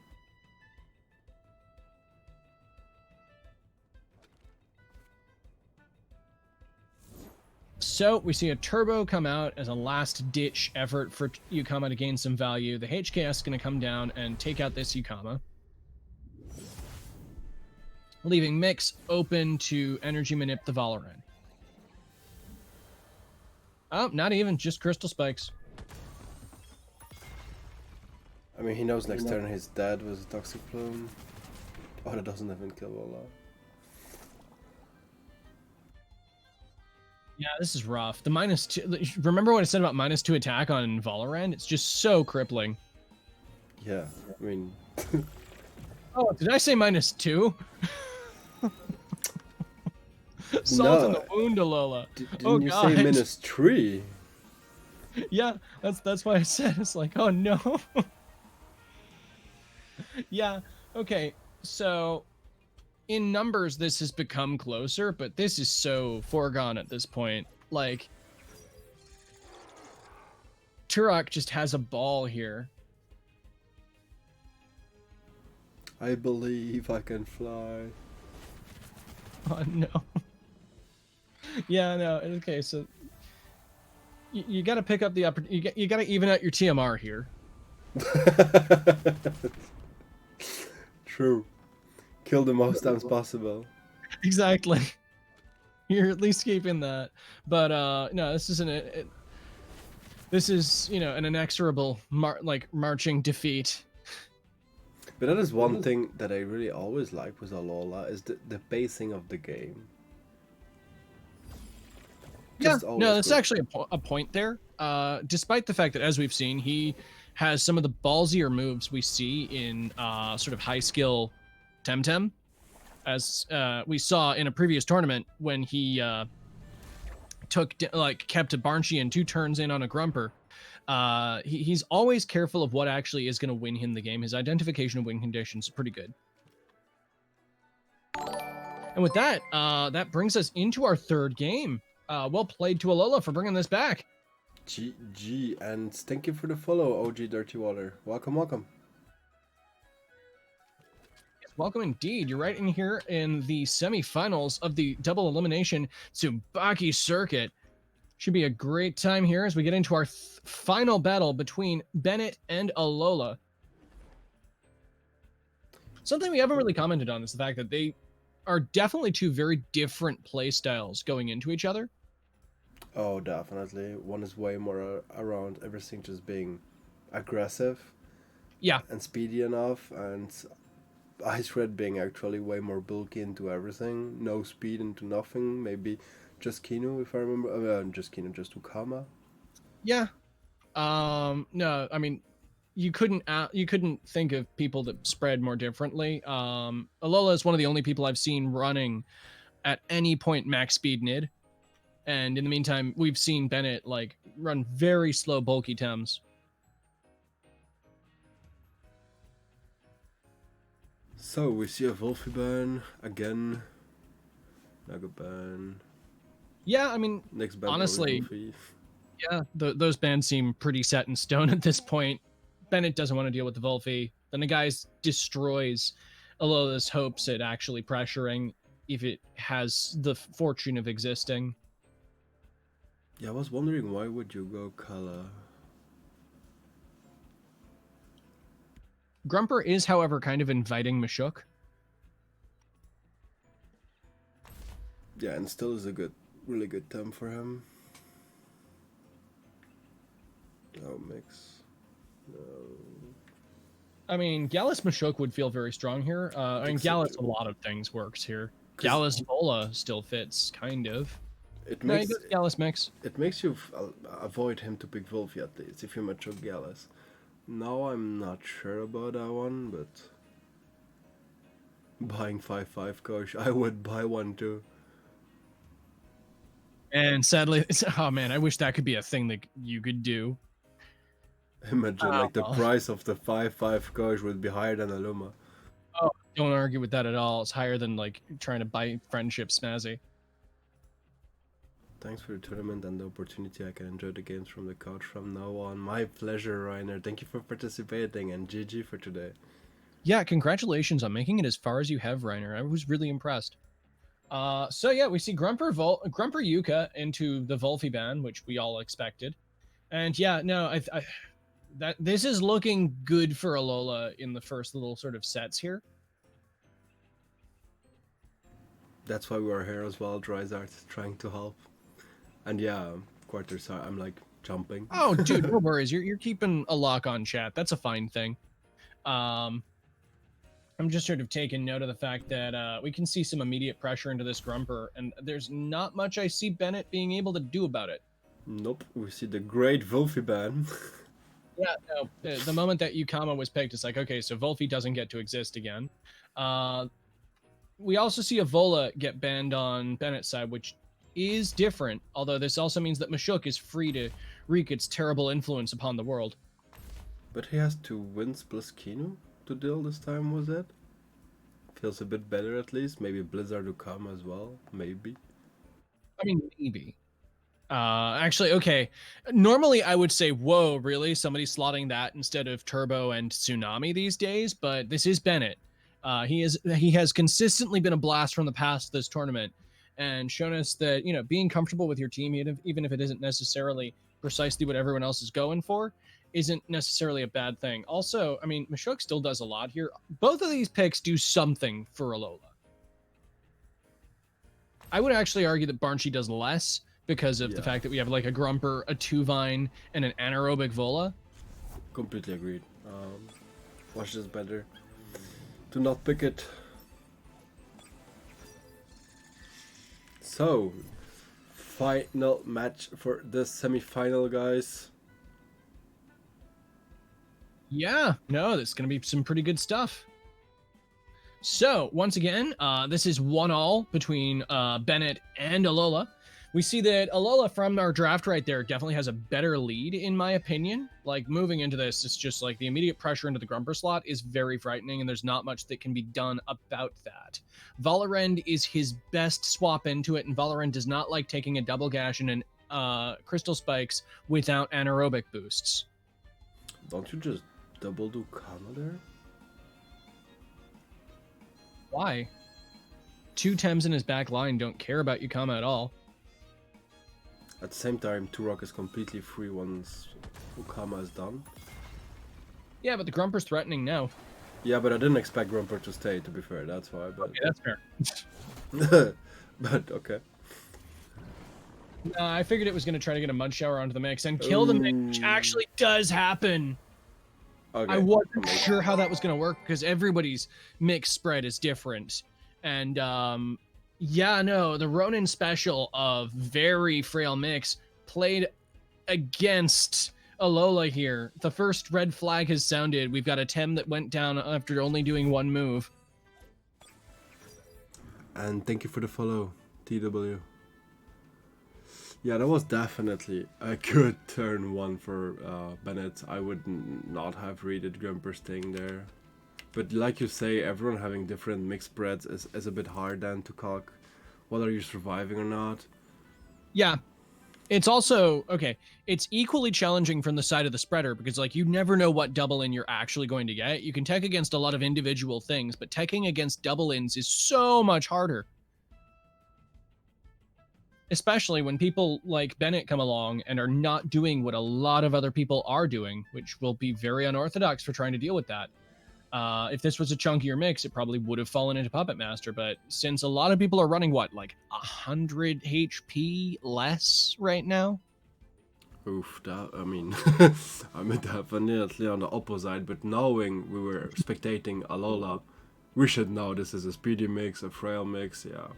Yeah, that's fair. We can always take those clues. I mean, it's... Alola's not the sort of person to suddenly start running tanky mix on us. Definitely not. So, Calibus is still going to take a ton from... Actually, no, Calibus is fine this turn. Grumper swaps. No, he doesn't. Okay, what is this? The turnabout happens here, and the Grumper just goes down. No need of hook kick. No, you just get to keep hook kick, and the Strangle goes down on Yukama. Thank you for the follow, Cryvang TV. My question here, okay, so, right. Yukama is keeping Turok off the board. That is the only thing Yukama is doing. it technically pressures Gallus, but does it really? Well, especially not now with Strangle, but it definitely does some damage to Gallus. At the same time, is this like a bait with Turbine? Because Hook Kick is just free as hell, but Kinu could switch into this, especially because Calabas is under Strangle. Yeah, that's the problem. It can't double in with the Toxic Ink, meaning that you can't actually guarantee the double there. But, I mean, a Crystal Bite into Tuvine doesn't seem unreasonable here if you're just reading that, because that still does damage to Tuvine, and then what? You just Hook Kick the next turn. You're not taking damage from Yukama this turn. You're like, we can both expect.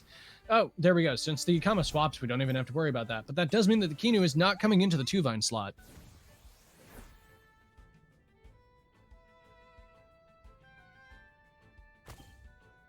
Yeah, so that does mean that the Hook Kick at least, does its job. This also does mean, however, that Calabas is kind of just left to its own devices. And this, Bennett's board isn't one that really wants Calabas, No, I mean, now especially now, because actually he needs Calabas to get rid of Okama. And Kinu. And at the same time, doesn't Tornado Tuvine just kill Gallus before he even moves? Yeah, but Turok can just come in here. True. Then you can cover the Kinu spot with Toxic Ink, and if Valorend comes in to eat that, then you brought Valorend in on Turok. And like both Yukama and Kinu obviously hate Toxic Ink with a burning passion. It was a burning passion, yeah. Especially since this is Rock Shield Yukama, and it appears to be specially defensive if there is investment outside of HP there. Yeah, Trot. If he switches. I feel Tuvine is really a big win con still for him. Tuvine is very strong for Bennett, for sure. There aren't a lot of things that help take care of that. Now that Mix is gone, funnily enough, that's genuinely one of Alola's better tools into it. But we do see Kinu just vaporize. I still call that an even trade. I mean, definitely, but I still wonder why no Tornado. Maybe he cogs to see if he kills and he didn't kill, but...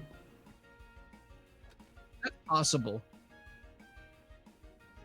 He could have been expecting... Oh, no, if he was expecting stabs, then... Actually, I think G-Dragon is right. We're talking about Alola's Gallus. Should be at least 150-something speed. Oh, right. Yeah. Every once in a while, we gotta remember that. So, Mashuk's on the board versus a Valorant. This is definitely not the field you want to see as Alola now. Yes, you can double into Tuvine. On the downside, it's kind of free real estate for Valorant now. Especially since I don't believe Alola runs Tenderness. If he runs Tenderness, then, that's a different thing. I don't think he has time to use it right now. I think he just got to double into the Tuvine. Which he definitely does, but we'll see how much damage the Mashuk takes, because it's definitely taking some heat. I'm still a nice chunk on Tuvine as well. Oh, split. Yeah, no, the combination of all this damage is definitely getting on Tuvine here. It's not going to live another hit, but also Bennett has nothing to swap in. Yukama cannot come into this field. No, definitely not, but this is really going into Bennett's favor, I think, because Ukama... he just needs to kill Calabas. I mean, the only argument I have there is that's easier said than done. Mashuk definitely lives one more turn. And... okay, I don't think Tornado takes out Calabas from here, right? Oh, no, it doesn't. But if he had doubled the turn before, Turbo Turok is okay. Yeah, it is for sure okay, because if you read now, he doubles into Calabas. Turok takes it like a champ. Yeah, that's actually really good. Even though it's not got spectacular defenses, Turok has this massive HP stat that really helps buffer it against resisted hits.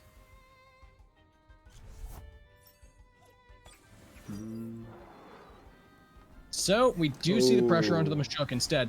Tornado So H. Nate comes down, bringing it down to 32. And Tuvine will die a warrior. Oh no, turbo, okay.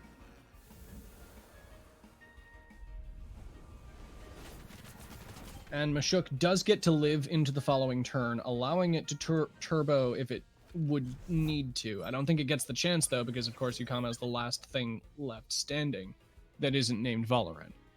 So true, but now what do you do? Because if he had turbo this turn, well, I don't know if he runs Urushal, but I could have even Urushal to Kama and switch Turok back to Calabas. You know. The more I look at this, yeah, no, it's looking like Bennett just kind of has this now. I've had to change my stance based on how it actually wound up playing out. From the last time you talked to me about this, where Bennett had the Turok, the Tuvine alive, I was like, I don't know. I feel like Alola can have it from here. At this point, Alola is definitely in a tight spot. Yeah. Bennett is like always keeping the pressure on. To be sure Turbo doesn't. I mean, Turbo would have been quicker anyways. Then we see a water cannon onto Calabas that will do both Jack and Squat. But the problem with that is, well, Turok can't hide forever. No, I know Aqua Whirlwind can just come and yeah. Yeah, no, like Aquatic Whirlwind and Plumes just shreds this Turok. Oh wait, what am I talking about? This is Alola's Turok. The Aquatic probably kills. Kappa, we're saying that for every time on Kalola now. Nearly. Yeah, no. So the Plumes does wind up being the thing that decides this. Oof. You see what I mean about Turok? Its HP is deceptively useful.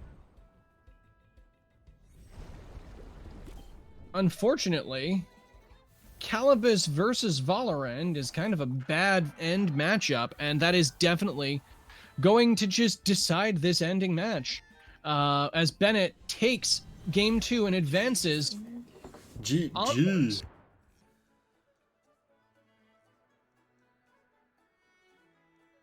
We have the first winner of the semifinal.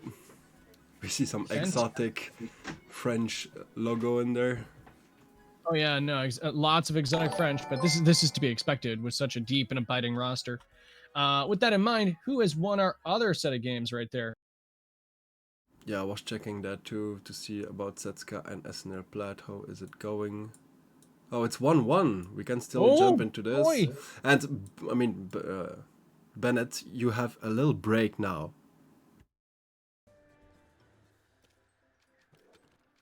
Oh boy, so coming back to this, Setska's back is against the wall here. We have a +2 defense Size Munch and a Calabas versus, and of course, the dreaded Nature Koish versus a Momo and a Yowler. So it's basically neutrals versus the world. And Koish is going to Hypnosis the Yowler.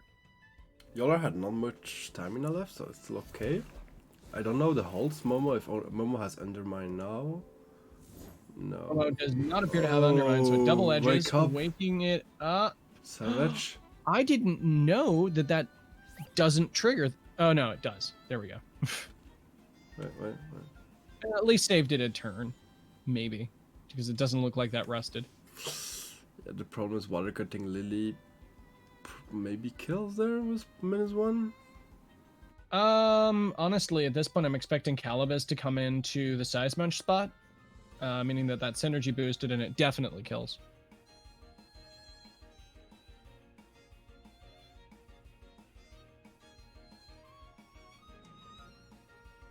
And a quick, as we're waiting for our two contestants here to sort their turns out, I'd like to quickly highlight the love that's happening in chat between Bennett and Alola. It's always nice to see players respect each other on and off the field. Definitely. Still, GG. Oh, for sure. So we do see the synergy come out, and yeah, no, that dog is if that dog evaporates. We do see the overexertion there, but the suplex is going to come down and not take out the Koish. Koish's overexert is probably going to bounce off this field anyways, and at this point, Platt can just kind of pressure Setska out of the game because, I mean, sure, we've got a +2 everything Yowler. defenses and attack is great, but the problem is it's still going to be taking all of that from like all the poison tanks, all the Yeah. poison ticks from Toxic. Oh well, 11 Strangle, okay.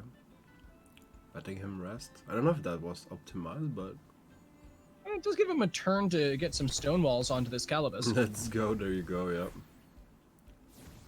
Actually, Calibus can now nearly single-handedly deal with it.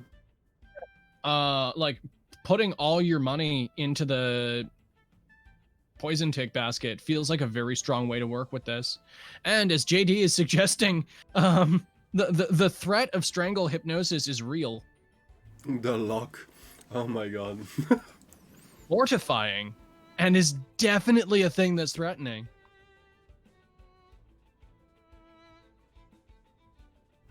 Yeah, I mean, he basically, plus 3 defense Seismage as well, boo. Oh, and the dim mock shredding HP off of this otherwise very defensive Yowler and not triggering comebacker because dim mock is such a weird move for traits. Yeah, I mean, I never understood that actually. Still doing damage. I'm pretty sure it's because it's technically a status move and doesn't wind up actually triggering like attack elements because of that. Either way, well played, Platt, taking another game from Setsuka in a pretty crushing finisher right there. GG. Definitely. So with that, we have our finalists, and we're waiting, of course, for our losers bracket contenders to continue doing their magical thing. But in the meantime, what are we looking at? Like, how long would you say our break that's upcoming is? We are gonna take, so wait, let me see the loser bracket as well. Oh, so they still need to play 2 matches. Alola, Trotter, Setsuka, Kanzaki, and then the winner of those 2. We're gonna take a small 10 minutes break before doing the finals. Platt and Bennett's, both of you, same if you have like an urge to go to the bathroom, eat something quickly, nice time to do it. We need a little break as well, or our voice will go down. Nope, it's important to stay hydrated as casters, especially if you've got a bit of a cold, like it sounds like you said that you have. Like absolute congratulations for keeping up with the momentum of these matches, my man. Thank you. You're the one keeping it really well. But so, guys, stay tuned. We're gonna make a little break. Be right back and wait for us, Platt and Bennett. That would be amazing. See you in a bit, guys. Catch you then.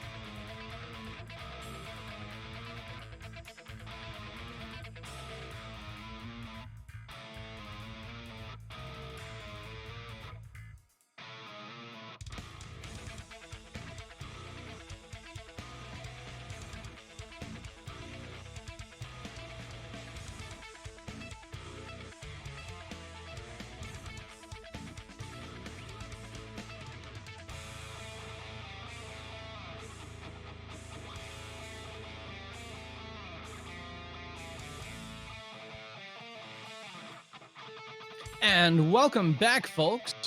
Welcome back, everyone. So, Right, so we've got... Okay, just to double check again, so we've got the final between our two semi-contestants right here in like our first set of finals. And then... Actually, sorry, no, it's the loser's bracket final first, right? no, we're gonna jump into Esner Plat and Ice Red. We let the loser bracket till like the big final, where one of the losers of the winner bracket will go. Gotcha, that's right. So we do this. This is the last match that will identify a loser's bracket contestant. Then that gives us our loser's final, which gives us our grand final. Yes, sir. Fantastic. Let's do it, folks. Platt and Bennett, are you both guys ready?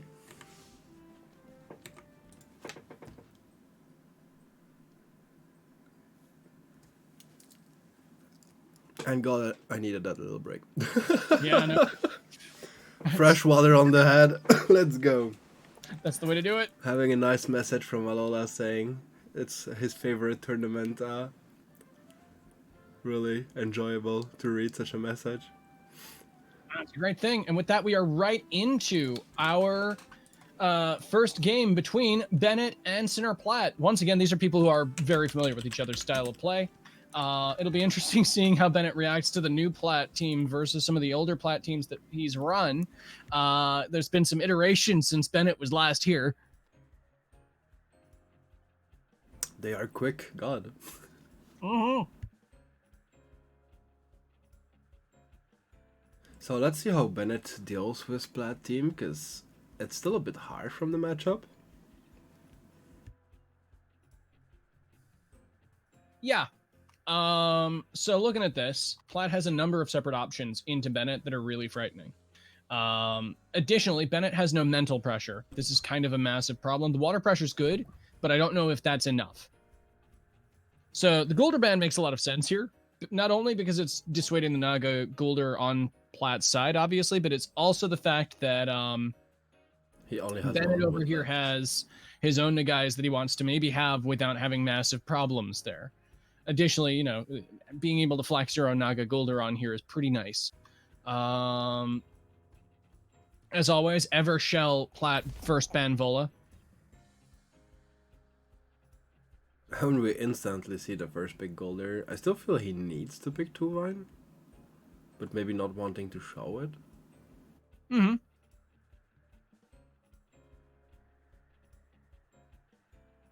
That's a possibility there.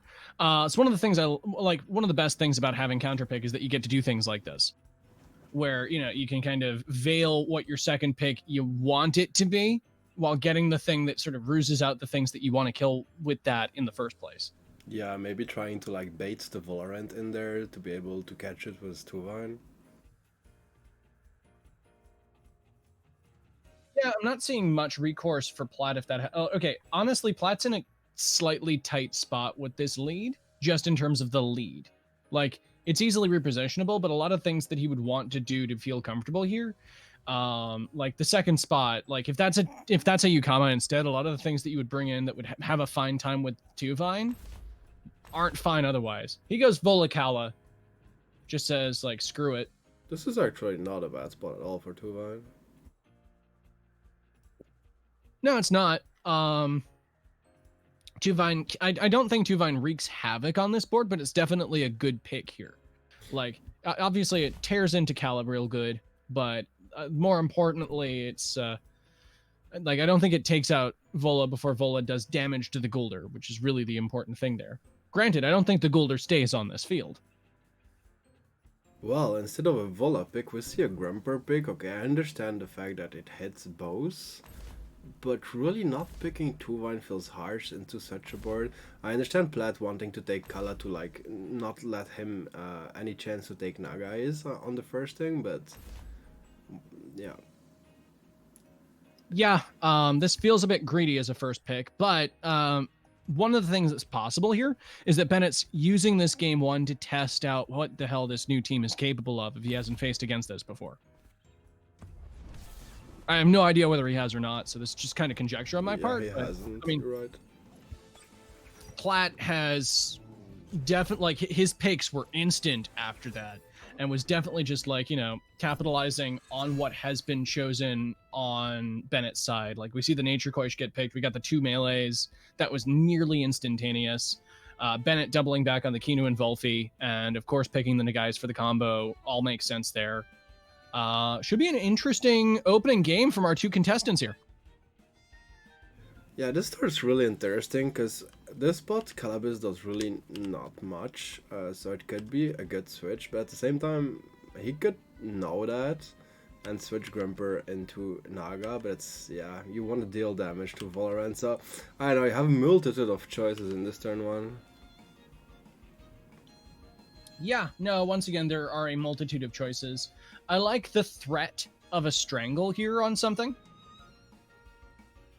Like, it's not the strongest thing, and Calibus certainly takes damage from that, as we've seen previously. Even with Mucus, that's 35%, depending on the special attack investment of the Grumper.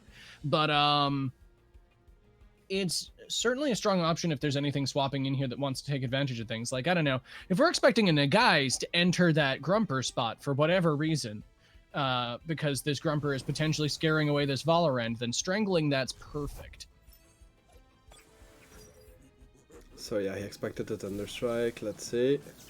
Yep. So the Thunderstrike is Bupkis to Size Munch, not even 20%. And the H-Slap goes onto the Guldur. And yeah, that's actually, this is one of the reasons why I love Kala as a H-Slapper.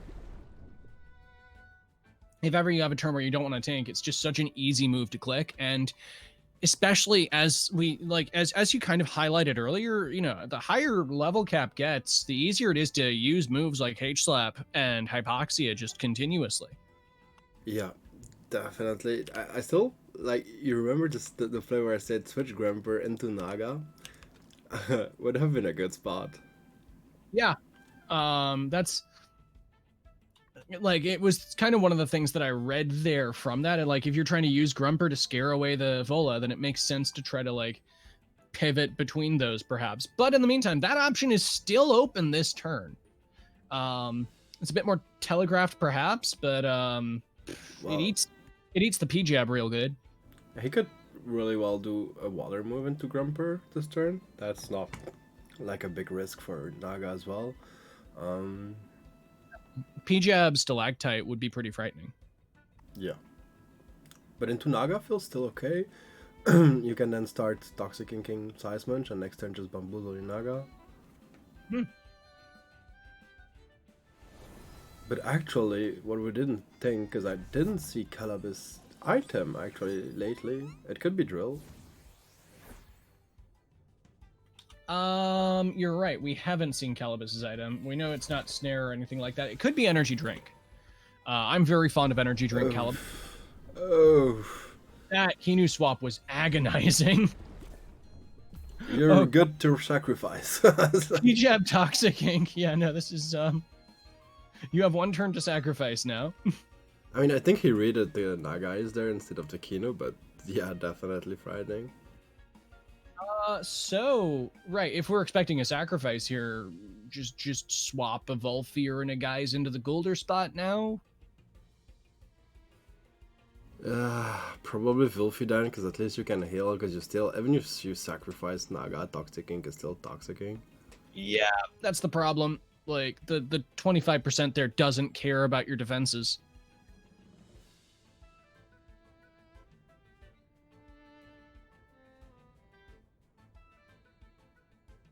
So, oh, what was that echo? But I have to admit, once again, a lot of this, the grain of salt that I'm taking with these plays is that we're going to expect Bennett to take more risks in this first game. I mean, as we can.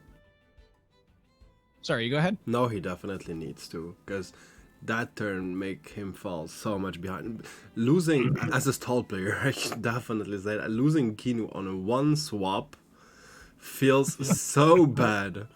Yeah, it's one of the worst case scenarios. Like, you know, you take solace in the fact that it still gave you value, but ouch. Especially when most of the defensive buffs have been P-jabbed away, and the Dim Mak comes out. Too quick for you. Oh no. And there you go, your buff is away. Man. Yeah, no, we're back down to -1 defense Golder, and no, this is looking pretty crushing as an opener right now.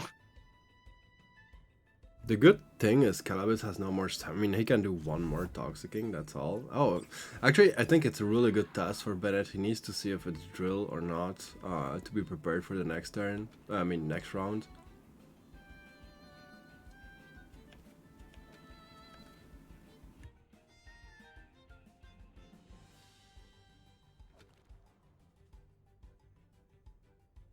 Sorry, I missed that because I got a sudden DM elsewhere. You want to repeat that? Oh, no worry. I'm saying, like, I think it's a good test for Bennett to just do the combo to see if it's Drill user or not for the future round. That's honestly not a bad shout. Instead, we see a Strangle. Works too. But if he Madness buffed, actually, it's still a free setup. Yes.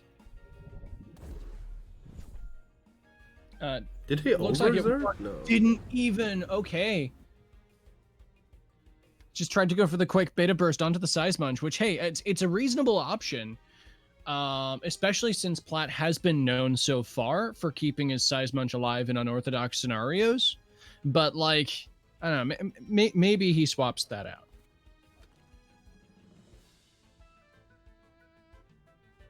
Unless he was expecting the Size Munch to...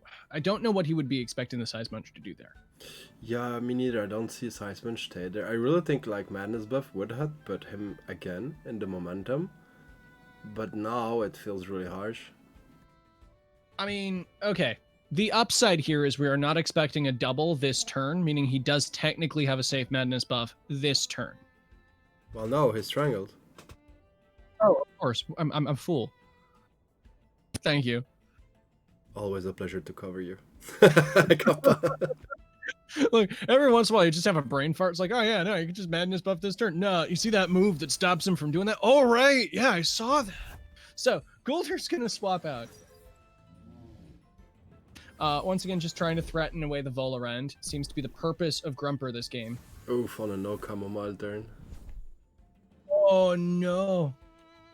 Oh, actually, I believe Grumper. Oh, snared, yes. Yeah, no, he got it snared. Yeah.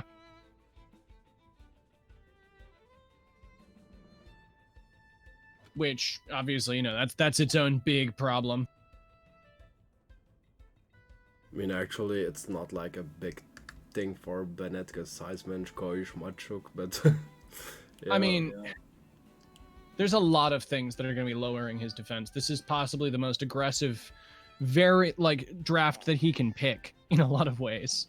Like, as we can see, the moment that 2-Vine was banned, it's like what he wound up picking was basically all of his minus defense options. yeah, and actually, when you look at it, Grumper is one of the only things that deals with Valorant. Oh yeah, since this is anaerobic, that is very true. Now, guys, if it got a madness buff up, could muscle through it in the early game. True, but sadly, yeah.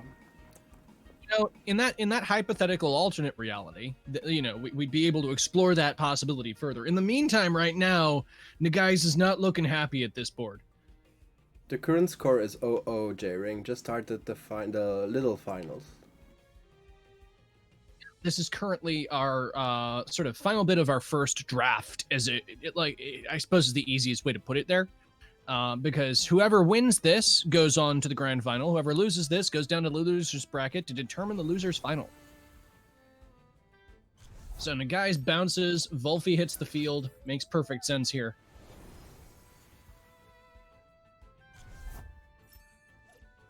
And if this Valorant is fast, then this is good times.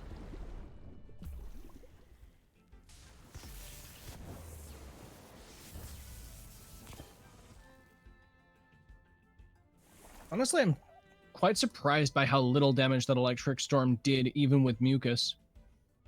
Yeah, it's a bulky one for sure.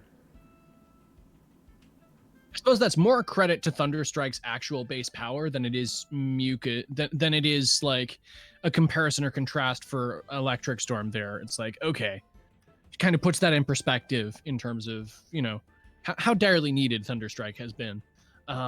With this in mind, though, the basic question here is, does this Volfi outspeed this Seismunch? My signs point to probably not. Seeing, Bennett's Volfi, yeah, I agree with you. I mean, but the only thing that could outspeed is D-Mag or Rack, but Rack you don't care, so...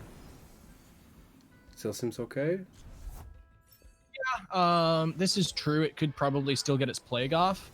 And it looks like that's what Bennett's counting on, given the fact that he's rotated back in. Oh, okay. So we see a Mashuk come in here to deal with the Volfi. And then... Oh, that's for the rack onto that? That's definitely a whiff of a rack, but at least get Seismunch defense for the turn that it gets to exist. That was pretty underwhelming, Seismunch's rack, in fairness. But this does mean that he gets a free swap into Nature Koish. I mean, Nature Koish under Naga is... terrifying. Yeah, it's still terrifying for sure. Like, you just swap Calamus back in on that Mashuk spot, and it's just gonna tear apart Nagai's. Yeah, I was thinking, this is a sure pressure. What, are you suggesting that Platt would just bring in the slow Tem instead? Yeah, I am. I'm sorry, what? Because Nature Koish, the thing is, Nature Koish, it was a free switch into Gulder as well. I mean, even with -1 defense, it's still taking it well, and then Koish needs to switch. Yeah, because Volfi will still plague it, and it won't enjoy that. That's very true. Not to mention, Gulder the turn afterwards. But no, that's fair. I suppose you could just put the thing that actually kills Nagai's and excels into Seadora in. Suppose that works. Although Tugmamat is putting in gains on that. Mashuk, I don't want to say comfortably eats the Beta Burst, but it eats it. And the Urushiol is actually going to put this into kill range. So Psy-Surge, it's the... Oh, Strangle actually just kills. Yeah, Strangle just kills from here. This is gorgeous. And it would be an overexertion turn for Calibus anyway, so this is optimal play from Plat. Mashuk probably just dies here. Plague doesn't kill at this point, so... Nope. Yeah, of course, and Strangle's going first. The thing that kills Mashuk doesn't go down. That's you know, a valid point. Meaning that we're getting uppercut onto Volfi as well, which is kind of terrifying. Yeah. This is really, really harsh for Bennett.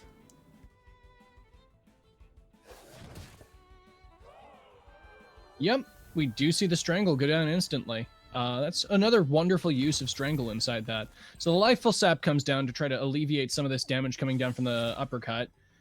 And it does alleviate some of it, but oof. Grats, Dysart, Dryzart, sorry. Yes, I can safely say that 5 out of 5 course is one of the most frustrating things to get at the moment. But it is filled with some luxurious rewards, so enjoy.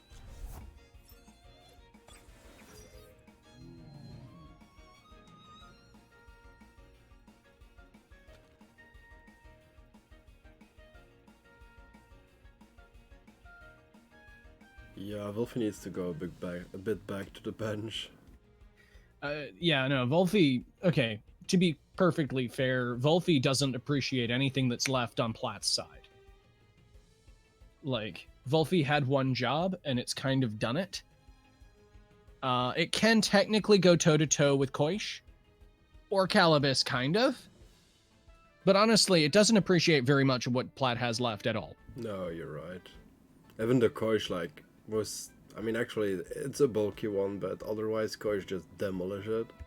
Yeah, even with Bennett's bulk on that, from 34%, if it was just staying there rather than having Lifeful Sap, that would just die to Synergy Master Water Cutting Lily. I don't even have to think about it.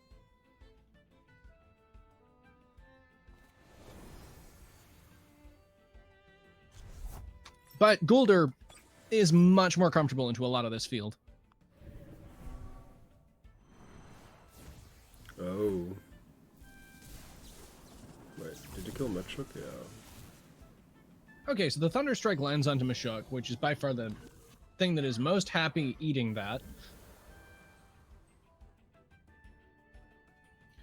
Yeah, honestly, Grumper into the late game still feels a little intimidating, but the problem is it's not intimidating enough, in my opinion. Yeah, the problem is losing Chamomile. I mean, if it had Chamomile, actually would be really good. Because no overexertion, no poison ticks. And, as pointed out by our friendly audience, that turbo choreography makes Calibus faster than Grumper. Yeah, and now we can see, I think, at least some P-Jab Water Jet. We don't really have any more P-Jabs. I mean, Humiliating Slap, sorry. Yeah, no, that's fair. Honestly, at this point, though, I'm just surprised that the Valorant came in instead of oh, this might Guldur. be... Yeah, you got to pressure out the Guldur before you can actually bring Nature Koish out. That's fair. I keep forgetting precisely how devastating 4 times weaknesses are. Yaha and Osik. Oh man, I wish.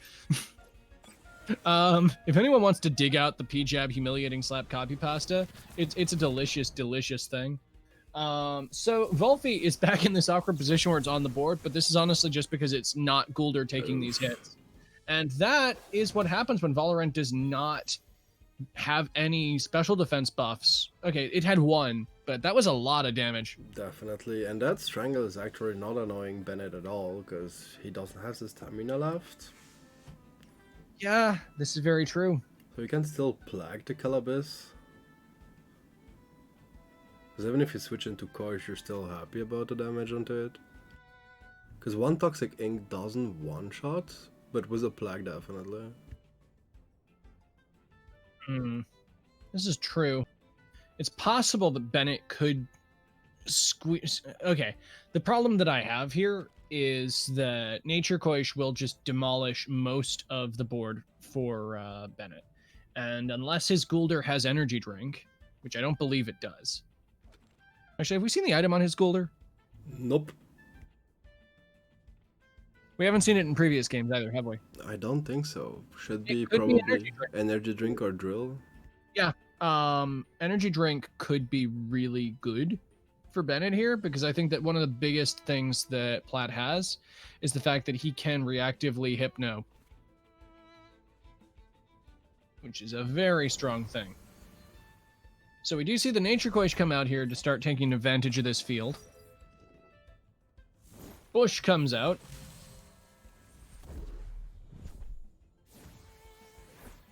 Which, actually, this is a pretty good, once again, sort of read off from Plaid here, because now, you know, Bush is indeed an attack. And now, one of these, basically, we're into a coin toss of where's the water cutting lily happening? I mean, the obvious one would be Grumper, but knowing as in their Plaid, gonna probably then attack Wolfie. Which then brings us into the mind game of what does Platt think Bennett thinks? Yep. Because sometimes he likes to do just the obvious, because of course we think he's not gonna do the obvious. As we saw with Kanzaki earlier this tournament.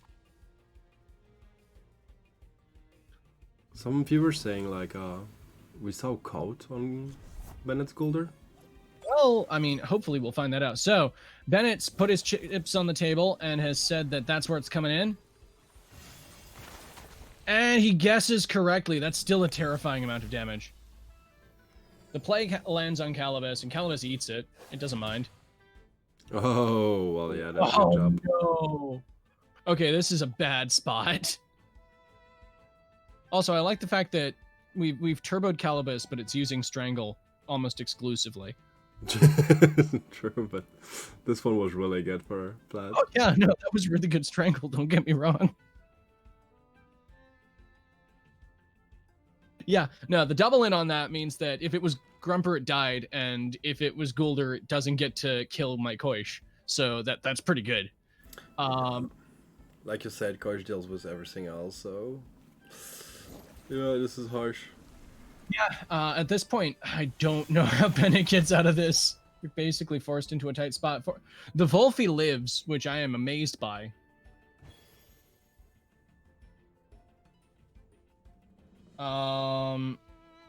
Okay, so at this point, does Platt have to, like, bounce with Koish? So, probably, because the overexertion would be really harsh there, not killing the Gulder at the same time. So...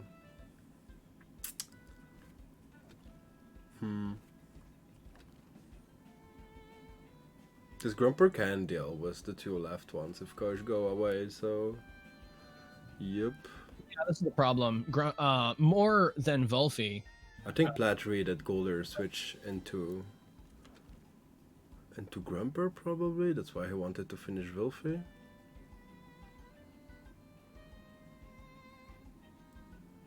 It's tough to say. I think he was just relying on the Wolfie killing. Well, sorry, on the Wolfie dying. Well, yeah, and then with the swap, you don't lose any momentum at all. Yeah. Still, though, this has rather stopped Platt in his tracks, and at least, you know, Bennett has to get Grumper back on the field to start threatening again, and this means that Water Jet go burr. As we can see.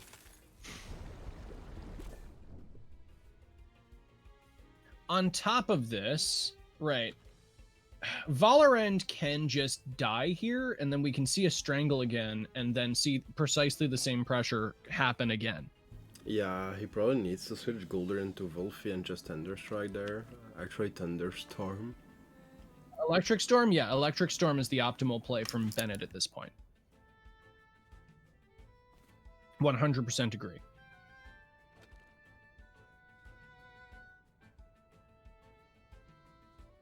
Platt, though, I mean... Okay, if he has Ice Stalactite, then he basically just like has this now. Yeah. Humiliating Slap, Strangle, Toxic Ink, and Water Jet though. So that's his 4 moves. So he doesn't have Stalactite. No, yeah. He has humiliating. Yeah, you need to preserve Golder. You can't take a Feather Gatling on -1 defense, you just die. Yep.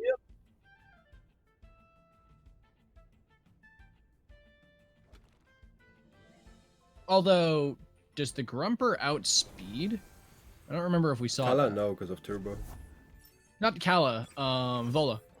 Oh, no. Oh, yeah, I'm sorry. I keep forgetting. Vola actually has reasonable base speed.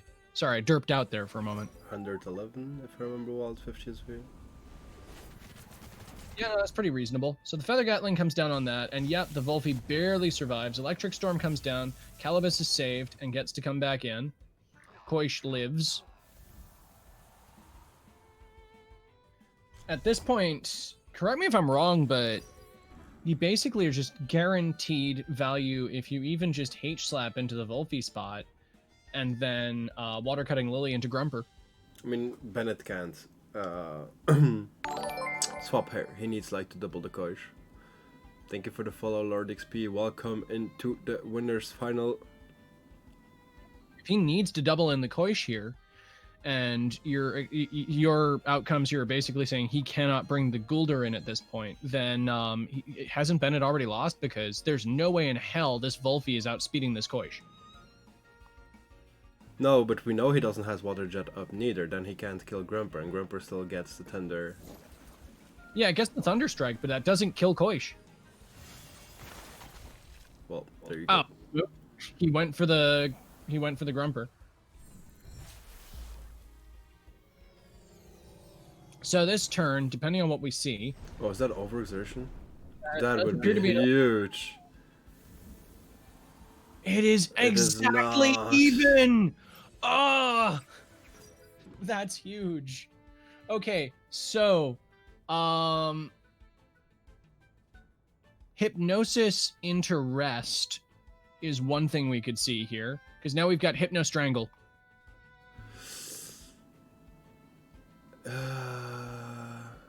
Yeah, if it's not an energy drink, yeah. But anyways, if you do that, both overexert as well. It doesn't help you much. Well, I'm saying, like, you know, back and forth. But, no, instead he's just powering right through because he's already got this at -1. And, yeah. Big This spook. doesn't kill. Okay, Golder GG. Close, but GG to Bennett. That game, Pog. Literally down to 2.4% hit points. Amazing. Well, we got potentially 2 more games of this, my dudes.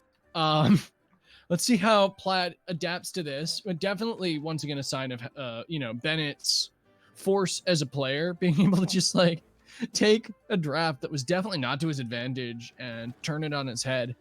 Just great times. Yeah, definitely well played there. And yeah, I still feel like if he'd gone for like a Hypnosis Strangle lock there, that would have been better. At least scouting for the energy drink. I mean, yeah, definitely, because with the damage you do, actually, if you yeah, you definitely could, because then you Hypno, you rest with Calibus, you don't overexert with his next move neither, yeah. Well, we're right into our second game. There is no time for a pause today. And let me tell you, the very first thing that Platt did was ban Vola. No joke, I really didn't expect that one. I know, right? Actual shock is coming out today. New band. Mind blown, I know. Once again, though, we can see that Bennett's taking his time, like, assessing what happened last game and, like, what he wants to draft here at the start and taking the ban off of that. I do still think that getting rid of the Guldur is a strong thing for him because being able to pressure with Toxic was huge for him there. He bans the Vola instead, though. So, I agree with you, Guldur was a good ban, but I was gonna say Vola is the other good ban because it leaves your own Guldur in a good spot as well, but he needs to pick Tuvine then. Okay, my challenge with this is that we already saw what the H-Slap P-Jab Stravaganza out of Plat did to that Guldur. You don't need to be wind to kill it. I agree, But it helps. But it helps, yeah. Oh, first big Gallus. Okay. So this is dissuading Grumper and Tuvine.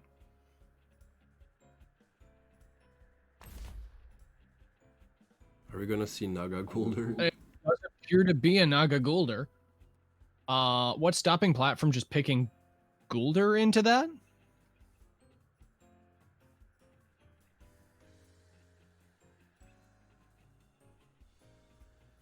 Oh, we see Magian that wasn't sure about E-Drink and didn't want to take the risk and try just to go for the kill.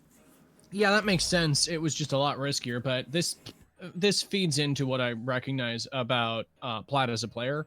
He's always going to take the risks, or at least he more often than not. Only a Sith deals in absolutes. Oof. Yeah, this is not a happy field for Tuvine. Definitely not, and like Goldur's not doing any pressure neither. They're like just a small toxic ink. Okay, so once again we're in a scenario where half of Plat's toxic resists are gone, which is the big oof.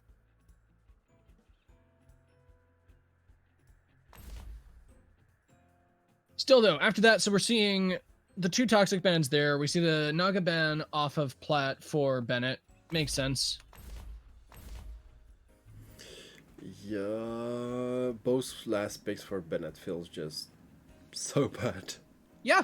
No, I mean, I still think the Grumper is better. Because ostensibly it can do more. I mean, Ukala is not bad against Seismensch and Gallus. While you're not wrong, we saw how he used Grumper to pressure like the crystals last time. And on top of that, the Valorand, like he's probably going to try to lean on it in a similar fashion. Yeah, we'll see how he deals with it anyways. And with that, can stay. and Bennett just, cut Plat down to size once again, or will Plat take it back? I mean, I've seen Plat come back from worse points. Oh, for sure. And yeah, it's 1-0 for Ice Red at the moment. So, first move of our game 2 is Kinu swapping in and buffing Guldur, as the PJ's going to come right down on it. No more buff. Okay, so, I mean, at least you're getting poison ticks onto Seismunch with this, but this does not feel like an amicable trade. Like, Crystal Bite's going to come down on Kinu like a mighty force, and we're just looking at another PJ on Guldur. Yeah, the lucky thing for Ice Red, really the lucky thing for him, is that it's not a Seisman that runs heat up. Otherwise, it was just the freest heat up in the world. No, this is one thing that's good for Bennett right now. Otherwise, that'd be, a significant issue. Oh, one other thing that's cool there. We don't have to care about Guldur's item anymore. It's snared, yeah. So, at least we know that the Hypno Strangle combo can actually go off this time. I was gonna say Kinu needs to beta burst. There's no switch at all for him if he doubled into the Kino spot, but he didn't. Greg's helping out, but Kinu just melts. Was extra damage on the Seismunch and expendable Tem in Plat's roster the right thing here?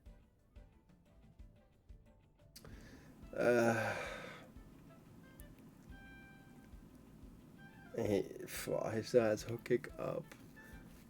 Wolf is the only one that can quickly deal with him before getting another -1. Yeah, except that's basically inviting a hook kick to the face. Probably hook kick rack if he wanted to just sacrifice Icewind into it, but... Yeah, that would make the most sense because that gets damage onto Guldur, which is always a good idea.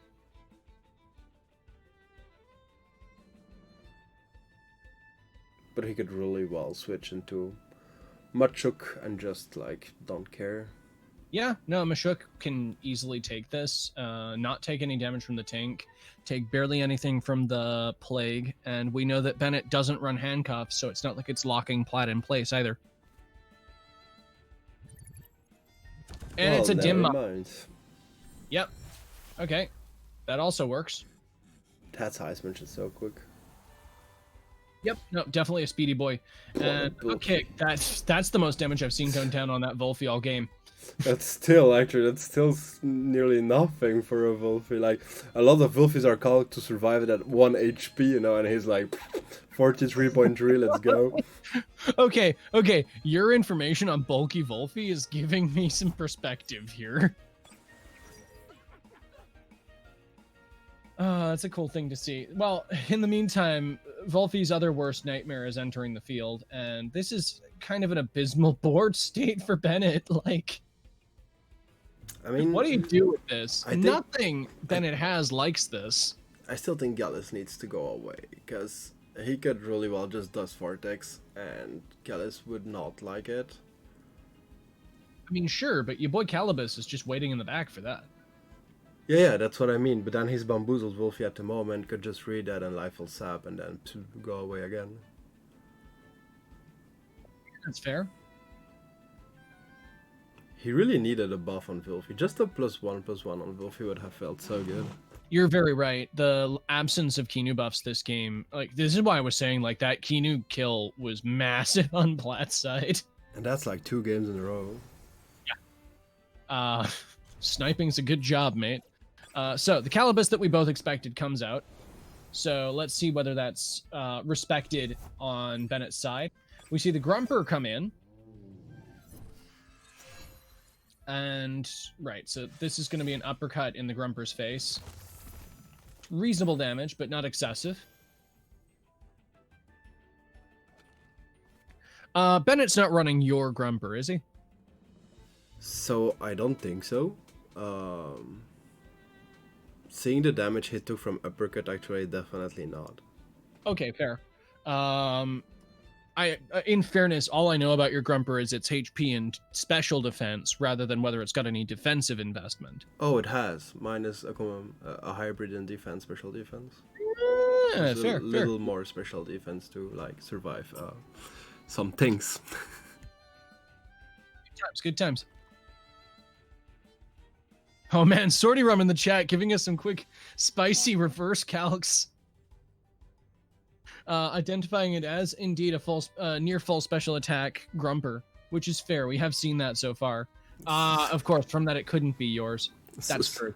Sordy is like a hateful, even if I like you, a hateful machine calculator, you know?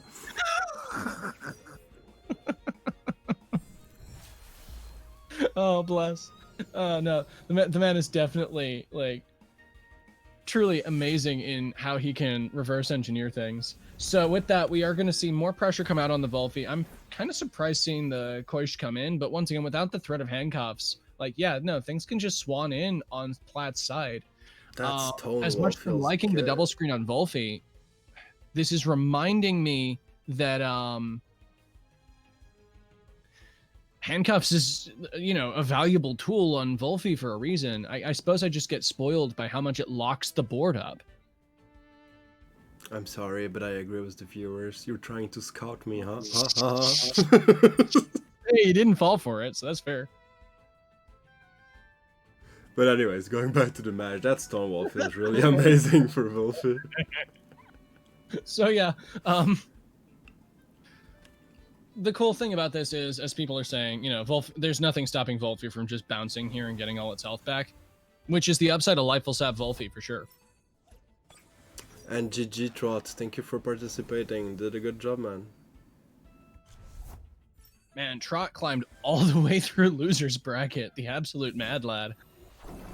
So we're going to see a water cannon come down on the 2-vine, which is not something it appreciates seeing. Definitely not. And happy you like it, Trot.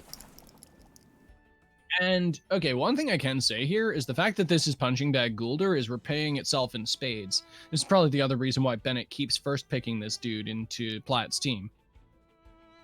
Was Like, that's triple gone melee. slightly uncommented on, but it is genuinely making this Guldur much bulkier.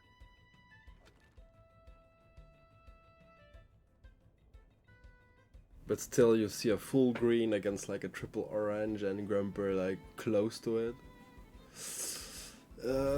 Hypnosis. Well, yeah, now that it's snared. I mean, yeah, now you're not guessing, so that's fine. Now you can just uppercut the 2-Vine and not care. Still gets to live for one more turn. And yeah, no, you don't appreciate that damage onto Koish, but you live it. I really thought he would have focused Machuk, but seems not. He's very intimidated by the water Koish, which, sorry, by the nature Koish, which, yeah, okay, given the offensive presence of Mashuk, I'm kind of surprised by as well. So we see a cage here. Fin beat, let's go. Amazing.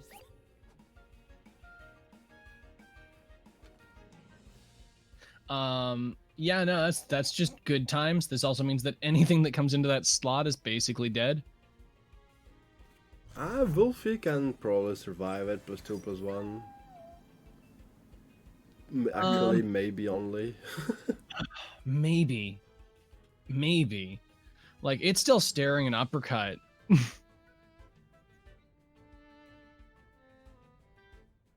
but do you remember the damage from flexing? Hook Kick? I mean, what else is Finbait for? It's also, it did conserve him stamina, guys. You know, there was a real reason to do that.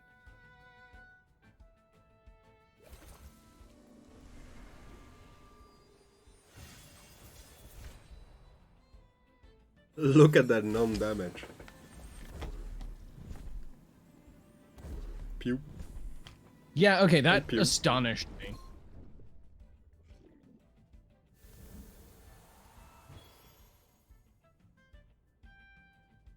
I genuinely expected more damage on Volfie than that.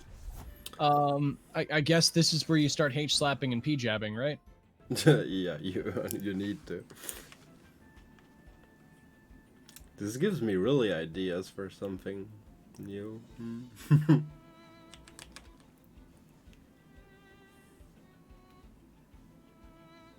Yeah, that's an interesting thought right there.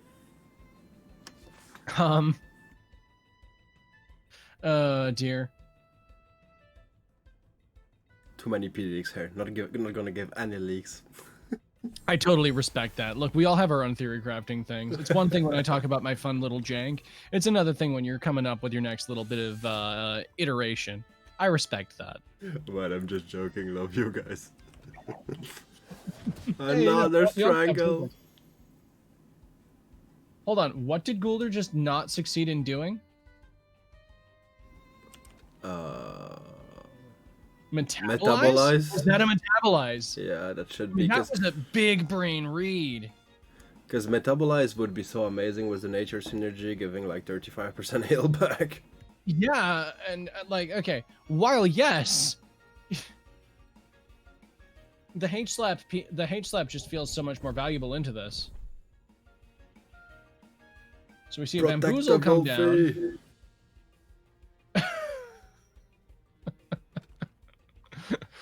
Okay.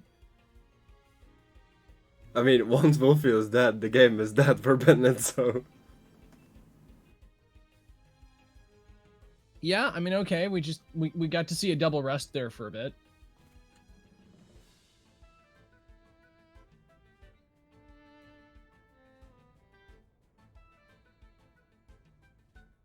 And now, actually, Platt has really to think this, because if he doesn't think into Wolfie, he gives a lot of heal to Guldur as well. This is actually very... Yeah, no, this is true. You have to be careful about that metabolize here. Honestly, what this is telling me is you just kill the Guldur first. You can kill Guldur with Calibus and Mashok. Easy. Yeah, that's true. Like, just pivot over to that. There you go. Yeah. See? Even with Punching Bag, at this point, like, just kill everything that isn't named Volfie, and then eventually the Volfie is gonna have to die, because it has nothing else to hide behind. Kill everything that isn't Wolfie. Let's go. So, as we can see, Guldur's now at -2, and while Punch Bag has been putting in work, you don't want to keep taking those there, champ. I mean, he dies from a next double up. So does Grumper if it comes in, though. Yeah, definitely. Maybe not for one, but yeah. Not from one, but it's not going to be comfortable and it's not going to outspeed. Overexertion. Okay, so we're definitely fishing for one here. Metabolize read. We see the Urushiol. Oh, the heal push. Let's go. Metabolize read. Oh! Pew. Metabolize read is there. That is moving HP onto a -2 Gulder, though. Like, yes, that's a massive heal, but Volfi's vulnerable now. Gulder has gained health back, and Gulder is by far the worst reservoir of health that Bennett has at the moment. Like, that was a pretty, like, I'm not gonna deny the fact that, like, there was incredible value off of that metabolize. It's just that, like, the returns on that feel rough. Oh, I was really thinking, like, I mean, if he doubled into their Wolf, he wasn't trouble, but push and plus a switch feels good. Yeah.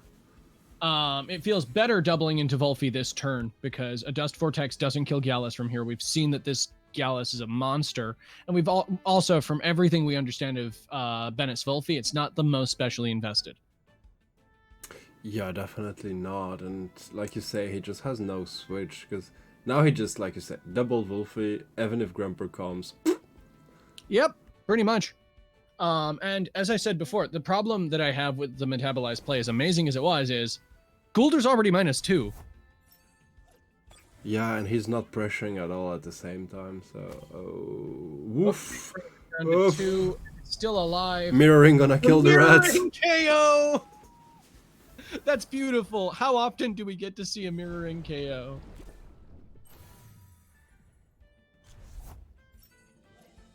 Oh, that was gorgeous. I want to drink that. Like,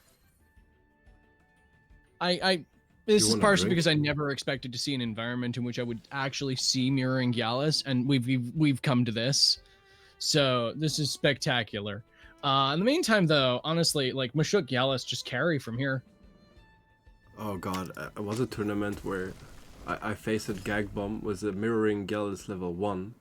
I had my Saku +4/+4, did Wind Burst into it, and lost 85% of my HP. Got you with the trap hole! Oh my god. It's one of the things I really wish that Krima hadn't removed. It was just such a beautiful little trap. I'm just glad we got some plays of that before it got patched out. Yeah, it's because of that it got patched out. Oh boy. Well played on Platt for taking that second game in quite a showmanly fashion. That was just really cool to watch. Okay, so we get into our game 3 as Platt is reminding us that no, he is in fact the highest peak TMR for a reason. He's no joke. Only peak, actually. That's why I said highest peak. He gifted. I didn't even knew he gifted my first spot back. Man, I mean, the next part of that is, of course, showing up on ladder more often, so that way you can show up on Silent's leaderboard, right? You're aware of how he does that. Yeah, I mean, there's just the effort and the time it takes you. For Man, the 4K Pansons? Yeah, no, thank you. No, that's fair. And yes, it does no longer can do more damage than you have health, I think. I don't remember the specific patch they did for it. Either way, though, moving into our game 3, yeah, the Gallus is banned this time. So this means that Platt does get both of his shiny toys in Gulder and Naga, Gulder and Volo, which is really nice for him. He's been missing those. Oh, Gulder Machuk start. That's the first time we've seen Platt be allowed to have his Gulder in a matchup versus Bennett, so this says something about Bennett adapting his strategy from this point. I think he was really relying on that being a much squishier Gallus than it actually was. Also, I believe Bennett was gone during the sudden rise of Mirroring Gallus, so that may have taken him by surprise. Yeah. By the way, do you feel the P-Jab harmful lick? Oh god. I mean, yeah, okay, P-Jab lick is a thing. I mean, now we do have Nagulder on this side, though. Gulder Naga. Urshel Ink. Okay. He's finally decided just to get rid of Nature Koish. Just can't be allowed to let that thing live. That's fair at this point. And as we can see, it kind of becomes a little formulaic from here on out. We get our 3 bulky people in the back, and a Valorend is allowed to come through. Platt wielding Fork Toxics in his element, if you will.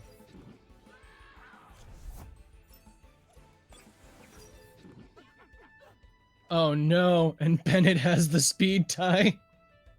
I mean, that's good. If it's not Drill Gulder, at least you... I mean, actually, no, it's not good. Oh, it's the opposite of good. You eat the Urshel. This means Platt has the unspeed tie, if I'm not mistaken, right? No, what I mean is, like, he can Bamboozle and not take the Toxic Ink that does more damage than Urshel, but at the same time, Urshel got more tick, but you can get rid of it with Metabolize. Well, no, the thing that... Doesn't this mean that because of turn order being inverted, Platt's Gulder goes first, right? No. The coin is always the coin. Oh, my mistake. I misread how the coin works in that case. What a turn. Little boozle turn. I enjoyed that. Okay, so now things are problematic for Bennett. Yep. Right. Well, thank you for that correction. I genuinely didn't know that about the speed arrow. A pleasure. And yeah, no, people appear to be pretty entertained by this. But it's always so scared of Madness buff. You gotta respect Madness buff. It's like necessary to respect it. I mean, actually, he didn't knew Gulder's item, so... Yep.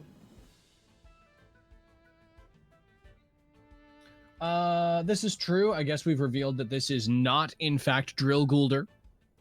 I'm expecting Energy Drink. I mean, we still don't know if it is not Drill, because he just bamboozled, but...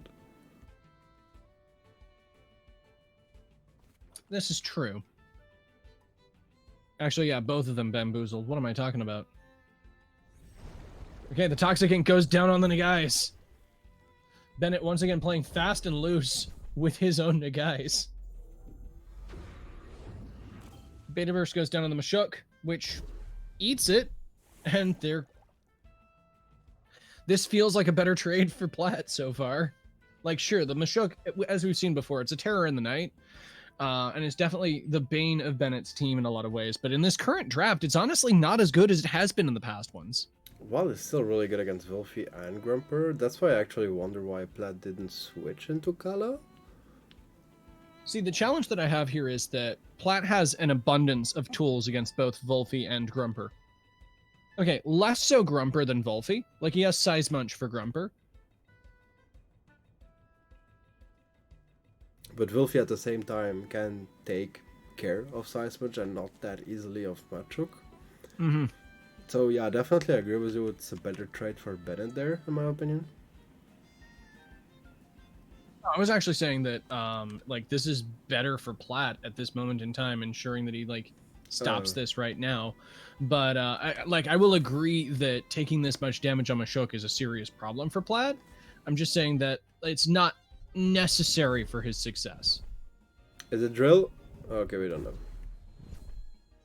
Nope, we did the other version of this. Oh, he read that. Older?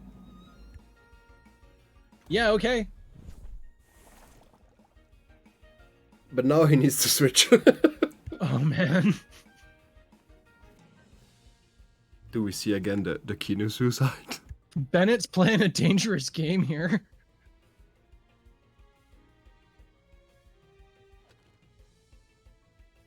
I'd like to quickly thank one of our sponsors, Alola's Picos. And Tiki self-promoting. I will like to thank him. Oh, certainly. I mean, he's not a sponsor. He just shows up. Oh, my bad.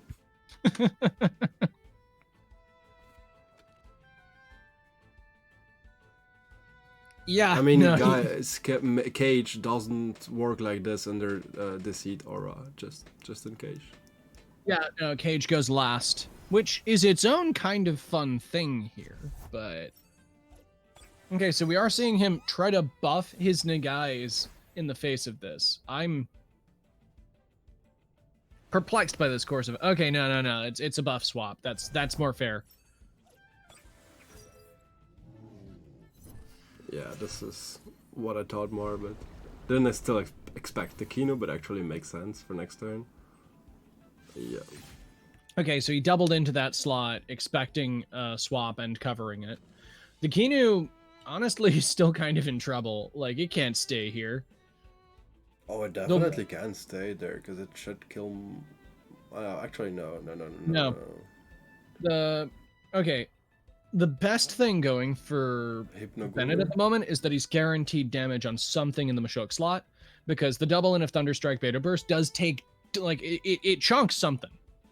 I would more say the safe play for him would be then Hypno Golder and Thunderstrike that slot, even if Size Munch comes in, because then you're still free next turn to Beta Burst Size Munch, because you Hypnoed the Golder. Yeah, except you're Hypnoing a Golder that you don't know the item of. That's true. On a 1-1 situation feels bad, but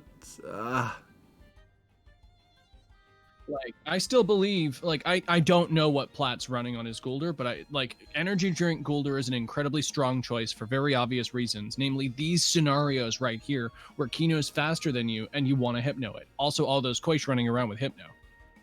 Causation, this is Winner's Final 1-1. Yep. This is Senior Platt versus Bennett. Classic match right here. And instead he Hypnos the Mashuk. No risk, no fun. I mean, hey, I guess this is something right here, and he's whittling down the Goulder, but that's a lot of damage on your Kinu there, buddy. At least for once not dead.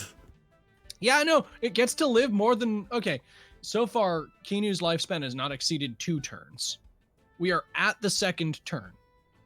We're at the climax of his life. Actually, no, you're right. This is a turn longer because it swapped in manually too, didn't it? Yep. Oh my god! Bennett's got Nakinu for 3 whole turns versus Platt. Just amazing. Golder is low in stamina as well. He has to be careful in case Nagais just decides to come back and take a big steaming dump on the board, but Calibus could still swap in here. Actually, hold on. What's stopping him from swapping in Size Munch and then just Toxic Inking the Kinu again? No, that's putting too much pressure on his melees, which he does need to deal with Grumper.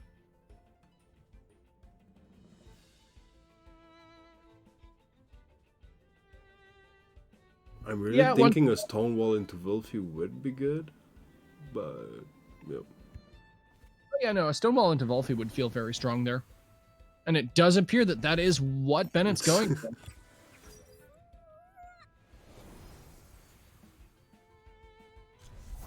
Calibus does swap into that spot, though. Hello, Bonnie Slayer. Oh. Turns out, you know, both of those swaps were right. But no Stonewall. Okay, the Stonewall didn't happen, and instead we see the Thunderstrike, which the Size Munch eats really well. Okay, in fairness, we did see how hardlining Bennett has been about Kinus in the past. Sorry, about Goulders in the past. He, like, just charges at those bad boys. Yeah. And don't worry, Bunny D Slayer, you're actually here just in time for the winner's final. So, whoever wins this goes straight to the grand final. Whoever loses this goes to the loser's final. You're in for the cream of the cream. You haven't missed all of it yet. But yeah, Stonewall still would have felt so good. Oh yeah, I won't argue with you there. Stonewall would feel great. Technically, that option is open to it this turn. Although, yeah, okay, it is open to it this turn because we know Calibus does not have Water Jet available. If we had a P-Jab Water Jet here, that would be a nightmare. We do have P-Jab Tink though, which yeah.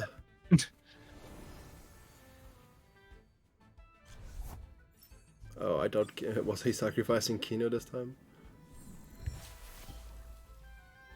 Nope, instead we're seeing a Guldur come into that spot. The Plague comes down onto Seismunch, which, you know, it'll live it.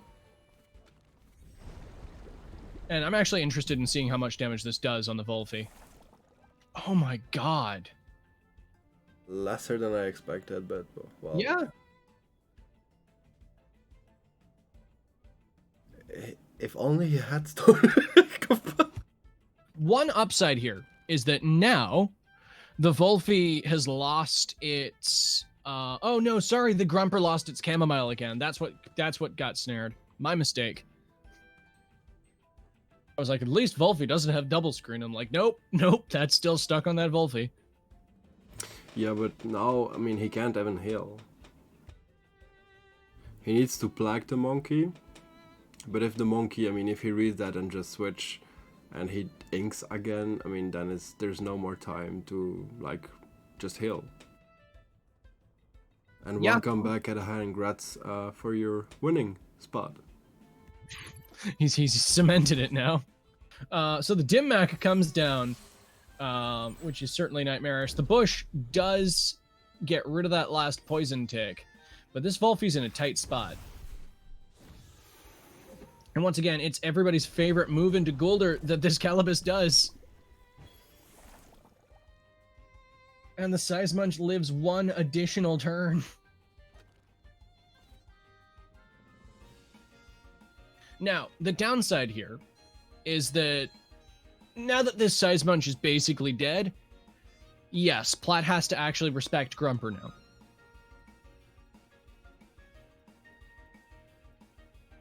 Yeah, he still has the Naga Guldur combo. Valorant's still not buffed at all. It's not the best spot for Platt. It's not bad, but it's not like, you know, 10 out of 10. Toxicking Volphy dead. He humiliating slaps it instead, does not kill it, but does leave it more vulnerable for later on. I thought maybe he raided that and did metabolize, but no. Good for him.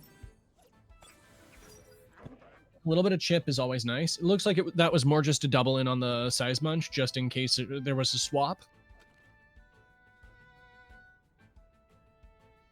Although Toxic Ink is not really worth clicking it now if you're Bennett. The one Tem that is not immune to poison ticks is gone. Yeah, I think he just would... I mean, in his position, I would just kill my Volphy there with a plague into Calibus. So even if he does something, it's an overexertion. If he switches, it just feels good. You need like the free entry. I agree with you there. I think that's a pretty reasonable play. And switch Guldur for... Oh, actually, then he could have Nagais. Otherwise, he switched Guldur for Grumper. Yeah, right. I mean, actually, it still feels good, because if you plague, you kill yourself. And then you still have Guldur Naga, yeah. But Grumper feels so good against Vola no buff. So I would still probably switch Guldur into Grumper, not take so much damage from a Feather Gatling, yeah. The challenge here is Guldur isn't threatening this board whatsoever. And, like, outside of applying bamboozles, I suppose. And this means that while we have seen Platt just charge into the Feathergat, there's a chance he can Nox Bomb here to try to get that to be the Grace Note that Volphy dies from. So that, like, just in case for some reason Volphy Lifefuls instead to try to cheese away. That's not very likely, but it's a possibility. No, Volphy just swaps as Grumper comes out. In fact, it's a double swap. So we see the Kinu come in as well. That's actually interesting, because he needs Grumper hardly. Hold up. Ben has gotten 2 whole Kinu buffs against Platt. What the hell? Oh, a Noxious Bomb not gonna deal damage there. No, but it does at least get 1 anaerobic proc up on Valorant. It's something. And the Strangle goes down on the... Okay, I wouldn't call that the wrong spot, in fairness. It is the wrong spot, because Kinu can still leave and come back. Let's be honest. I mean, okay, I can't argue with you there. It's not like it's trapped in. Like, if a Mashuk was here and a cage happened, sure, that's something, but no. Like, yeah, I'll give you that one. Oh, thank you. So, this is a free Thunder Strike, because whatever comes there doesn't like it. Calibus has no more stamina, so anyways can't do anything, so you just, yeah, Thunder Strike to Valorant. Yeah, I think Valorant just kind of Switch- has to sit there and take it. Actually, do you switch Golder or Naga? If it's Matruk, you'll love to see Naga. If it's Golder, well, not. Oh, okay.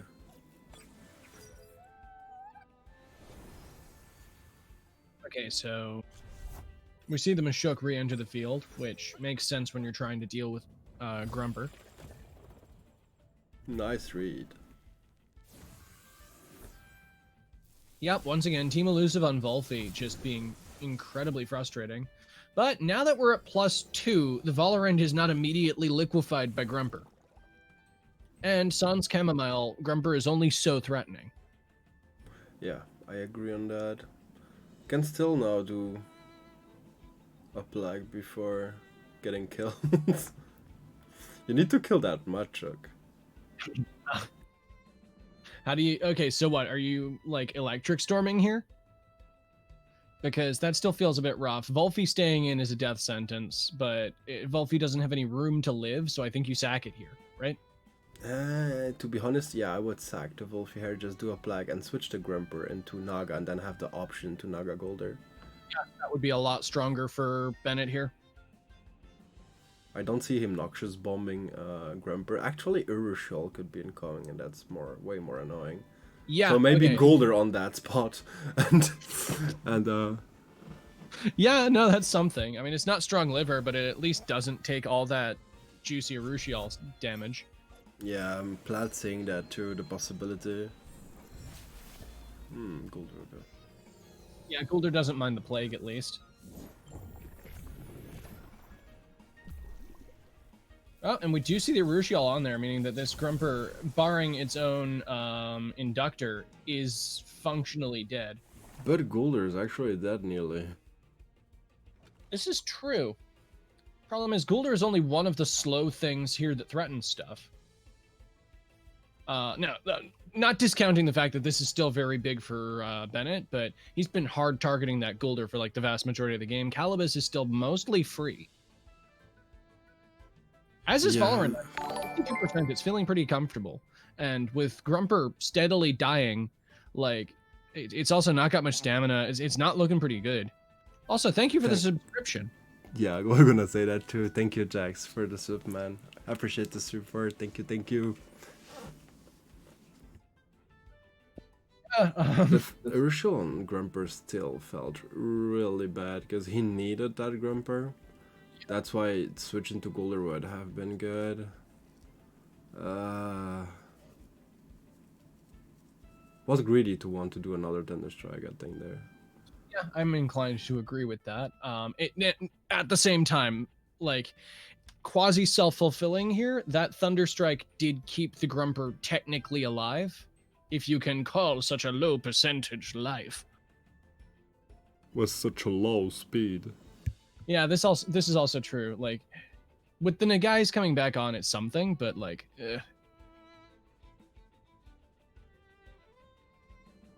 At this point, don't you just switch Wolfie and Stonewall? Why switch Grumper? You basically doing nothing with it anymore.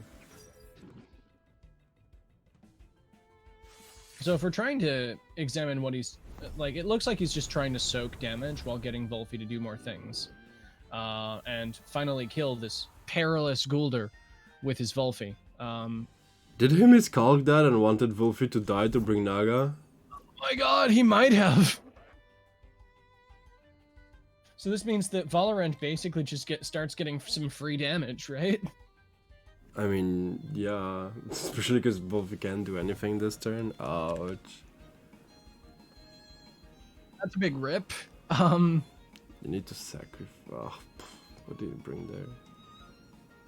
Feels bad. You could swap Kinu in, I guess.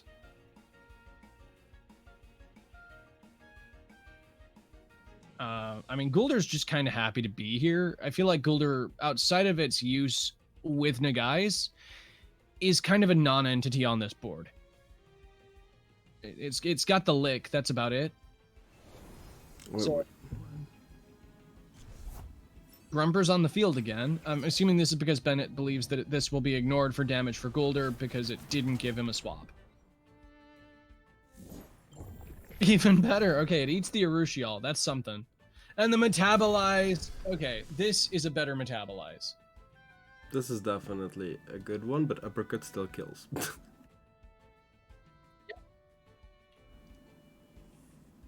And as we've said before, Guldur.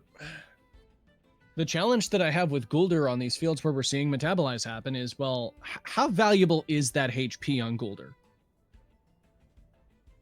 I mean, that HP on Grumper was valuable, but now the play is like for him to switch into Wolfie. He needs something to die.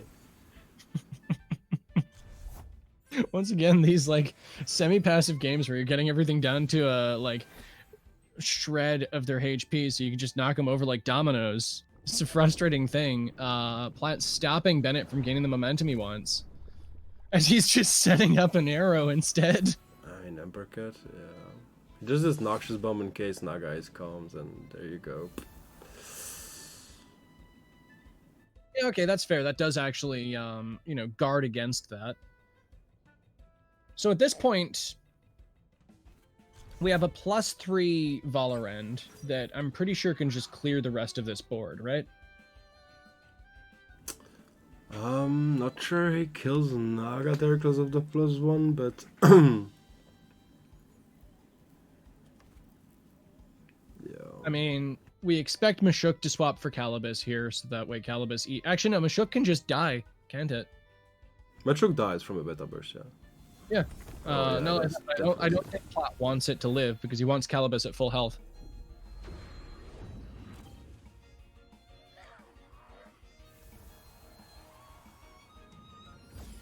Oh, right. Plume is a move. But now Guldur can come. Yeah. This is true, but with a Calibus that is low enough, like doubling into the Nagais here still feels glorious. Or actually Grumper, no? Oh. Yeah.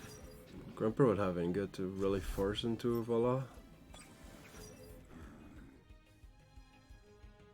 Grumper's dead. My bad.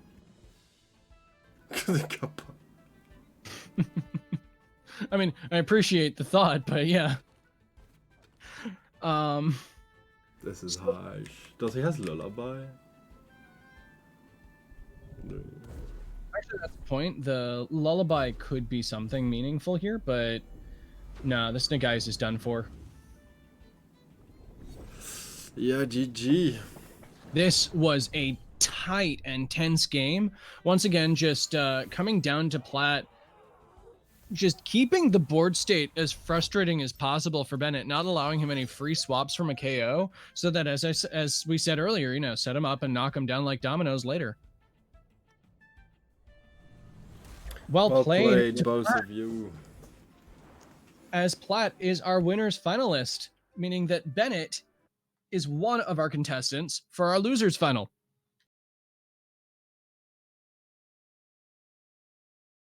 Yeah, let me just check where they are in the loser bracket at the same time. Yeah, I'm just checking that myself. It looks like we've got Kanzaki against Bennett. Oh, no, this is something I want to see. Okay, last time they had like the third spot on my tournament. Do you know how they played the match? How? Rock, paper, scissors.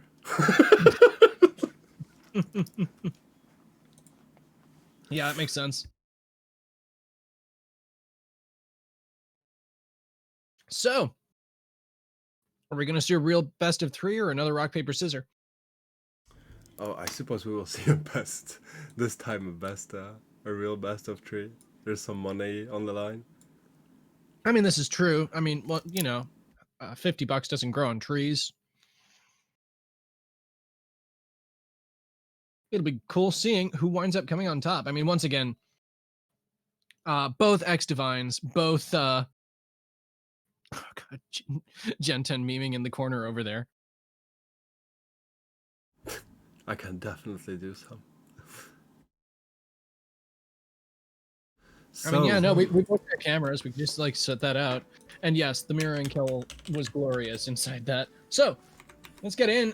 Like, they need no introduction at this point. Oh, they're already in. Let's go.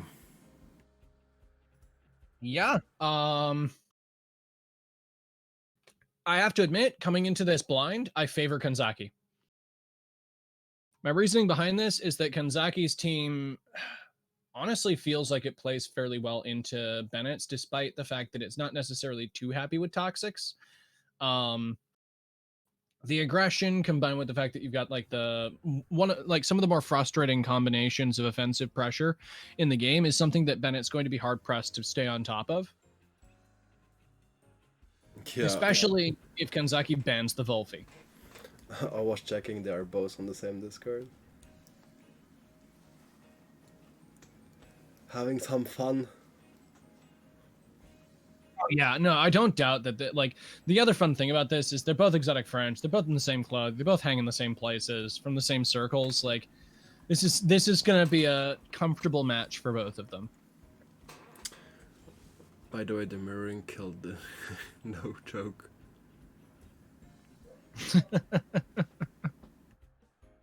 Bennett trying to steal some thunder right there. That's fair. Look, if you die a warrior, I respect it.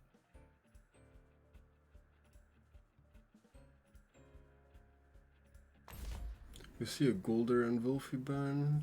Golder definitely understandable because the combo is a bit annoying for Kanzaki with all his fast M's. Yep, okay, so the Golder makes sense as a ban there. Are we likely to see our charming combo again? Firequash, honestly, yeah, it still feels fairly good into a lot of what Bennett has, although once again, that Volfi will wall the world. I was laughing at the exotic almost French. God. I mean, hey, Germany's on the border. It's fine. True. Yeah. So it's Belgium. It all works out. Still, like you say, just such a dangerous start. Yeah, Naga is... Oh, doesn't feel really great into this neither.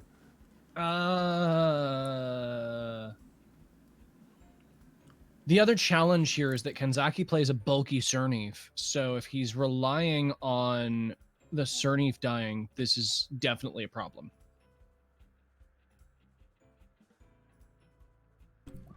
What's more likely here is we'll see a double into the Firequash, but okay, Kanzaki has been taking notes and is banning the Volfi of Doom. Double screen Volfi is just frightening. Yeah, his Wolfie is really annoying and pain in the ass to deal with, so... Yeah, like, everyone's had their own trials dealing with it. So, no, this makes perfect sense as a second ban. Grumper as a ban there makes sense given how many winds, earths, and waters are in the back for Bennett. His entire team doesn't really feel good about it now that Volfi and Guldur are banned. No, and his Valash seems so much freer with those Wolfie as well. Very true. Double mental needs it actually against Yolar.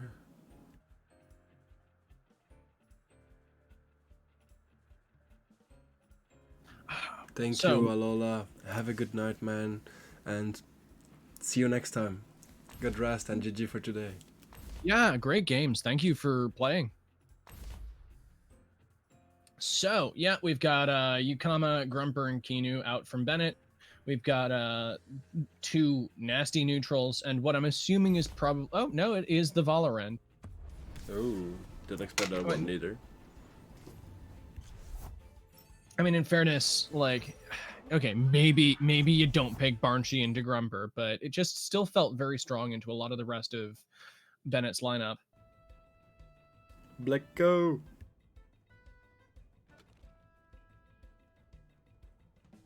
So we're into our first round of our losers bracket, and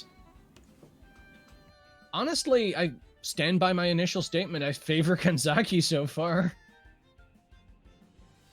What here can swap in comfortably to Wuckle Ketsa? It's basically just the Valorant that's already on the field, and Kinu, which doesn't like the Ketsa. Like, dies.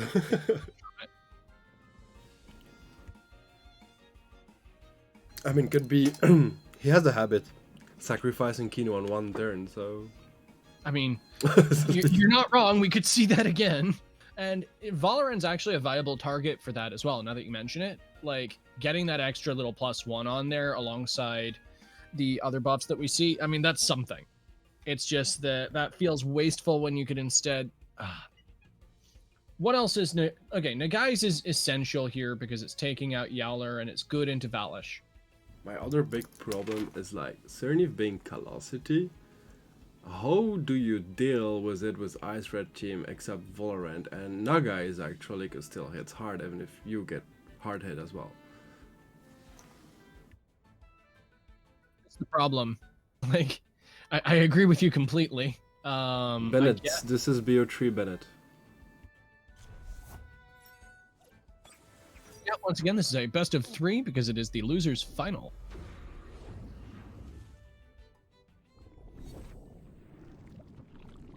Okay, I have to admit, I did not expect the Koish to swap. So, me neither, not at all. I didn't see that coming. This isn't a Synergy Master Wuckle, meaning it won't be hitting as hard. I mean, it still collapsed, but that would have been a dead Nagai's if that Fire Koish had stayed in. And yeah, G-Dragon, it shows on Battlefy. I did bet only the finals loser into BO3, because, come on, it's still the finals.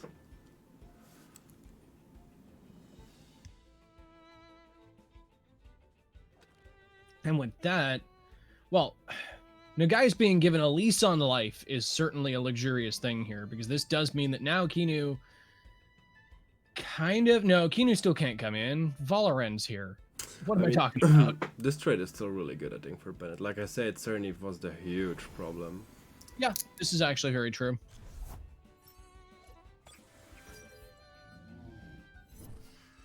Hyper Cernif? No. I'm expecting... Okay, so Kanzaki actually saves Cernif and brings in the Valish instead to eat the Nox Bomb. That makes perfect sense.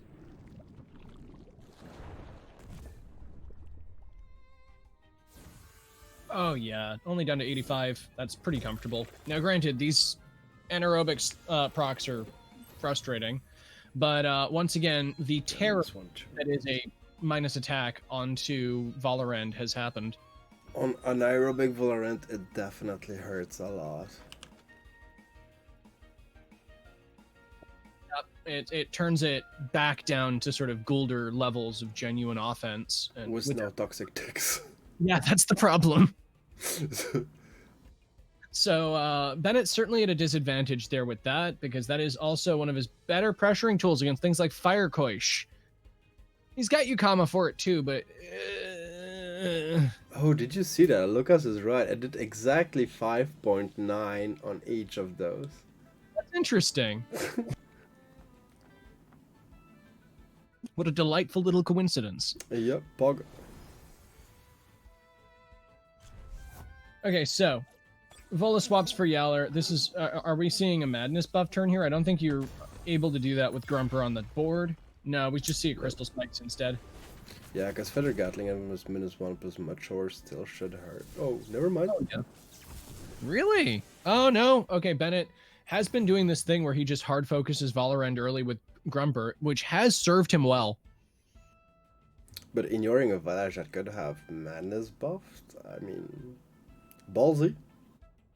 I mean, yeah, no, it's a concerning read, but if there's one person I do trust Bennett to be able to read effectively, it's Kanzaki. I mean, as you well know, they both have played together pretty consistently over their tenure of Temtem. Their Temtem tenure, if you will.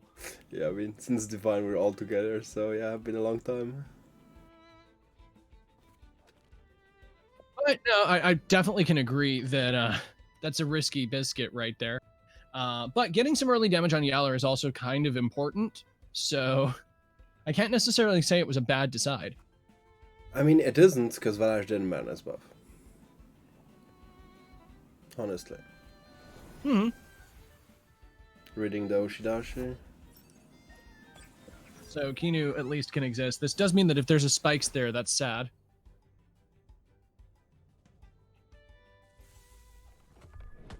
Youch. Yep, Oshi is very hard to actually balance inside that, but... Okay, so this also tells us that, It doesn't kill, no? Yeah. The thing that I'm kind of surprised by here is how squishy I thought Bennett's Kinu was, because we've only really seen it get hit physically for so long. Yeah, but special defense, it has a really high one, base one, so... This is the thing, and it's not that hard to buffer that as well, meaning that, you know, with the max HP and other reasonable things, Valish does not usually KO a Kinu. But it just says something about the situations we've seen Bennett's Kinus get put into. He puts them right on the firing line. Yeah, I'm just always surprised, like in the match against Plat, where Kanzaki actually doesn't press madness buff that, except if it's like super safe. Well, one of the things about a player like like Platt is the fact that, you know, he's very unpredictable. It's not necessarily easy to read what he is going to do into that. And, you know, playing safe around that is one of the byproducts of that. Going back to this turn, though, this Valish is kind of running out of options. The suplex hits like a truck, but the Valorant's still perfectly capable of taking it after a defense boost. Like, that actually felt kind of nicer there. Especially since that's, you know, unbuffed Yowler without comebacker. Yeah, such damage with nothing. Oh, there we go. Reiner's set for 1.5k TMR now. Congrats, Reiner. Hope to see you next time too, man. Yeah, no, it's really nice to see. So, Yukama's kind of free to take advantage of this board here. Valorant is the only thing that can come in safely. And it's not going to... Okay.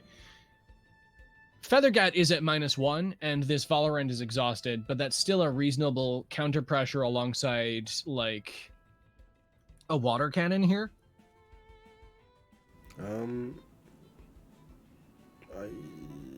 Unless we're expecting, like, a Grumper swap, but I don't think you can bring Grumper in when Yowler is on the board and has stamina. The thing is, because of the exhaustion on Valorant, whatever move you do, you're gonna overexert.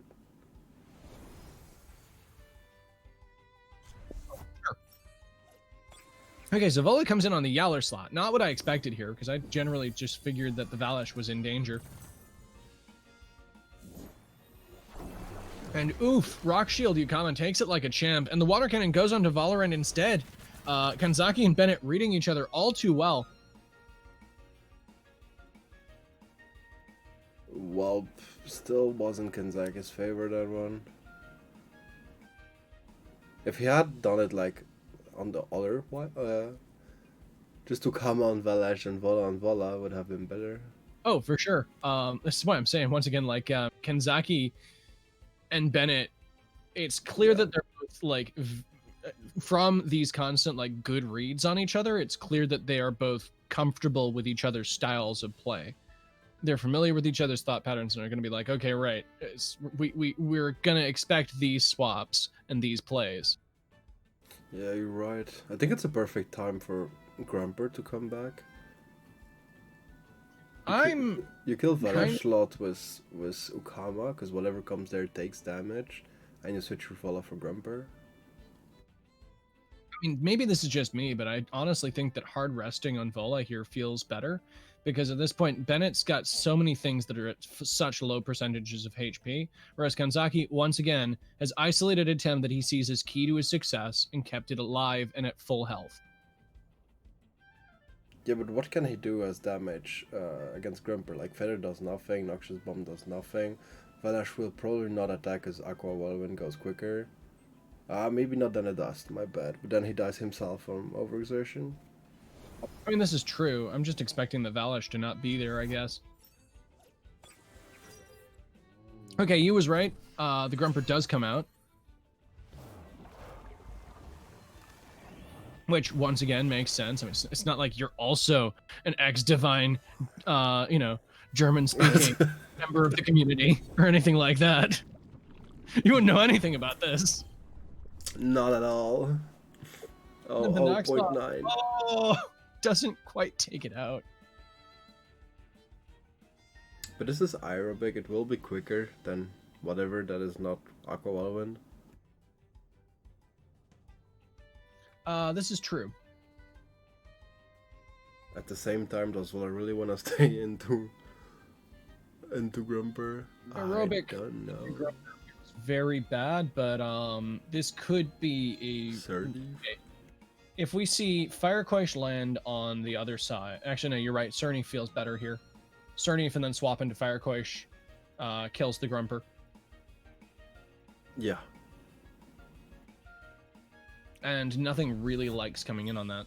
Because Synergy Master is really good. Yeah, turns out 25% boosts to your damage output. It's good. I think so, huh? I'm not sure, but I really think it's. One of the very first things I theory crafted back when I was getting into Temtem was an Adoraboros team because of that trait, and it's so heartwarming seeing that on even more Tems. I know a lot of people feel strongly about Synergy Master Koish, but I think it's actually a really fun thing to play around with, and it opens up a lot.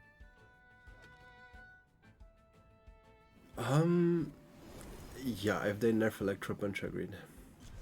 Okay, that's fair. That's a good counterpoint. We haven't had the luxury of seeing that in play yet. We're told that Sipanku will turn things on their head, though. So the Toxic Plume, after the Turbo, does still take out this Yukama pretty easily while getting a little bit of chip on the Vola. But this Vola was an expert swap by Bennett. Certainly just eats the Frondo. It's now got speed, so that's something.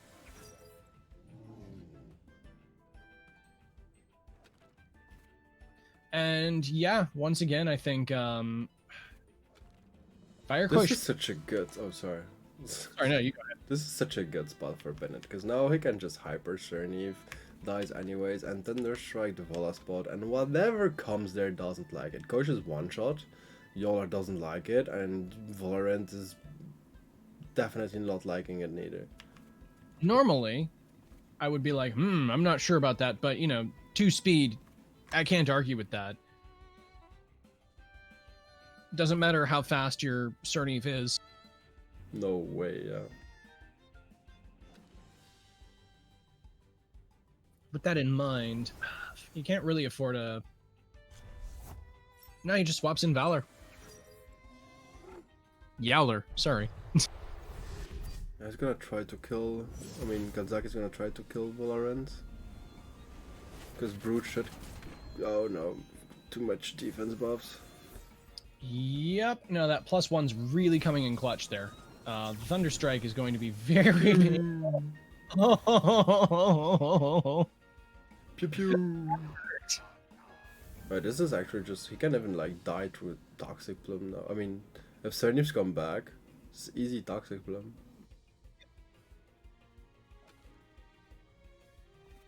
Sadly, there's no way to get minus attack on this Yeller, so it's still kind of frightening, but ultimately at this point, like, this is a much more secure position for Bennett. I agree with you.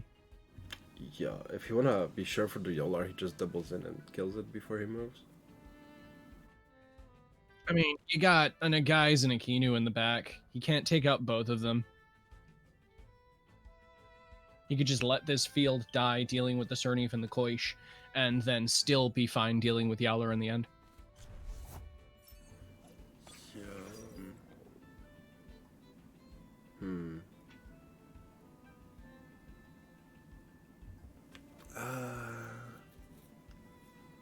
What do you do there? Okay, this has me a little curious. No, +2 speed is far too powerful for mere high-speed triple prio to be able to deal with, I'm assuming. Yeah, this is still too quick. I mean, and he has Hyper up to... Wait, has it? Yeah, he has. No, he hasn't. He just used it. So it would be neutral prio, but I'm assuming Plumes is still the play here. If it's actually, base speed, no, Koish gets outspeed, depends on his speed. Well, I mean, if Bennett believes that the Koish outspeeds with a Ketsa here, then there's really not much recourse, in my opinion. I think you just let... he's outspeeding. No, Double Yolar. Wait, why? You one-shot already with Scrumper? Electric Storm. Oh.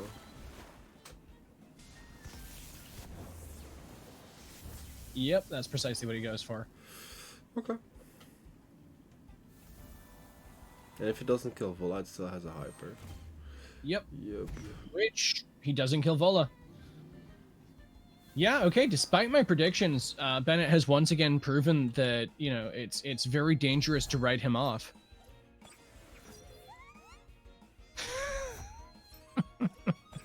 I agree, Zomph. My bad. Man, some of these spicy ones in chat just get me.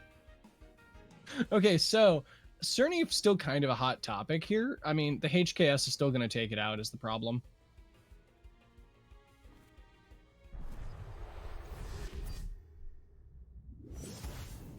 Yep. GG, And then, Bennett. You lost your bet, by the way. yeah, no, once again, this is why I'm not a betting man.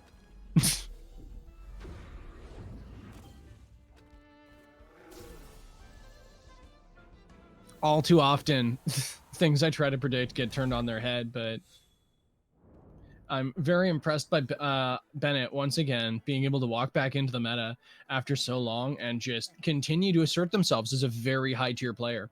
It goes to show that a proper comprehension of how Temtem works is not something that ages poorly.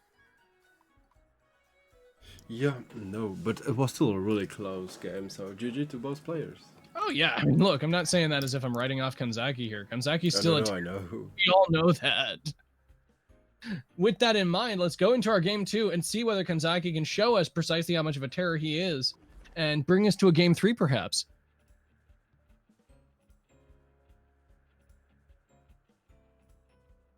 Are we gonna see the same bans? I feel Kanzaki had really some trouble there as well with the Naga.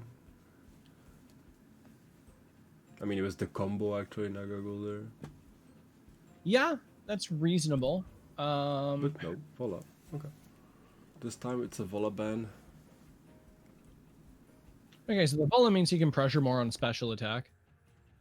And also, he's not got the same degree of monstrous pressure on his Cernif turn 1, provided there's something else that he does here that stops Bennett from just immediately picking Naga Gulder. Wolfie is definitely one of those good bans for it. I mean, his Grumper is doing a fantastic job in that match as well. Yep, there we go. Now I could just pick Grump. Oh, actually, no, it's Chamomile. It's Chamomile Grumper, no drill.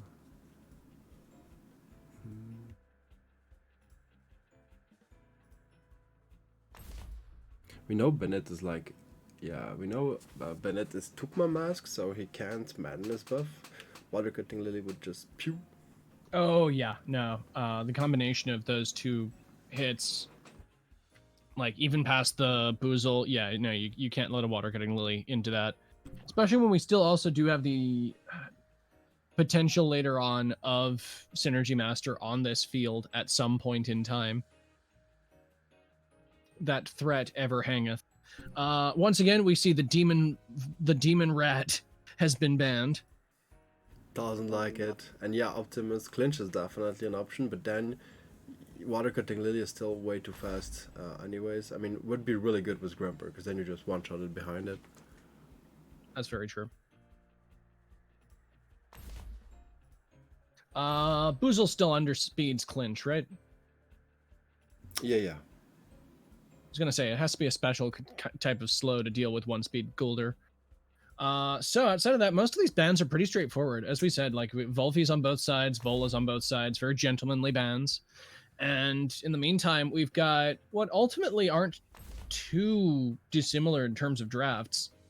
True, and look like to answer you, because Kosh would be in a real problem against Gulder. It would just not be good in this situation, where Grumper doesn't care, he has Chamomile, and he has a lot of pressure as well at the same time.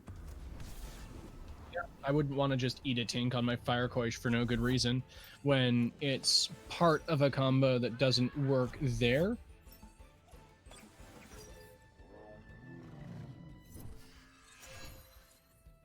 There are points that Yowler. I still think that Grumper feels nice here. No, Kosh gets deleted before doing even a move, Luke Lil.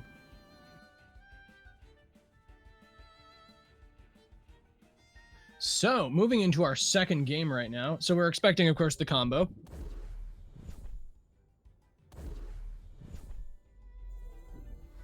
And instead, once again, Bennett shows us that he's just going to throw damage straight at Kanzaki's face. He doesn't like the Zernith. He does not.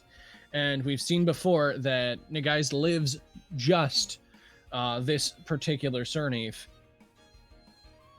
He needs something else to do on this second turn, though. I feel like this is an easy Kinu switch and just Toxicking. Yeah, that's actually pretty fair. The Thunderstrike should still do, like, not unreasonable damage to Kinu, but that's definitely the sort of thing that can be dealt with. Yeah, you're right. It still does, of course, some damage, but from what he has up, yeah, the VCL, Grandpa Kama, no. Yeah, nope, none of those. It's got to be Kinu. With this in mind, I'm not entirely sure what the Grumper like sticks around, unless it's just stonewalling this Zernith before it eats the Tink.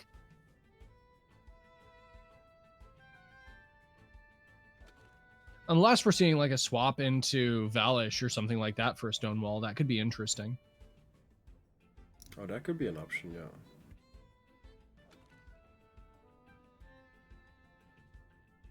The challenge I have with that is that if Bennett reads that, he can kind of just stay in and get Pot Shot Fury off. But no, he plays it safe. He brings in the Kinu instead. Yeah, it's too hard of a read.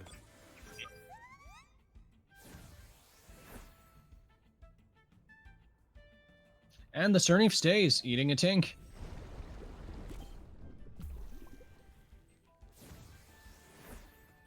And yeah, no, the Frondo doesn't wind up doing too much. And as we'll see here, the Electric Storm, while not unreasonable, yeah, no, Kinu's fine with this. Yeah. Zernith is not with Tink. No, once again, Bennett's pressure onto Zernith immediately is just pretty, like, respectable. Like, we've seen the same, like, this feels like something he's practiced. Yo. Yeah, it's just a cool thing to see. Looking into this, though, right, if I'm Kanzaki, like, my Zernith still can potentially live, but how good it's good into, what, 3 things on Bennett's side? Like, you still want to conserve that.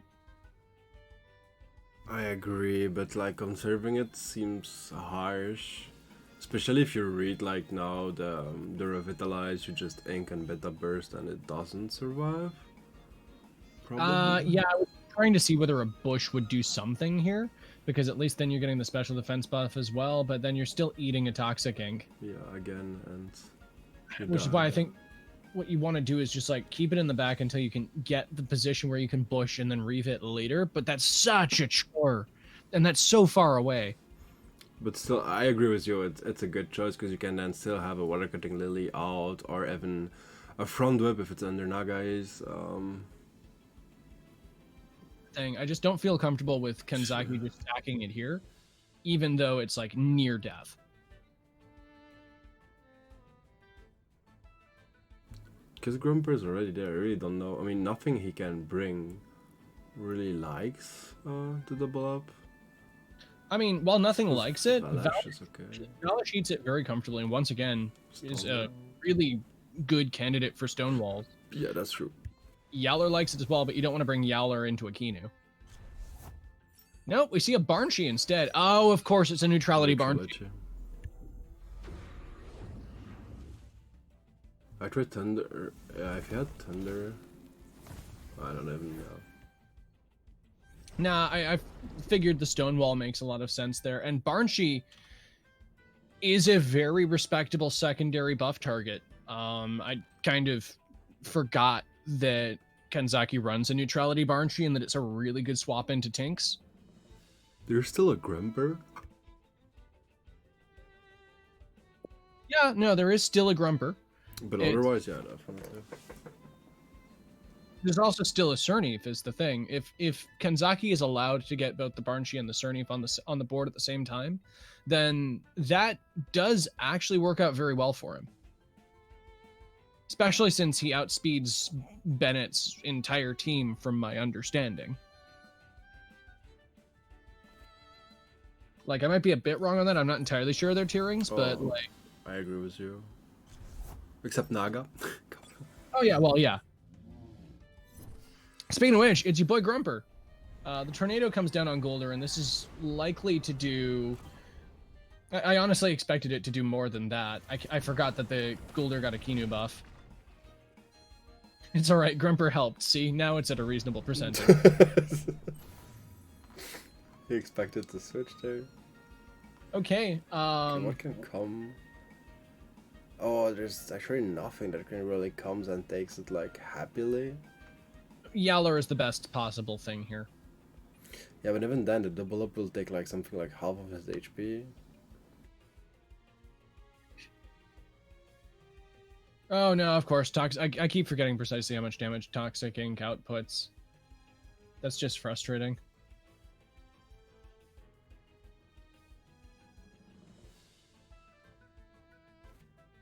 I mean, Look how Gulder is happy. Such a cute boy. Golder's just having a good time. The thing I'm currently trying to ponder here is like, is it worth just sacking Barnshe to try to liquefy the Golder, or do a ton of damage to any other Tem that goes into that spot? Because the wind resist is on the board. Yeah. And Zaki says no. No, he wanna hold into it. Ooh. Does go for the Yowler. I'm not gonna like it. It's not like he had an abundance of other options. He does the double. He puts the Valish in the other spot. Okay, I like this. Electric Storm comes down and is going to do mediocre damage to both. Oh, he attacks that slot. Okay. I mean, to be fair, with Bennett's investment on his Grumper, I definitely can like respect the fact that like he's fine with just throwing that out there, like as in terms of spread to deal with the Barnshe. Yeah, that would have definitely deal with the Barge. Now he can even just match over. There's no way to resist match over plus the toxic tick, so yeah, if it at least if it madness buff. You're entirely correct. I don't think it madness buffs here. As we can see, it's going straight for the jugular, getting its crystal spikes off while it can, as we see a suplex hit it as well. Oh, he didn't kill it. Sure, Ochi would have done more there. Or was that a suplex expecting like a Kinu swap, perhaps, or something like that? I wonder. There's nothing, I mean... Yeah, actually, Savage Suplex does more damage to everything except Grumper. Yeah, okay, so he expected a swap there, at least. I don't know, I don't feel like he'd let your Yukama take unnecessary hits. Bennett certainly staying in control of this second game. Like, looking at this, obviously, once again, the HP differentials are speaking for themselves here. And, like, Kanzaki's got two things at a Nat's fart and a Yowler that is steadily dying. And then two respectable boys. And in the meantime, Bennett's kept his Grumper very much alive. I didn't expect him to stay there and give the proc. Did you Toxic Ink again? Okay. Yeah, I'm actually kind of surprised about that as well. I expected the Grumper to bounce. But the double in certainly... It was gonna kill the Grumper there, sure. I mean, this feels not that great for Bennett. Velash can still do a spike. You need Golder for Naga. Okay, so we know Yukama has Rock Shield. It can eat a spike respectably. And then this does mean that you're still getting Water Cannon with Poison off on Yowler, right? Oh no, I would definitely switch Golder into Kino there, I think. Well, I'll trust you on this. Once again, you're the one that plays with them more often than I. And it's proven right here.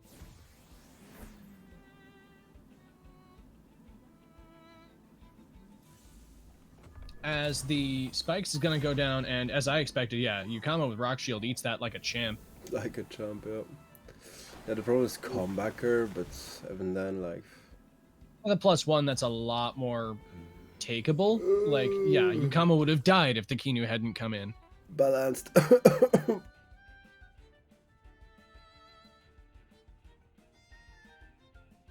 Magia, what are you, a puppy? So, remember what I said about that Barnshee? Yeah, I remember. Now it's definitely in an amazing spot. The Yukama still is like a quasi threat, as is the Nagais because of our wonderful friend Speed Inversion, but yeah, once again, Kanzaki showing his willingness to put his Tems in dangerous situations in order to gain a lead and save something that is stronger, that's had a threat that is then eliminated for later, is showing itself again. Bennett's lost a lot of position in trying to chase the things he needs to chase. Do we still talk about this 60%, more than 60% damage with no show off, nothing, into a +1 Ukama? Yowler speaks for itself. Yeah. Like, people have talked pretty regularly about how they think that the fun button is overpowered. I personally think that Momo, in comparison to other things that are currently in play, is the least of our concerns. Yes, it's a problem, but it's one that can be doubled into. What do you do for Yowler outside of, like, you know, give it a warm hug, tell it it's going to be okay, give it -1 attack, and try to keep it in the corner until you get your mentals out? Yeah, I mean, I agree. Momo's easier to deal with. Pray. It's so true. Okay, so with this, we got our Goulder re-entering the field. Not the thing that wants to necessarily say hi to a friendly Barnshee. But, I mean, Bennett doesn't really have anything that wants to say hi to it right now. And... oh no. Yeah, the Cernif and the Barnshee have been allowed to enter the same field. With this, it does look like we're going to see a Game 3, folks, as Kanzaki is certainly taking advantage of this second game. Now, granted, the Decidora could be the deciding factor here, because Toxic Ink just gets rid of the Cernif before the Cernif is able to respond, even with Rondo. Yeah, but I don't think, because no man is, I don't think Barnes could die. With the +1 special defense, you're from 28%. It really depends on what Nagais is packing in terms of a special attack investment. I mean, like most the base, are just full, but yeah.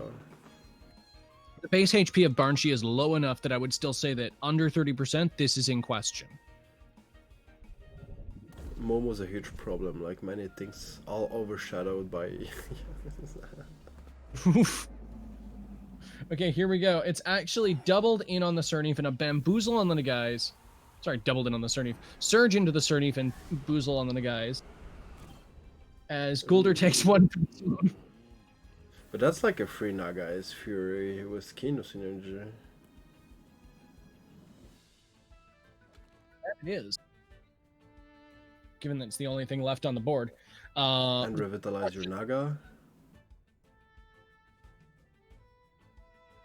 If Grumper is okay, so the Yowler, I think you bring in first to try to deal with this, and then you've got Grumper after the fact. Like... oh yeah, you need to. Especially because I know. Yeah, he needs to do that. Yeah, this is like, it's the only possible thing you can do for here.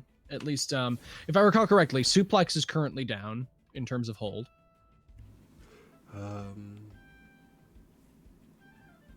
Yeah. Because it... okay. Yeah. So this means that clinch is about the only way that Yowler can exert pressure on this board, and I don't think he can do enough to Kinu before the Hammer of God, Nagais' Fury, comes down. My dear rival, thank you for the sub, man. Appreciate it. There we go. Thank you so much once again, Matt Gia. Thank you, thank you.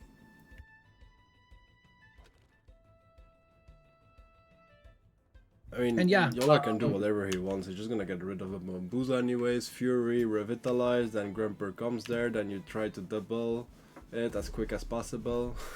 yeah, that makes sense. The And he clinch needs makes to kill Bunch. That's the first thing. Does he kill Bunch there? He does. does! Okay. Actually, Revitalize Kinu, not Nagar. Yourself. Yeah, good job. Feels I'm playing with Bennett there. That's not neutral. Platt put winnings back into the system. And so here, Thank you, Matt. so we get a cheeky surge out on the Grumper before Nagai's goes down. And this is looking tight. Bennett might just be able to take this back. Let's see the damn. Was the heal that Grumper takes? Oh yeah. Okay. Now we are talking actually. Yeah. He knew with the gun's gonna take this home. Revitalize another Stonewall, and then you can start. When in doubt, stall it out. There's how Yeah, I that- learned your Kappa. That is how you wind up dealing with this, I suppose. Yeah, another Stonewall seems pretty comfortable here. Yeah, because one more electric and Grumper has no more stamina, and Chamomile is gonna run out at some point. Yeah, this feels like a win for Bennett. It's clutch once again, down to the wire, but no, Bennett does look like he's coming out on top. Oh man, this is Was soon. that Overexert? Yeah. Yeah. Oh yeah. So you can revitalize in peace. Yeah, he gets a rest in peace. I think that's not great, but the rest after doing revitalize to get the hold back. I mean, he's guaranteed to outspeed, and he has Hypno. Does he run Hypno when he ran? Oh yeah, actually, yeah. You're right, he ran Hypno. Causation actually makes a strong point here. This is the longest I think we've seen Bennett have a Kinu in a while. Oh, definitely the longest we saw in the whole tournament. Normally it's a sacrifice ball for him. It goes to show you sometimes beautiful things are allowed to live. Oh, yeah, so no. we agree Kinu is beautiful. Yeah, thank you. Hey, it was my profile picture for ages. I gotta have some kind of feelings for it. Yeah, no, I figured the Hypno makes perfect sense here because this means that Bennett continues to get stamina control, is allowed to revitalize up, gets more room to breathe in the face of this Grumper. That's the problem where I don't agree, because if you did revitalize instead of the rest and then rests, then you can start attacking as well. Hypnos, what does Hypnos do? You just basically give him stamina back. Hypno is bad.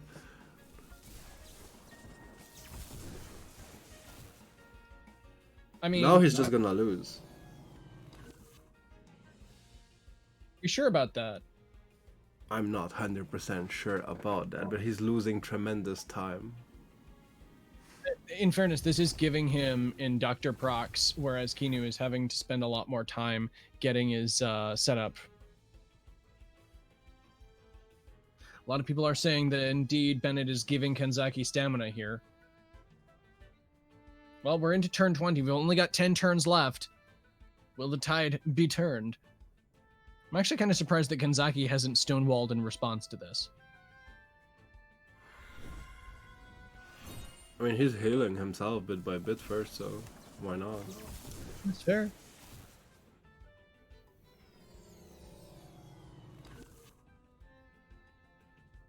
Yep, it's definitely a down to the wire final round right here.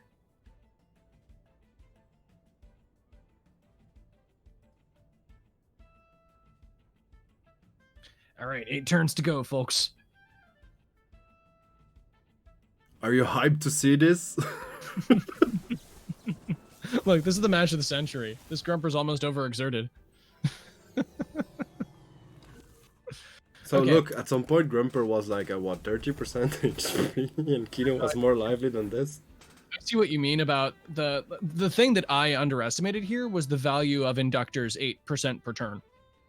the more time that Kanzaki had to attack without overexerting, the more HP he's getting back. I underestimated that coming into this, and it sometimes like another thing I forgot there is like, you know, I made the mistake of doubting the stall god. Like you've seen Grumpers go into turn 30 before. Yeah, and Kinus. Yep. GG Kanzaki. Yeah, no, at this point, does Bennett have the time to bring this back? Nope. Meaning that is going to bring us to our game 3 by truly a hair trigger final bit. And everyone's piling on Bennett now. I mean, he made a big mistake. There's where you see sometimes ghosting the game doesn't help. I mean, you're not But wrong. I love you, Bennett. You know it. You did an amazing job. You keep on. Hold on. Hold on. I have seen Bennett click beta burst, right? Wait, what? Where? Does he actually run beta burst? I'm sure we've seen it before. Yes, we've seen it before. Sorry. I just had a quick mental flash of like, oh no, is this that for like no attacks Kinu? Forgetting all of the times I've seen it use beta burst. Yeah, I had it on. Wait.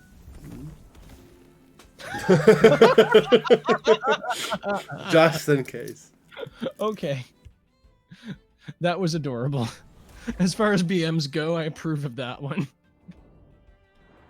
Well, guys, we will have game number 3 of the losers finals. Anyways, that climactic finish. Both players are in top 3. Just one will take only 20, and the other one will have the chance to get 50 or 30.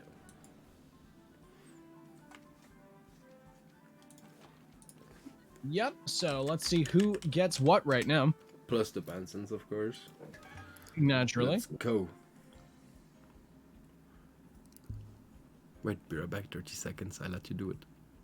All right, so as we get into our final game between Bennett and Kanzaki here, once again, we see the Volfi immediately get banned on one side. Bennett has been pretty vested in his like first banning of Volfi. We're likely okay. So far we've seen first ban of Valorant like in the last game, so it makes sense to see that again. So Senior Plat won the winners final, by the way, Sephiria. So this is and yes, Channing, this is our best of 3. This is our third match of the best of 3 of the losers bracket final. Whoever wins this has decided whether they are third or fourth place. And it looks like we're seeing a potential Gulder ban. Yep, no, Kanzaki just winds up going for that. This makes sense given how much pressure that Gulder exerted. Just once again, like, Naga Gulder into some of the Cernif Koish things that we've seen before, and Cernif Valish has been frustrating for Kanzaki to deal with. Cernif Grumper is the opening of choice this time, though, and it certainly is going to make Valorant have a harder time staying around. That said, the Volfi feels like a pretty strong counterpoint here. The challenge that I have is, unless Firequash is banned, this feels very awkward. Like, you just swap that bad boy in, and, like, yes, okay. The double in on Firequash probably does take it out, but the Synergy Master Watercutting Lily on Volfi is going to hit like a truck. Although, that said, this is also the first time we've actually seen Kanzaki have to deal with the Demon Volfi itself. We do see the Grumper get banned. Does this mean that we're going to see the... Okay, we still have 2 Vine outs. There is an answer to the Barnshee, so instead we see a Valorant ban. In the meantime, though, the guys has been picked. The threat is there. Always a valuable general thing to have. We've seen Bennett use just to Seadora to great effect before. And yep, there's our boy Firequash.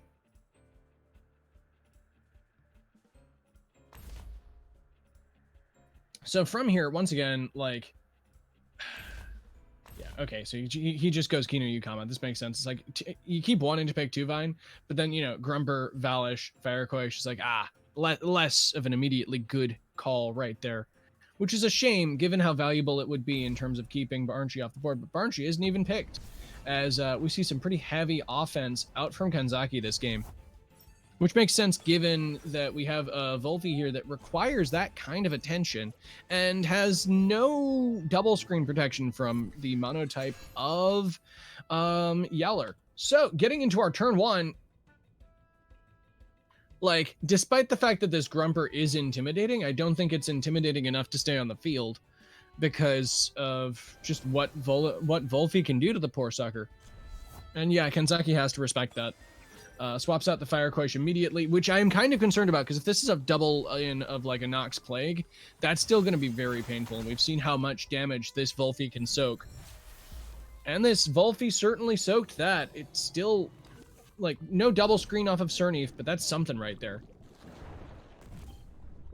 And as expected, we see a Nox Bomb, but not on the Firecoish. The double in doesn't happen here, as instead the Cernif gets a Callosity proc off of that. I'm not entirely sure how good the spread damage here is, instead of knocking out one portion of this combo, as strong as Cernif is into a Bennett.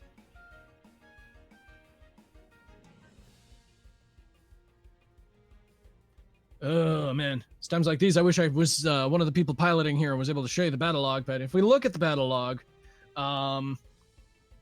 honestly, Cernif still feels fine staying in here and getting another Water-Cutting Lily off, because alongside the Quaish pressure, Volf certainly can't stick around. Sorry. And nothing else feels comfortable coming back in. Welcome back, Tsubaki. I had a phone call I had to take. Oh, that's absolutely fine. So as you can see, draft went interestingly. By far the most aggressive setup from Kanzaki we've been able to see so far, as he's let the Demon Dog through. Quaish swapped in, by the way, off-end.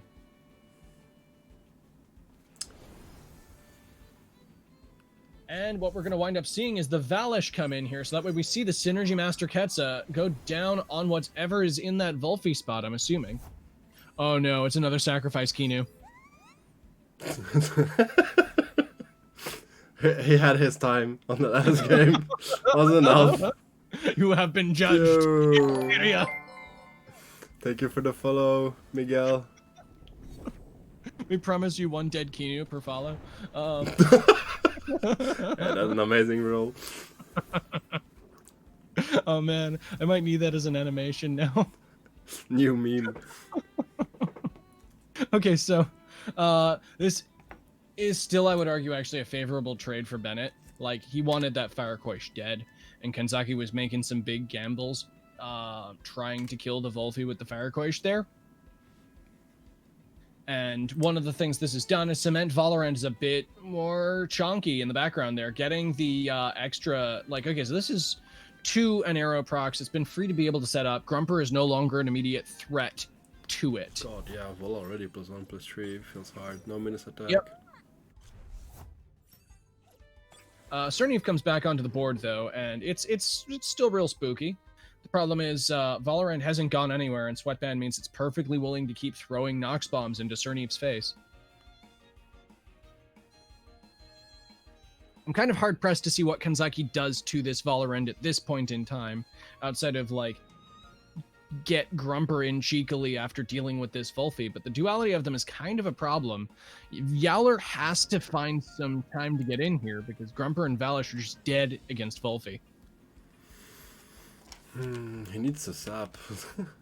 He really needs a sap to be able to go back on the bench and come back later to wall Valish, but Kanzaki has to be scared at the same time of Wolfie, so this is the thing, like, we're certainly going to see Water-Cutting Lily pressure onto that spot, but there's no way to get synergy up for it now. So we're not going to see as much, like, unless we see a double in on Volfi this turn, Volfi's not going down. And we don't see a double in on Volfi this turn. Yowler does, however, finally make it onto the field, which makes sense. Like, you need to get your boy Valish away from this dog. yeah, he needs something to be able to pressure more Wolfie, so that's the perfect one. Love it. thing to note here is that Kanzaki is finally being a bit more conservative with his Surnif and is kind of like sitting back and not immediately pressuring with it, meaning that it's not immediately dying to this Valorant. Most of the time he never rev it nearly. Yeah. In the past 2 games, I don't think it's had the opportunity to, but in fairness, this board is a bit easier for that. But still no Lifeful Sap. No Lifeful Sap. It looks like what it appears is that Bennett was banking on a Water-Cutting Lily there, trying to exhaust into an overexert. Is he like full going into Surnif? Yeah, he is. I mean, that's pretty good. Toxic Plume would make the deal. The Yoshidashi is going to come down like a ton of bricks, though. But it kills. And with no double screen protecting it, as I was concerned of, Volfi goes down. He needed a sub, because now Valash... I mean, of course he has Valorant. Valorant walls Valash pretty well, but... He needs to kill Yolar then. He does have a Nagais that's really good at that. But Frond Whip is still something that is kind of a concern. Yeah, definitely. Well, actually, Valorant is probably slower than Surnif, so would just kill. Your Toxic Plume... Even with Pariah? No, Toxic Plume is not killing, so you need Nox Bomb. No, yeah, So you see the super down on top of Front Whip is definitely quicker, but Psy Surge should be quicker. Doesn't have the hold up. This is the first time the Nagais came in, and it goes down to the double up. Wasn't there at the start. Okay. Well. We see Kanzaki lose his Surnif in the process of this, but I think he's totally fine losing the Surnif in the process of this. Definitely. Only Azukama left. Ouch.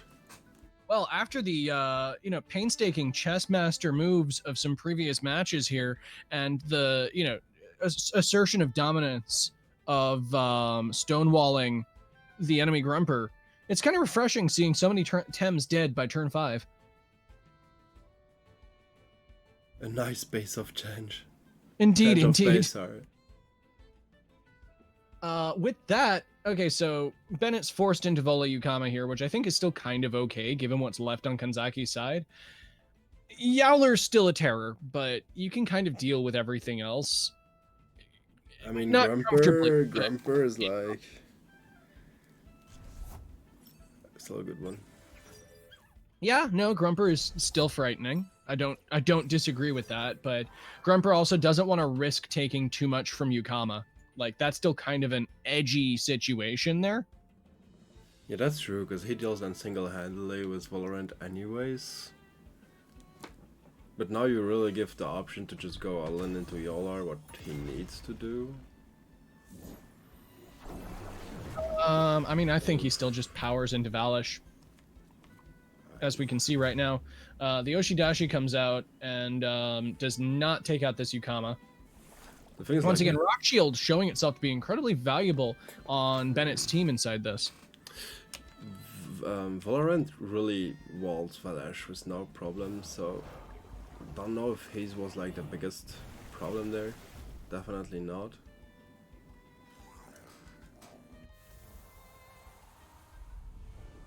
I mean, that is a fair counterpoint. I think he just needed that Tem down. But I'll agree that, when things go down is kind of problematic here. Because as we can see, now Bennett's in the scenario where he doesn't have his Yukama left after that deluge of attacks for the Grumper.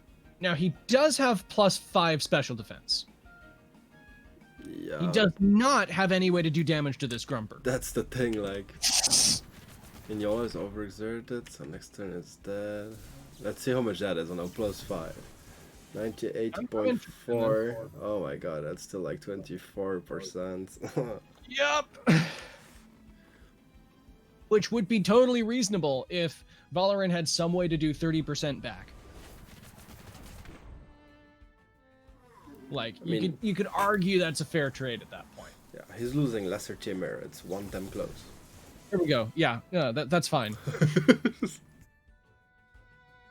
Now, once again, in a flurry of blows, in quite an upset to their previous 2 games, Kanzaki takes game 3 in force. Actually T- dealing 2.1% after the heal. Oh no, 4.1%. big unfortunate. Now, all's not lost for Bennett here. Like, Kanzaki could have, of course, disconnected on the previous turn. You remember that one? Nah, big GG to both players doing a fantastic job being...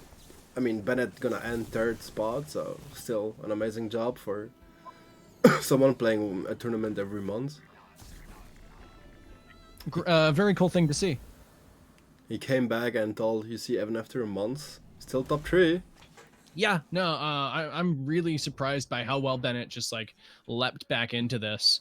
Um, it's very refreshing, especially since it's not a team composition that we necessarily see too much of, despite being pretty functional right there. Really cool. You wanna have a fun fact? He never changed his team since months. It's, it's like he come back, he take his old team and go play. I mean, I know people have wound up doing that before and it works. Glad to see it keep working here. So this means that Kanzaki goes up against Bennett, if I'm not mistaken, right? You're not mistaken. GG mates, really good job. Nice show. The final will be Plat against Kanzaki. Again, if you're hearing the stream, guys, I know on the Battlefy it shows a double BO3, but this is because Battlefy automatically puts it. We are not gonna do it like this. It will only be one BO3 to decide the big winner of today. You mean we don't get an extra BO3 after this for absolutely no reason? Okay. Yeah, Cool. that's what I mean. Yeah, that makes perfect sense. As we do we want to do any shout outs before the finals, or we want to just get the finals underway? I'm sure that Platt is chomping at the bit. He said before he was like threatening a second nap. Like a puppy. I remember that one. Yeah. Still, I have all of you guys. Of course, after the finals, there will be the giveaway. We reached the Luma giveaway as well, so there will be a Luma full third added to the giveaways tonight. At the same time, tomorrow at 8 p.m. CET, we have a Club Wars show match, exhibition show match, that will be Exotic French against Paradox. And at the same time, Paradox is like feasting their anniversary. I'll let Quarter explain more about that. It's been a year of Paradox Engine being a thing, and we're super happy about that, and we're super grateful that everyone's and everyone who's been a part of that community, and we want to give back to everybody by doing a massive giveaway and series of celebrations inside that. This has included a bunch of separate festivities in some servers, but on top of that, there is a humongous Adoraboros giveaway, the mascot Tem of Paradox Engine, that will be given away all through the exhibition Club Wars tomorrow. So And this is in between every match. We're just gonna like throw Adoraboros at you. and massive is not an understatement, guys. I saw how many there are to give away. No worry, I think nearly every viewer can have one. Genuinely, if you're missing an Adoraboros, or if you're a new player that wants a good and valuable and very, very cute Tem, do make sure to show up and sign up for the giveaway. So it will be streamed on my stream again at 8 p.m. CET. 2 p.m. No, 8 p.m. CET. 8. And the other thing, guys, if you don't know Quarter, he's definitely hands down one of the best casters at the moment, an amazing entertainer. Jackson did put the link on the Twitch. Please give me a favor, just go on that, to give him a follow. It's free, it helps, and you will be amazed to see his content as well. It's really a pleasure. Thank you, guys. I really do appreciate the shout out. It means a lot to me. I really feel so lucky being able to sort of cast with you and in other tournaments as well. It's just so much fun, and I hope everyone here's been enjoying that as well. This has certainly been a hype circuit as it's continued. Yeah, and it's my pleasure having you with me. And Gagbomb, no. Battlefy just does it like this, but there will be only, one BO3. So the winner of the next BO3 incoming will be the grand winner of the tournament, and the other one will take the honorable second spot. Ain't no shame in second place, especially with these kinds of innings. But I'm certainly excited to see once again whether, okay, in this rematch, Kanzaki will be able to take Platt on again and actually win this time. Platt has shown himself like consistently to be a wild card in terms of both predictions and drafting. Oftentimes, you know, either you feel like he's got a great one and he just slightly slips away from you, or you feel like he's got a like very like sort of a really bad time into something and he just winds up on top. It'll be interesting seeing how he winds up against that. Plus OP. Hello, mate. Thank you for the sub. 7 months. Sooner, baby. Didn't we decide on Tsubaki OP? Kappa. Thank you for the support, man. I appreciate it. And with that, I think we're ready to go into our finals. Are our finalists ready? Is I suppose the next question. Yes, sir. Whenever you are ready, champions, they are in the game. Let's go, guys. All right. Kanzaki versus Senior Platt, the grand final of this, our third entry into the Tsubaki Cup circuit. Let's see who will take gold. And wow, immediately Vola ban. It's not even a second. It's just like scroll down there, done. I see a Vola, I ban it. I found it. Okay, so Nature Koish, yeah, no, Kanzaki's not letting that through. We've seen that before. Yeah, same bans as last BO3. This is a point. Okay, what are the predictions in the chat? We all know that my predictions tend to be scuffed, so I want to know what everybody else's are here. Let me open a bet. That will be funny. I'll let you commentate the selection 2 seconds. Sure, yeah, you go ahead and do that. Right, so it looks like Naga is getting first picked here on Platt's side, which, you know, obviously is the big spook, but we've seen Kanzaki adapt to this before by just throwing Cernif at it, because Platt just is not able to comfortably deal with that and a secondary source of pressure, like, say, Grumper in this instance. Cernif Grumper's terrifying. Nope, instead, oh no, it's the other lead that is just really hard to deal with. Yeah, no, Barnshi Cernif, I've seen before, if you don't have an effective swap into this that deals with both, then it's just absolutely crushing. Platt does have answers to this, but in the meantime, he's just going to go straight for Naga Golder and try to power through it, which I think is respectable. It's also something that could lead to, once again, a wind burst into Golder, as we've seen in previous games. So, guys, you can bet it's on Kanzaki's side. So, if you are for Esner Platt, you bet that Kanzaki loses. If you are for Kanzaki, you bet that Kanzaki wins. All right. Well, you've seen it there, and like, place your bets, folks. This is a match of the century. And people are already putting their money where their mouth is. Fantastic. So looking at our second bans here, once again, Mashuk actually feels like a really strong second ban for Kanzaki. He's only really got the Barnshi to deal with it comfortably.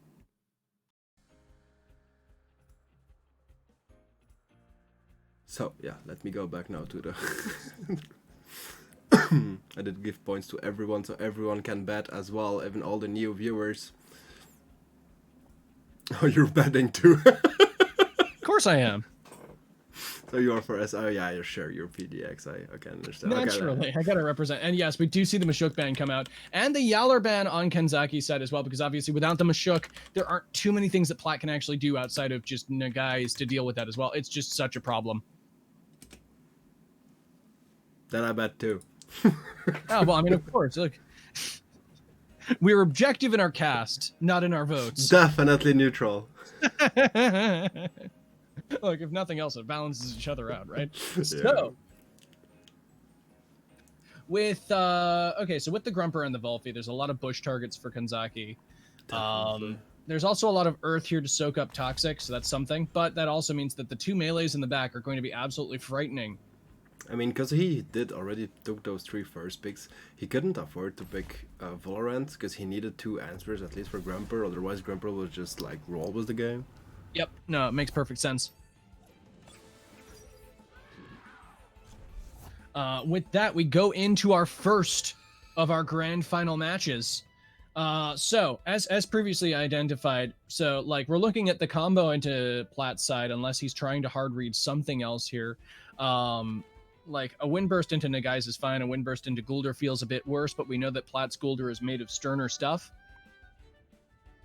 There you go, puss.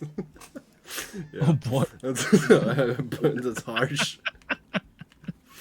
So, yeah, we saw that on last BO3, just Wind Burst, Water Cutting Lily, and did insane damage. And going again for it. Yep. So we see the Beta Burst directly into the Banshee instead, because the Banshee is one of the strongest things to deal with there, as Nagais is kind of once again sacrificed into Kanzaki so that the greater good can be achieved.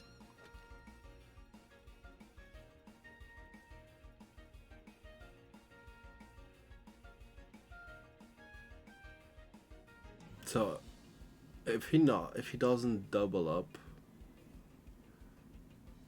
Barnes is still living and Nagais is dying, so the trade is really fair for Kanzaki, because he can just Tornado and Front Whip too. So if he doesn't Bamboozle, Front Whip kills Naga and Tornado goes into Gulder. If he goes double up, anyways, Front Whip will kill Naga.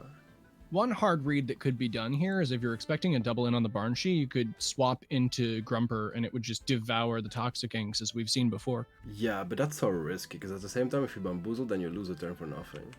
Absolutely. And that also means It's a that hard read. Nagais could just... No, I don't see Nagais Furying. It can't do that.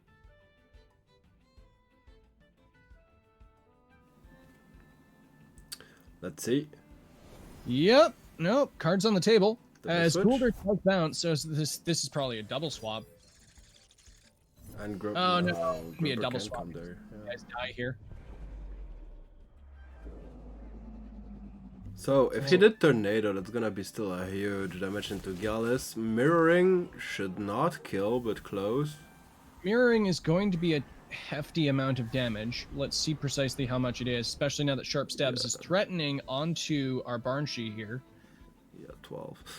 But still, they did an amazing damage there into Gallus. I think that's really good for Kanzaki, because Gallus is a huge threat for those two. Even if he has This is Koish. one of the melees that gives Kanzaki's team the biggest problems here. Like his entire back line doesn't like Gallus. Excluding the Fire Koish. The Fire Koish is fine. The thing is, he has no good switch there for the Barge, so probably you just let him die and try to do an Emanip, but yeah. I mean, you don't die to the mirroring on an Emanip, so that's something. No, but Sharp Stabs, I mean, like... I mean, yes, obviously the Sharp Stabs is what's killing there. But it's some kind of damage onto Gallus. I don't... That's probably going to get it to, what, 47, something like that? Yeah, I should do something like that. And don't... Yeah, no, Gulder can still die, guys. I mean, Grumper is still there with Chamomile, and Koish, even if it takes good damage, it does good damage as well. This is very true. One of the things that I enjoy the most about Koish is, while it hits like a truck, it certainly cannot take hits.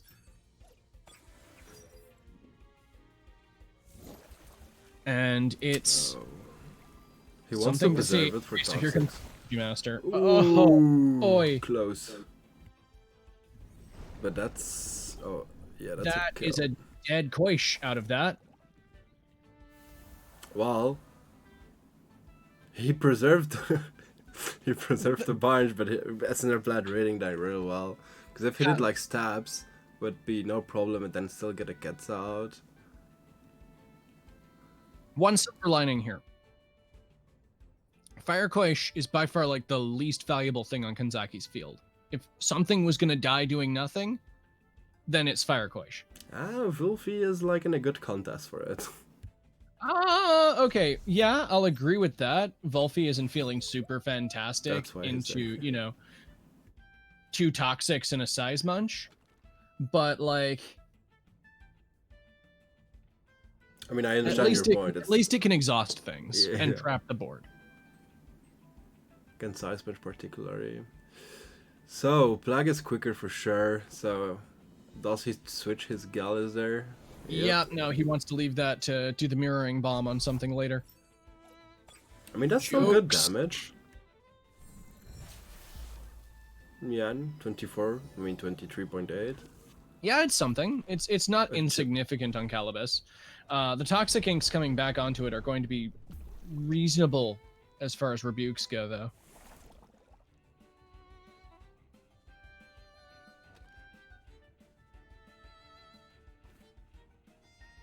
So going into this turn, right, Cernif's in a tight spot, but Grumper doesn't object to this field whatsoever.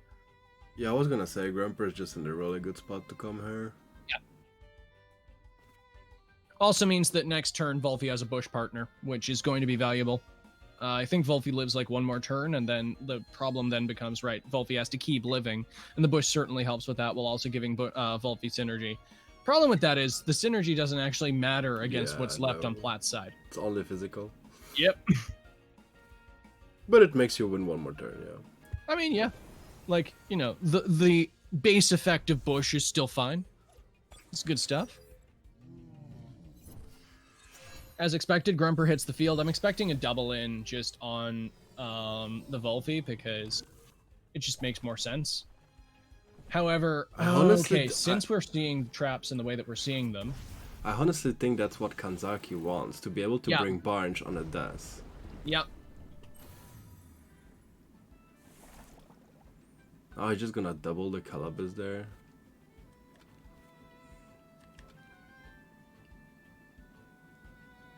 Now, at this point, thanks to, of course, Handcuffs Volfi. Man, remember Handcuffs Volfi? I can't believe we watched, like, 6 games where Volfi didn't have handcuffs. Double screen, yeah. I mean, did you see, like, just the play? I want to, like, say that the play SNL Platt just made there. He took no risk, because if Barnge comes and gets a tornado back, it's hell for Platt. So he just split the toxic ticks just in case.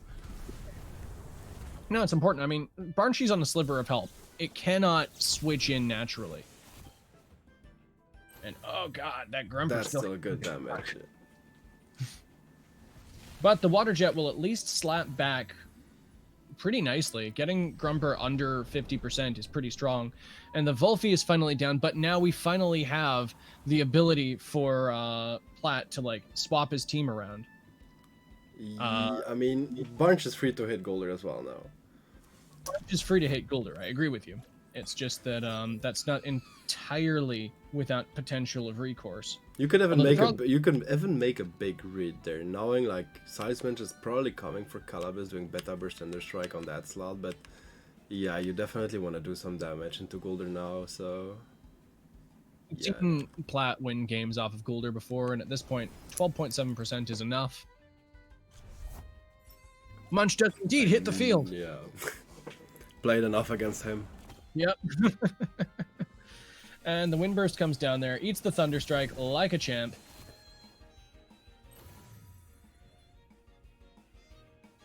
Still have one turn until Dimmock comes out, but that's fine. The Barnshee at least still goes down to a Toxic Ink. Farting, do you know why he didn't do that? Yeah, you just righted it.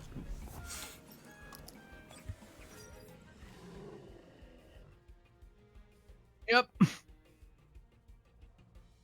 No, once again, it made sense for the Golder to stay in because, if nothing else, that also meant that he had an opportunity to actually hit back onto the Barnshee. Well, he was trapped.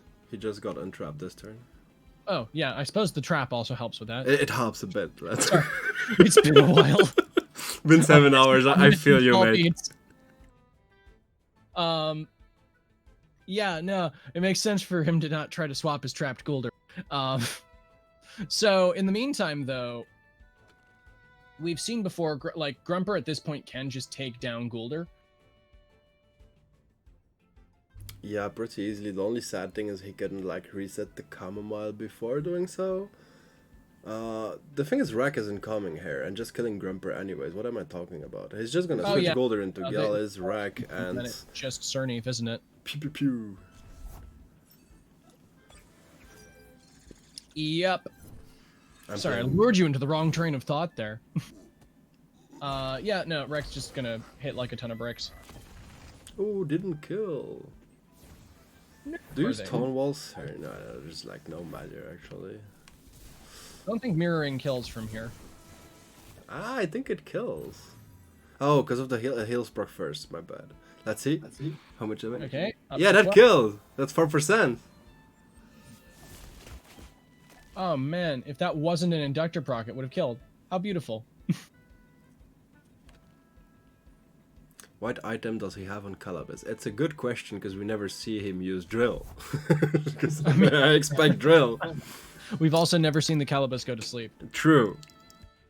Now that we see that it's coat on Guldur, then this also means that it's very possible that this Calibus has the E-Drink the whole time. Yep, one or another. But yeah, I mean, one of the fun things about any of these Tems is any of them could just have been holding Drill. Honestly, if he didn't chant from last time I faced him, I know what it is, but I can't spoil that, so... That's fair, that's fair.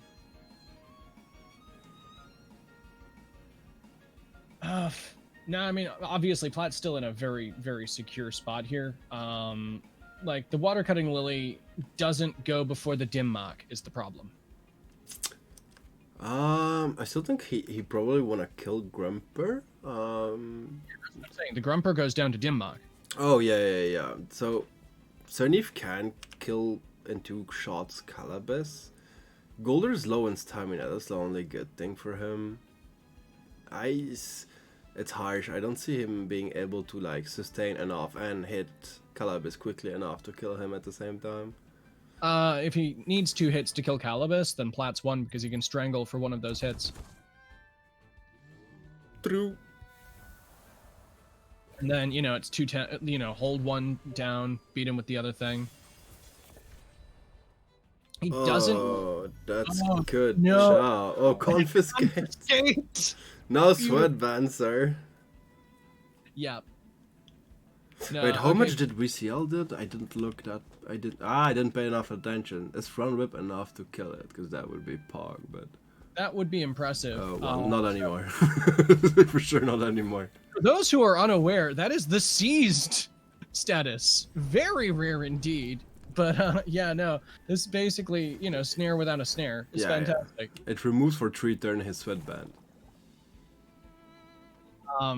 He's just flexing. To be honest, he's just flexing it. He didn't need it. Didn't need it. It's also a nice anti-doom tech on Guldur. Oh, true. You can bamboozle yourself and confiscate yourself, and then doom goes away.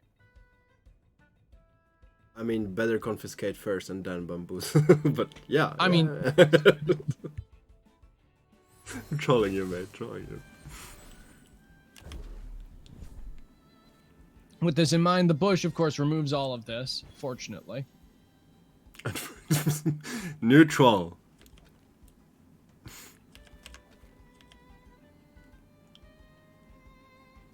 Oh, whoops, I keep thinking confiscate self-targets. My mistake.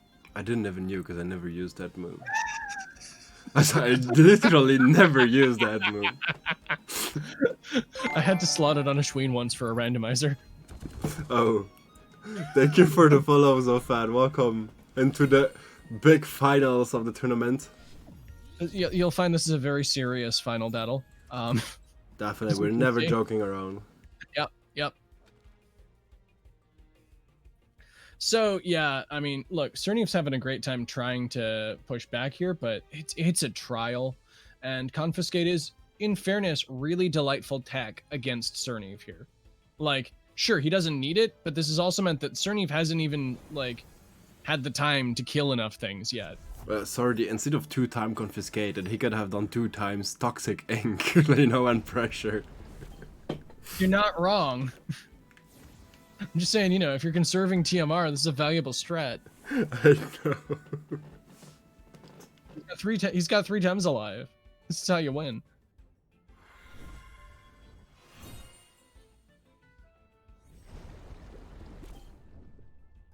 So yep, this also means that he's not spending turns adding defense.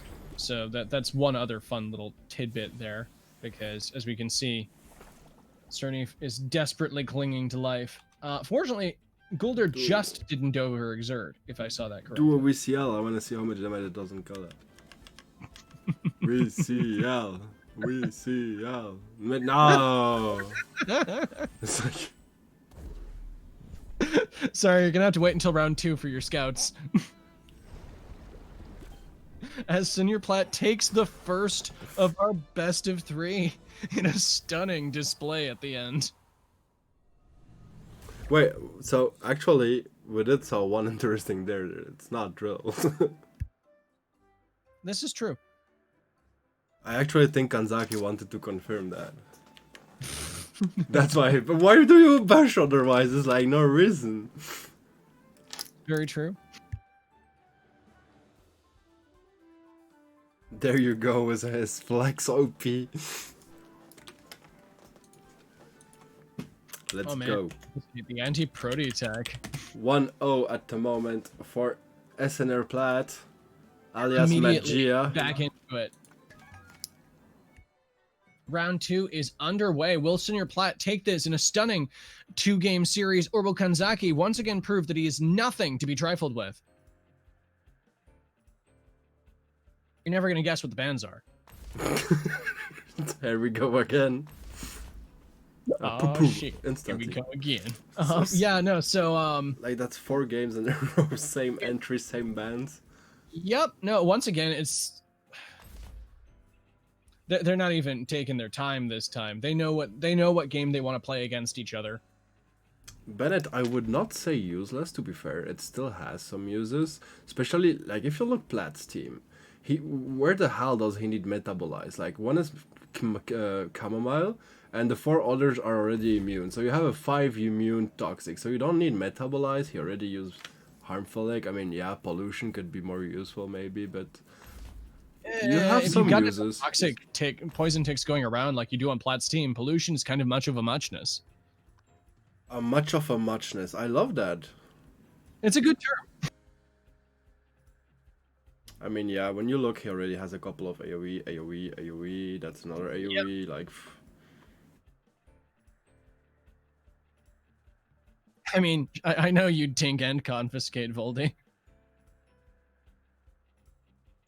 Okay, so our final picks are drawn out for dramatic purposes here, as we see Firequash once again in exactly the same lineup as last time, and Calibus in exactly the same lineup as last time. As we go into our game 2, will Kanzaki be able to take this out from under Platt, or will Platt, as I said before, rise to the heavens on the back of his intimidating team? finishing the big winner, and no Bennett, because you can still, like Voldy said, remove Lifel Sap, remove Doom. It has uses. But I'm not saying it's like best in slot. Oh, yeah, I mean, we would be hard pressed to say that confiscate is, a move you want to put on a Tem if you have other options.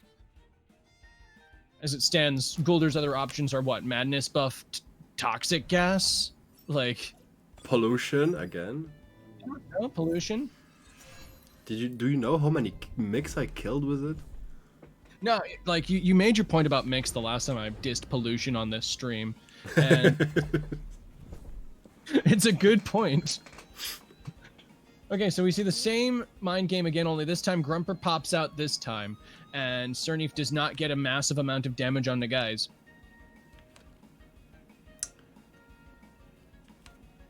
Wait. So, what's stopping... Actually, okay, what does come in here safely? Gallus? I think Gallus is the only swap in. I mean, he just Nagai's Fury there. I don't understand Kanzaki's move there, because he just bamboozle Naga again, the Thunder goes into the bamboozle, and then he front whip but doesn't kill. True. And he loses Grumper in the meantime. Oh yeah, I forgot. Grumper actually has Grumper took the beta burst from that. Sorry, I was taking that assuming the Grumper was still on full health while staring at 67% on Grumper. He does actually stay careful with his Nagais though and brings in Gallus. Oh, I'm dumb. Front whip kills the bamboozle and Thunder Strike kills the Naga. Mm-hmm. That makes more sense. That's make more sense, yeah. So the front whip comes down, and still, it gives a hearty smack to our friend Gallus there. And I'm curious as to how much mirroring damage this does. God, after 7-hour casting, actually I say some shit. No, listen, it's hard to keep your reads straight when you do, multiple hours of, legit casting. Like, things fly by. But it's the way it is, and you've been an absolute champ sticking around with it. So, getting into our second turn, okay, so obviously we still have the threat of a water-cutting Lily coming in here, which I think does just take out Gallus. Otherwise, I'd say that this Grumper's in trouble from a hook kick, but I don't think the Gallus lives. He could make that read and switch into... Actually, just switch into Fire Cushion VCL, it does. Yeah, that's kind of my concern. You don't like Now, the Toxic King, but you still have a Ketsa for the turn after that.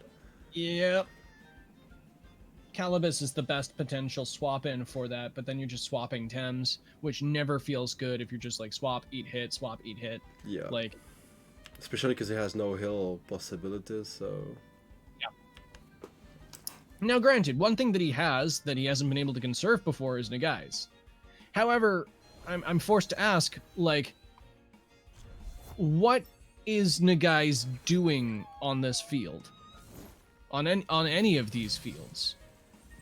Okay, so we do get the plus special defense on Cernif, which is another reason why Nagai's isn't necessarily a top tier player this game. But this also, okay, so we do see the Crystal Bite and the double in on Cernif, forcing that sucker down. That's a lot of damage. And yes, Luke Leal, it is 1-0 for Platt.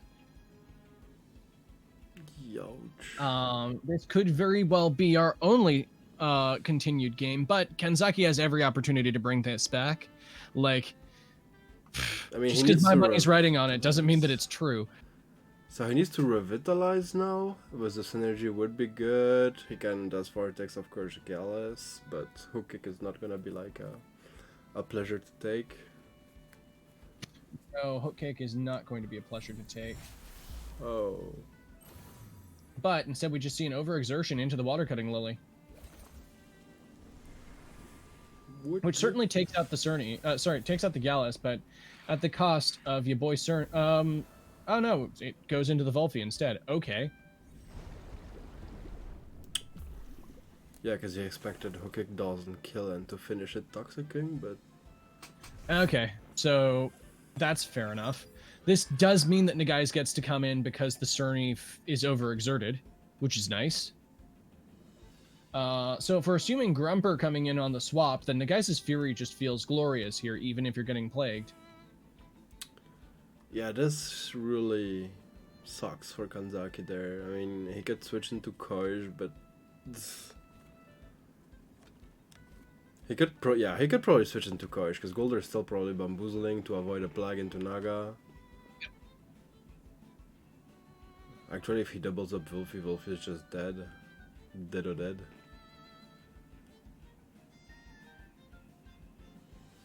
Yeah, that's a point actually. A Psysurge and a Tink just kills Wolfie, doesn't it? Yep. You can even just do beta and hold up Psycer for when you really need it. Ah, like, say, versus a Cernif. For example. Oh my god. Or Grumper. Yeah, all these things are very valid. Size Munch, incidentally, has just been chilling in the back. My only concern about that is that Kanzaki is being very careful about his Barnshi. Unlike previous games, he's not been just throwing that out there, and generally the games that Kanzaki wins are the games in which he sets up kills late game with Barnshi. So I am concerned.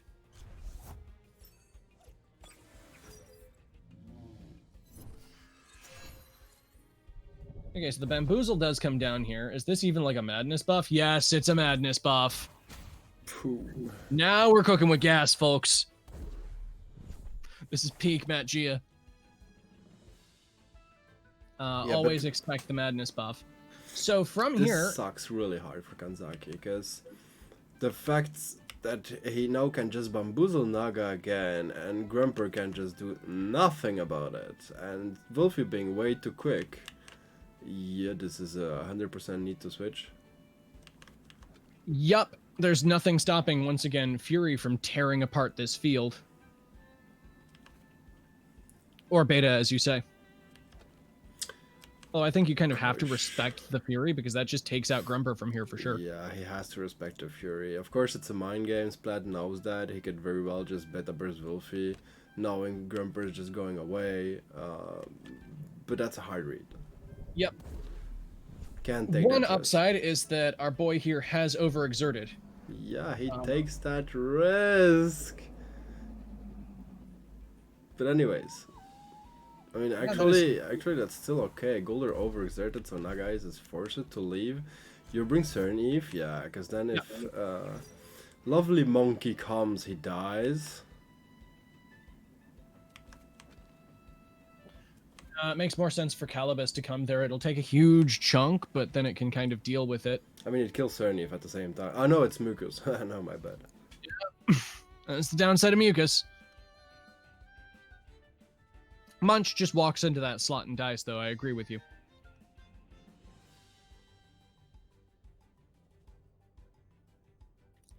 Plat doesn't run Lullaby, so yeah, it's just gotta bounce. Oh no, he does swap Munch. My mistake. I forgot. He like always tries to just let Munch die where possible. Oh! That kills. Yeah. No, that was very important. He snared the sweatband. Well, at 4% HP, to be honest.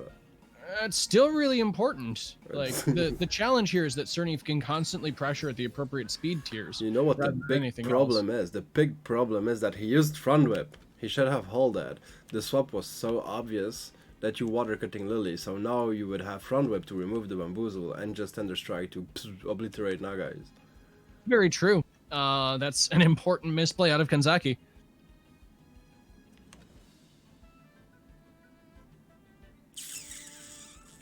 Lucas Jack doing the true morning in chat. I mean, I play Max... no, not Max Special Attack, but I play Madness Buff Golder the day they give us Acid Reflux on it. Oh, yeah, that would be gorgeous.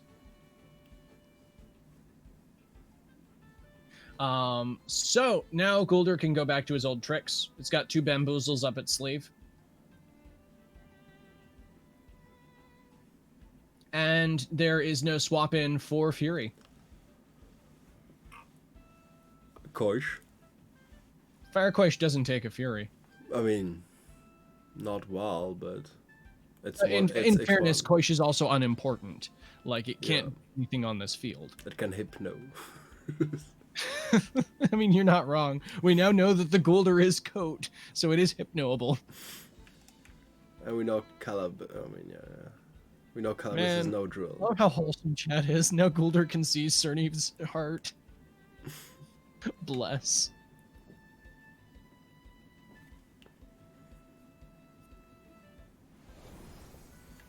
So, Grumper is going to bounce as Firequash does enter the field because of sacrifices it has been deemed worthy. Bamboozle goes down to eat the water-cutting Lily. Not that it matters. I told you he eats it. I mean, okay, I'll take that. 8.4%. Yeah, I'm not saying it's good, but... No, it's alive. You can call 8.4% living. It immediately dies to Golder, but, you know... Yeah, and it still has a bamboozle on his head, like, yeah. Yeah, the challenge here is, like, it doesn't really matter what Kanzaki brings in at this point, right? Right.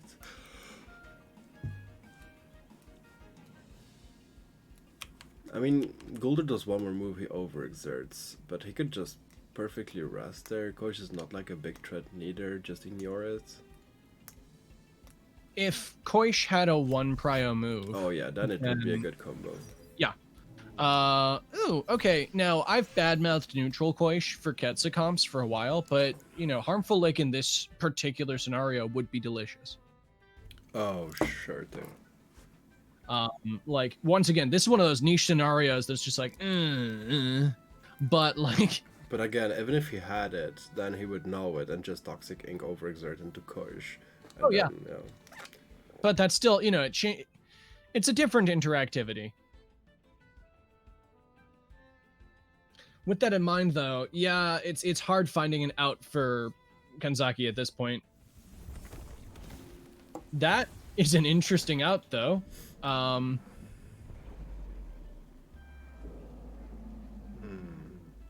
Especially when Koish was, once again, so Koish just ate a bunch of prio too, but Guldur got to rest, so it got all its stamina back. I say all.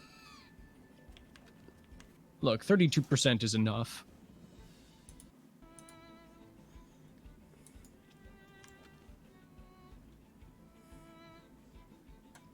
So, at this point, you know, Nagai's Fury happens again. Food war, yeah. My bad. Thing shows up, I don't know why. Oh, what's showing up? Like it was an anime that I watched it and it's like asking me if I want to rewatch it. I don't know why. All right. It was Food Wars causation. What do you what are you saying there? Ah, yes, anime. There we go. So, one more bamboozle for the ages. We instead see a mud shower onto Guldur, the people's choice. Pooh. And yep. GG. Congratulations on Kanzaki for okay, every single circuit Kanzaki has placed like absurdly high. He's taken the past two, and it took Senior Platt knocking him out of first place. Yeah. Congratulations. Well played, Platt as well. Sorry, you go ahead.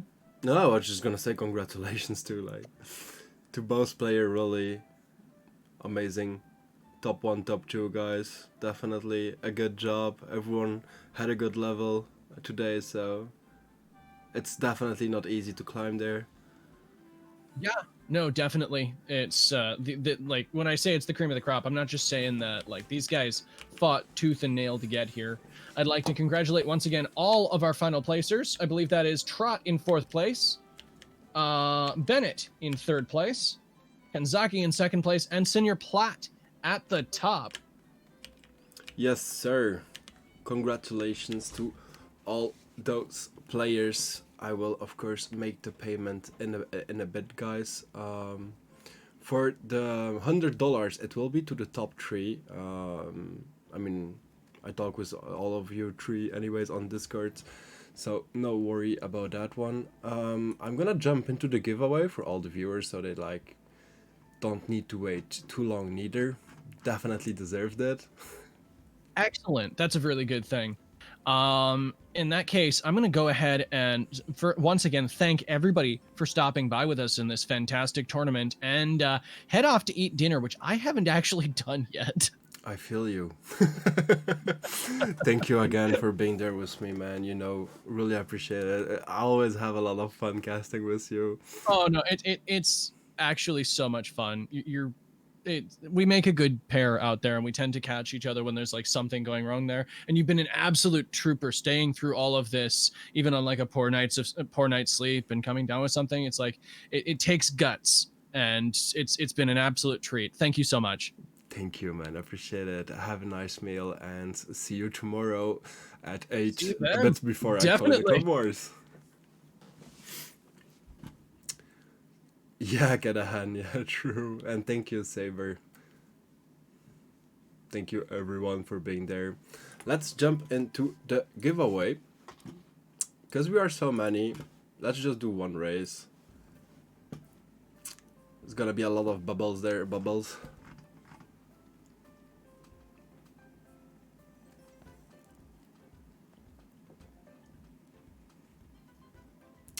Thank you, Antosig. I appreciate it.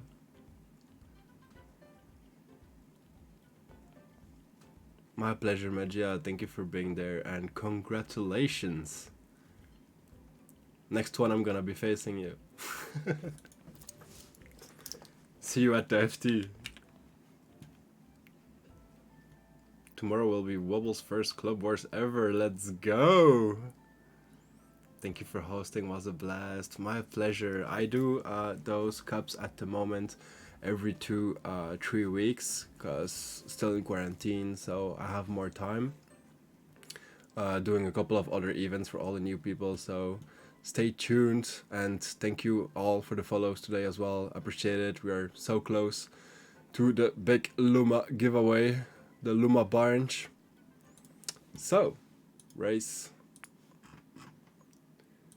My eyes are completely dead.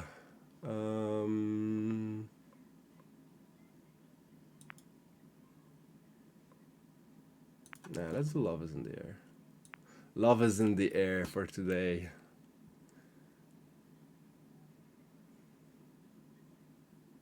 I know, Antosik, I know. Love you. So guys, exclamation play to be in there, no tickets, kunders. Let me put the music back as well for that. Actually, the bets on the channel, you're gonna all take it, at least for who won. Hop.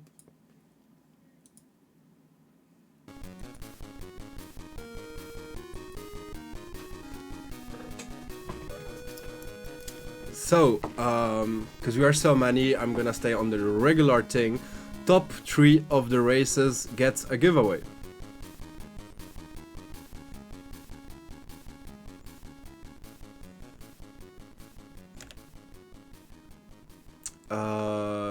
Yeah, sure, Holiness.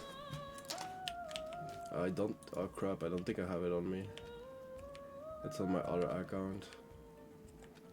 Yeah, a couple of my items are on the other account. Holiness, I will stream tomorrow, and actually I stream for 5 days a week. Can it be next time? Because it's not on this account. And I would need to restart everything to be able to like put the Discord account on, and I'm completely dead.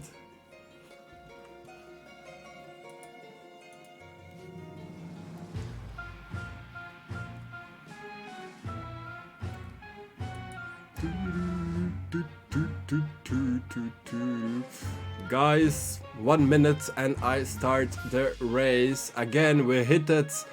Thank you, big thank you again, Kadahan, JT, for the support. It's just too amazing. And thanks to those two showing so much love today. We reached the Luma Gold, so there will be a Luma Full Third added to the giveaways today. First, we'll have the chance to pick it. So again, top 3 gets a giveaway.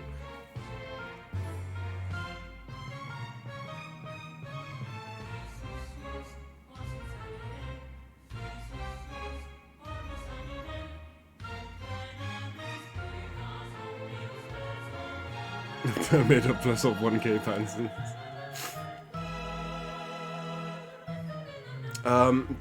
Causation, if you want, it's exclamation radio.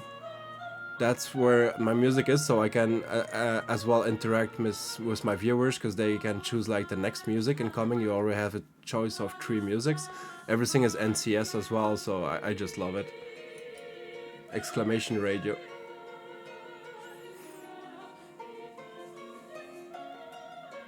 Yeah, that's... So, I have 50 players in there. I'm glad to help out the community. Thank you, man. Means a lot.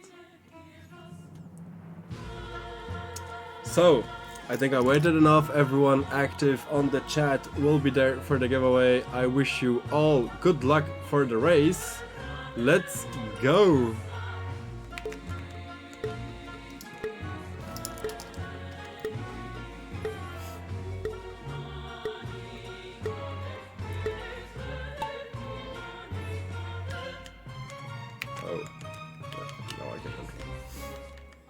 So, top 3 wins, last reminder. Sordi, Johnny in the lead at the moment. Sipanku tomorrow, maybe when I will go sleep, yeah, it will appear. JT saying no, no, no. Ah, New England Jackson, known to be like the big winner of the giveaways. Already like at something, I remember well, 14 wins on my stream for the giveaways. 5-man and Shining disputing the #1 spot at the moment. Oh, 5-man got blocked. No luck, man. Pat Duke taking the #1 at the moment. Alonso Rabbit, the ghost.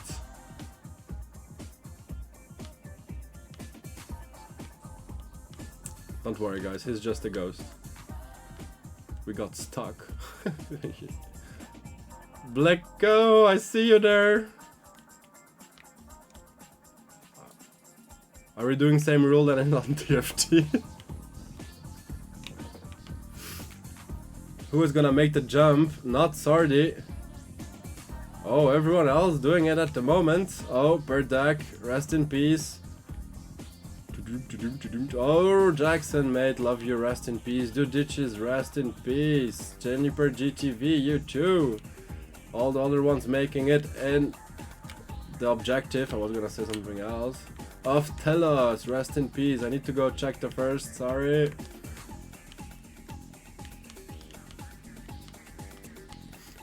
Oh, Jay, saw you there, Paladino. Bennett, rest in peace, mate. GG again for today.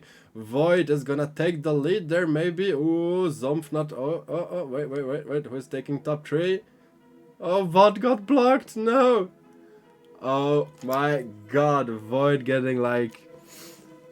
No luck. Definitely no luck. Duditches wobbles that actually said he will win. And Zomph getting the top 3.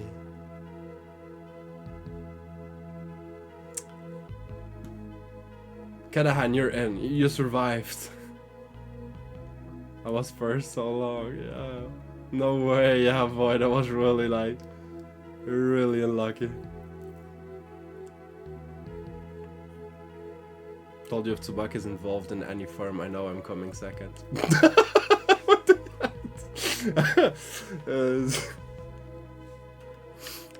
made me laugh, wow.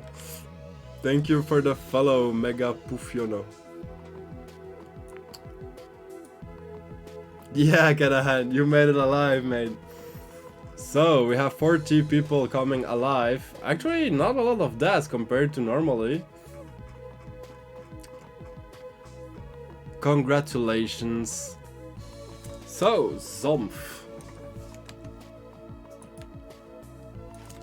Oh.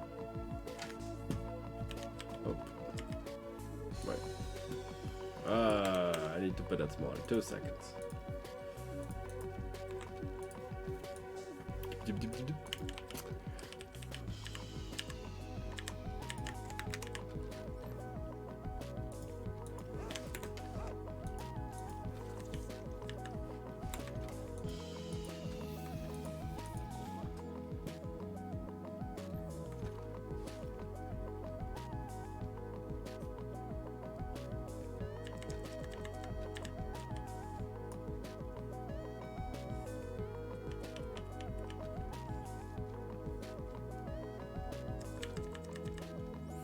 Okay. Up.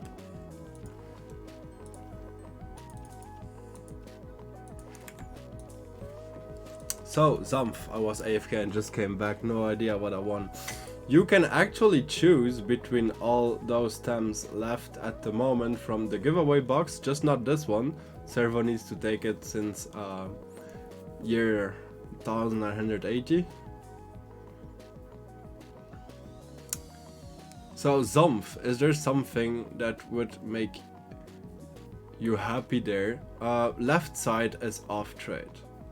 Prefer to say it. Oh, actually, those two, the good Tsubakus were directly taken. Yeah. You have Adoroboros full third, the Luma full third, Synergy Master, female. You have a Kaku egg as well, random egg. You have a Luma Saipat double egg move egg as well. And you have the double 2Y that is resilient. Is there something you would like? Wobbles, you are second to choose. A 2Y? Sure thing. Join me at Denise Temporium. Actually, the 3 winning the giveaways, you can join me in Denise Temporium. So, Wobbles, now it's your turn to choose. Kaku, no question about it. The egg?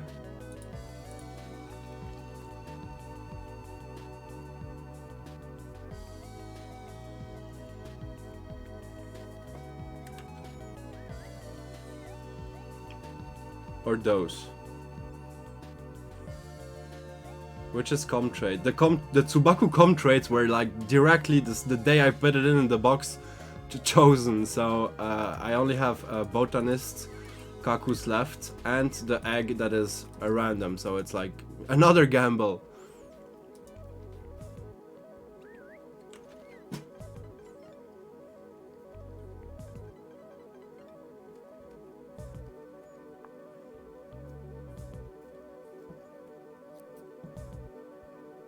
And of course you have the 2i if you want comp trade. Yeah, for LC, yeah, definitely.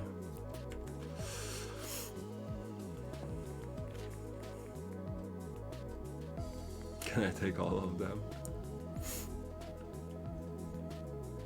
Oh, ruler is actually comp trade as well, my bad.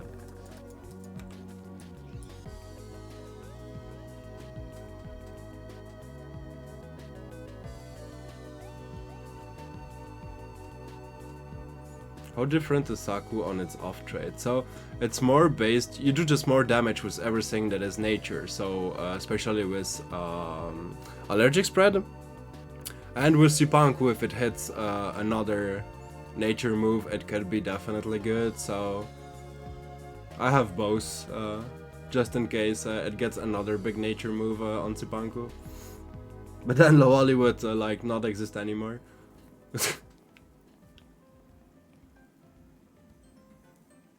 I guess if you're going full stall, it doesn't matter that much. Oh, if you go full stall, no. But yeah, I don't play it like that. But actually, sometimes having like allergic spread is could be good. Okay, so air spec, if that was one of the options, but if not, I do the egg. Okay, so that's Wobble's win. Baki plays full Temtem, that's for sure. And our third winner, Mr. Dudichis. Are you still in the chat?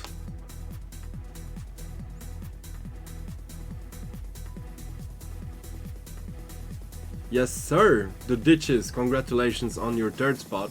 Is there something that you would like to have? Or just need a focus and I can be a cool kid.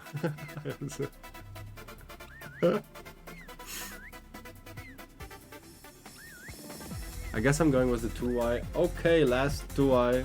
I had like 10 of those, but of course with Sipanku everyone needing 2i's for preparation, so I'm here. If you want all the winners of the giveaways, can just trade me Tsubaki-chan, because I don't see you here at the moment.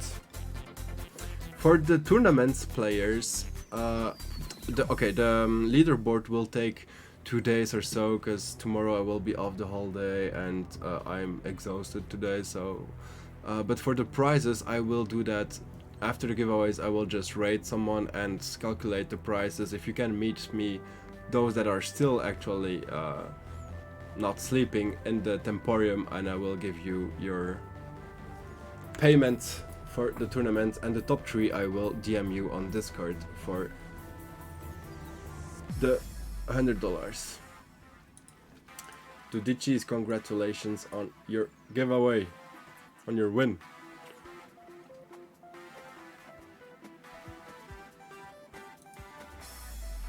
My pleasure, Dichis. Thank you for being there. Can I get 2i tomorrow? Kind of stuck in Banyan at 200 plus Kino. Yeah, sure, Zomph. You know, we'll be streaming tomorrow and days after that too. Wanna do a battle? So, Wobbles. Where are you, Wobbles? Did I miss you somewhere? No. What PC you're at? Denise.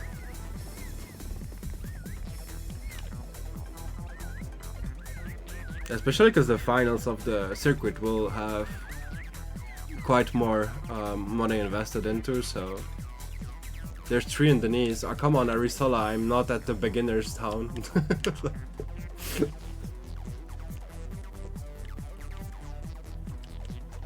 What is going on Aristola? I mean, I'm always there, to be honest, when I stream, except if I'm doing like a raider. Ice Red, I still didn't calculate it, man, if you're coming for the tournament.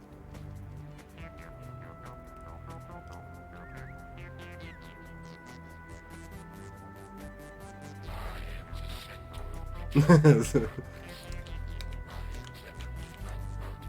wanna finish the stream first, mate.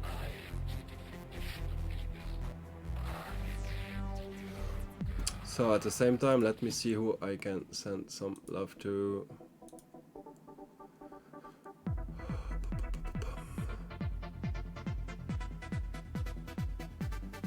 Oh, okay, I directly found who I can send some love to.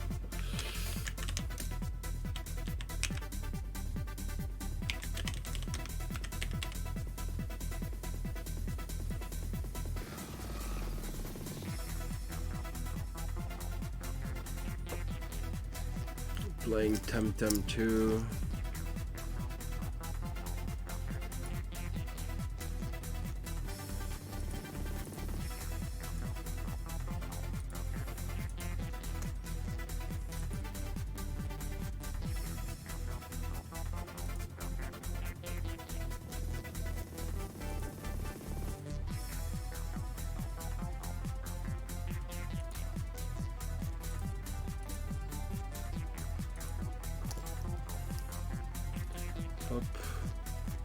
Okay, so Wobbles, I will be waiting you here again. Thank you all for coming, I really appreciate it.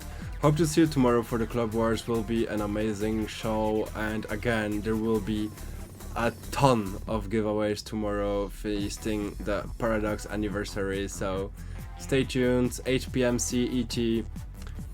Thank you for the stream, Tsubaki. It was a great tournament to watch. We'll see you again tomorrow. Todd, have some rest. Peace. Yeah, I need it. And thanks a lot, man. I appreciate it.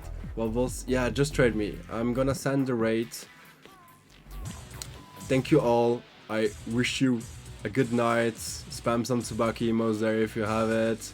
And hope to see you tomorrow. Love you guys.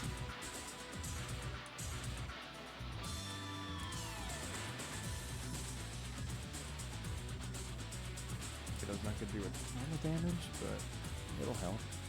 Okay, it did a ton of damage. I was right.